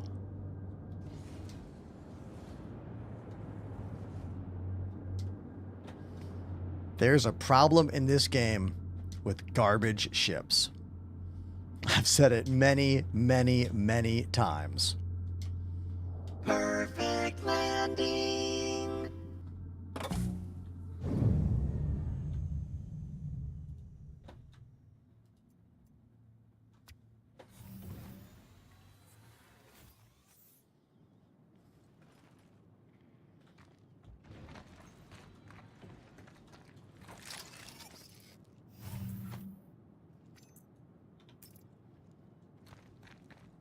I got 1,800 rounds. Think I have enough?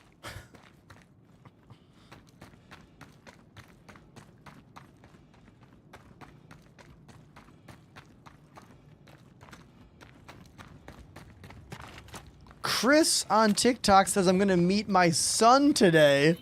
That's a pretty big day for you. Congratulations.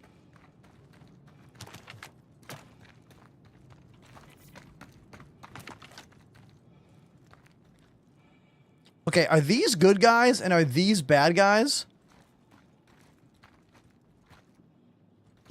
Are these all good guys? Like, what's happening here? Okay, these are all good guys.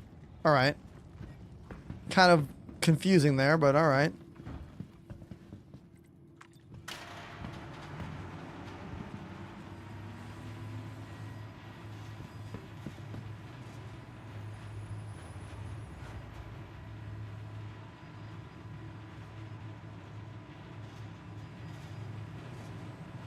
This is one of those waves missions.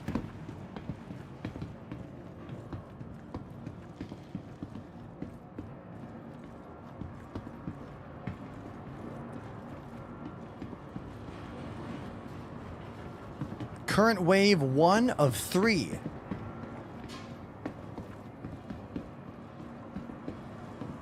So I hate that some friendlies have green arrows over their head and some have nothing. It makes it really awkward to see some characters with like friendly markers, and these guys, they got nothing.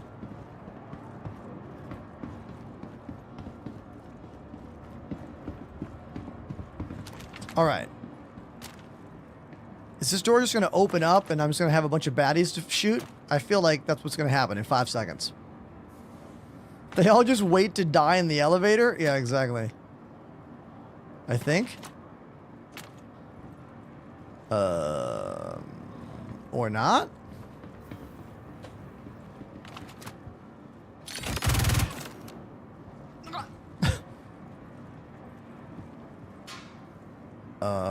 Okay.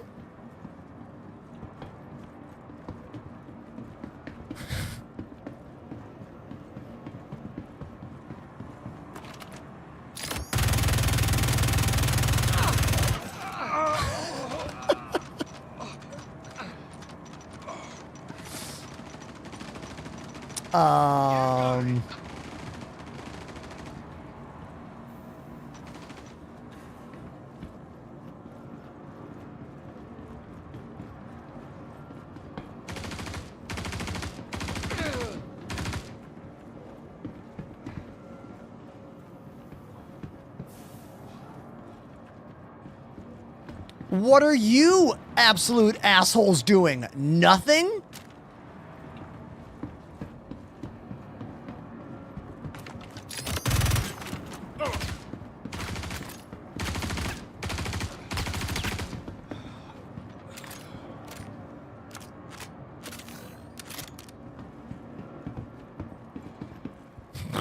This mission sucks.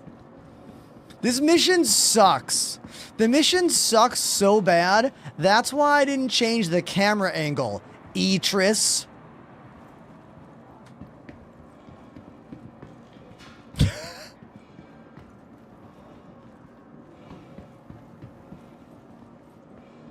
How long has it been on that camera angle? Chat, were you going to tell me?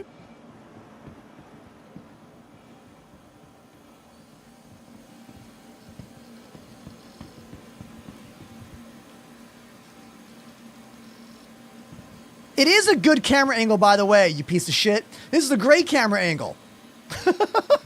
I'm so sorry. I didn't mean to call you that. I bet you're a nice dude. I bet you're very kind and poignant and friendly with the world. Right? I said it was a day where I don't get mad. I'm so sorry.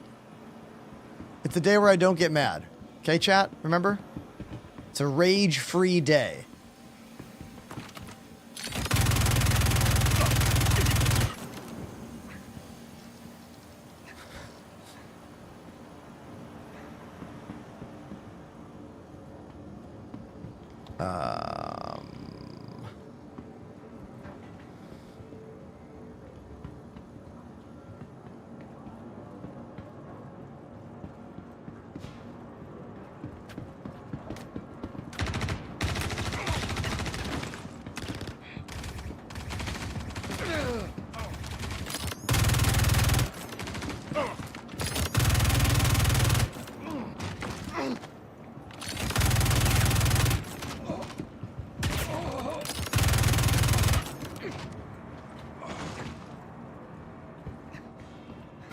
I assumed it was a commentary on the state of the mission.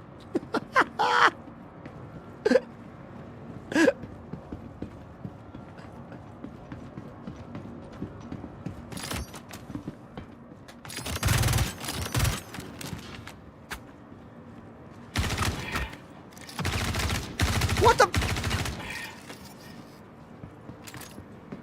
We almost died because the... Die! Dude. Go down, you clown. The F-55. That's the name of this gun.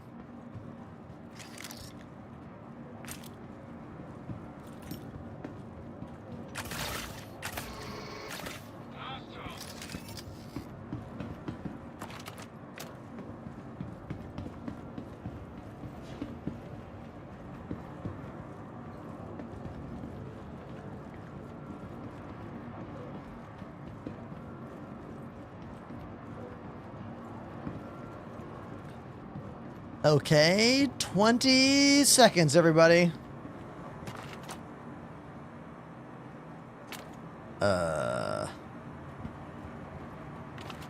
Yeah, the FPS experience is not good right now. I mean, the animations are smooth here. The problem are the AI and their slideshow of movement.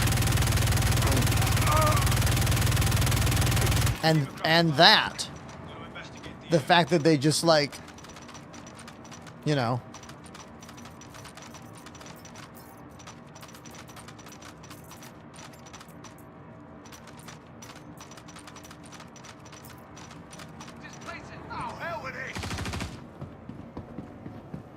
I tried everybody. Guy who did this. They live to die. That is a fact. I'll keep him occupied.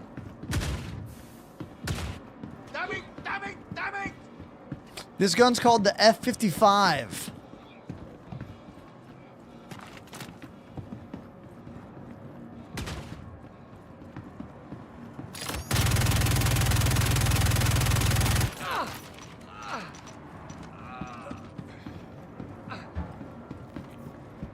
Mission complete.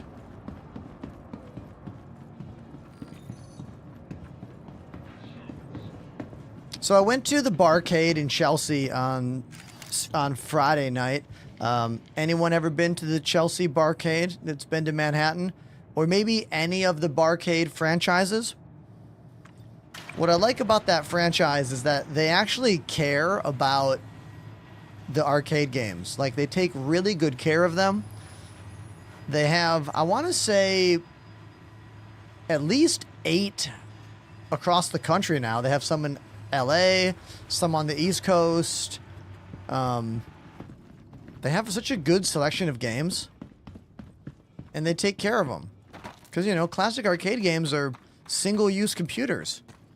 That once they're all gone, they're gone. Now, when I say this, the term barcade is a slang for an arcade bar, but there is only one chain called Barcade.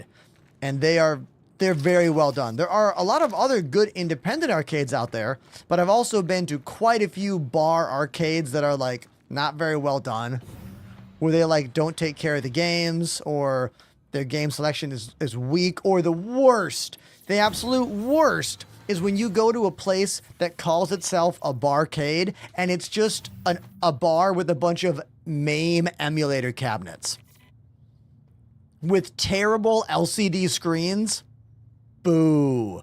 This place opened up in Brooklyn a couple years ago, and I was all excited to go check it out. It was a bar arcade. My wife Lily and I went there, and almost every single arcade game in there was a MAME emulator running some cheap-ass LCD panel that had horrific viewing angles. I put a quarter in and went, ugh, and no. Like, I'm not paying for that. I can play MAME games at home. You know what I mean? I'm not paying quarters at a bar to play MAME emulation. Come on. I hope someone in the chat feels as strongly as I do about arcade games. Otherwise, I sound like a crazy person.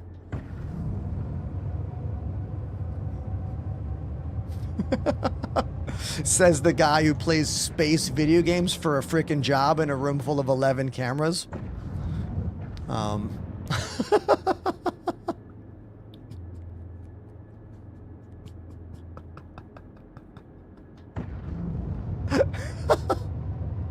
It's good to have perspective, you know? The barcade in Chelsea has a Discs of Tron cabinet. That's one of the best cabinets they have. If you're not aware of this cabinet, let me show you. There was quite a few Tron arcade games in the 80s, but I think the Discs of Tron arcade is probably the coolest one. Let me show you this thing. This is the Discs of Tron arcade cabinet. It is a whole thing that you walk inside. That also has like, do they have more pictures of it? 11,000 for this one. Damn. I mean, they're beautiful. Can I see a better picture of it? There's like lights inside. It's interactive. Like everything inside the cabinet reacts to what you're doing in real life. Like if you win, it flashes like green, and if you die, it flashes red. Definitely one of the coolest Tron cabinets from the 80s. The controller setup is wild too. Here, the control setup involves a like spinning knob, a spinning knob to aim the disc, and then the joystick moves your character, and then that button is your block. It's such a cool cabinet. I love classic arcade games. I grew up in them. I mean, my dad was an arcade distributor all through the 80s and 90s.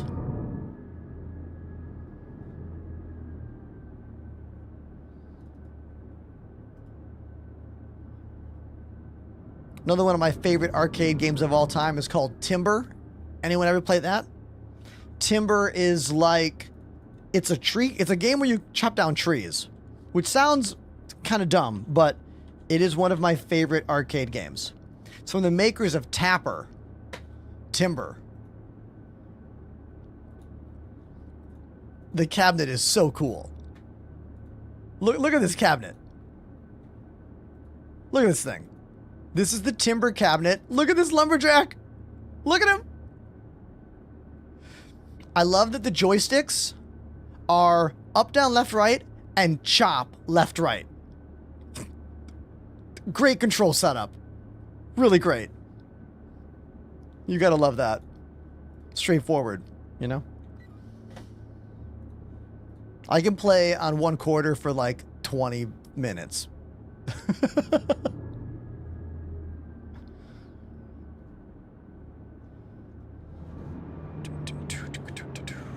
All right.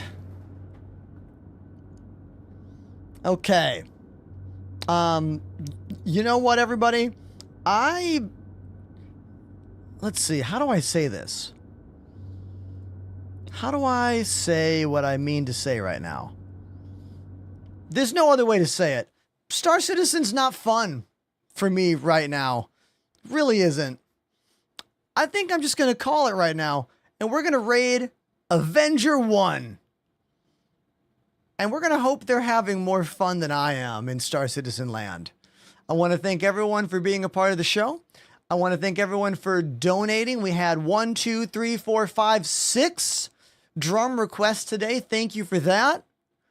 We had a few people playing game. That was really nice. We had some new subscribers, at least 3 first-time tier 1s and a few new primes. Thank you very much for spending your time with me today. I'll be back tomorrow, and I'm going to try to find a project in-game to, like, motivate me. But the game is just not motivating me, and I'm trying really hard. Like, can you see how much I'm trying to find the fun in the game with all of you? I really am. But CIG needs to do better. They do. They do. All right, I love you. I'm going to go. I'll see you tomorrow.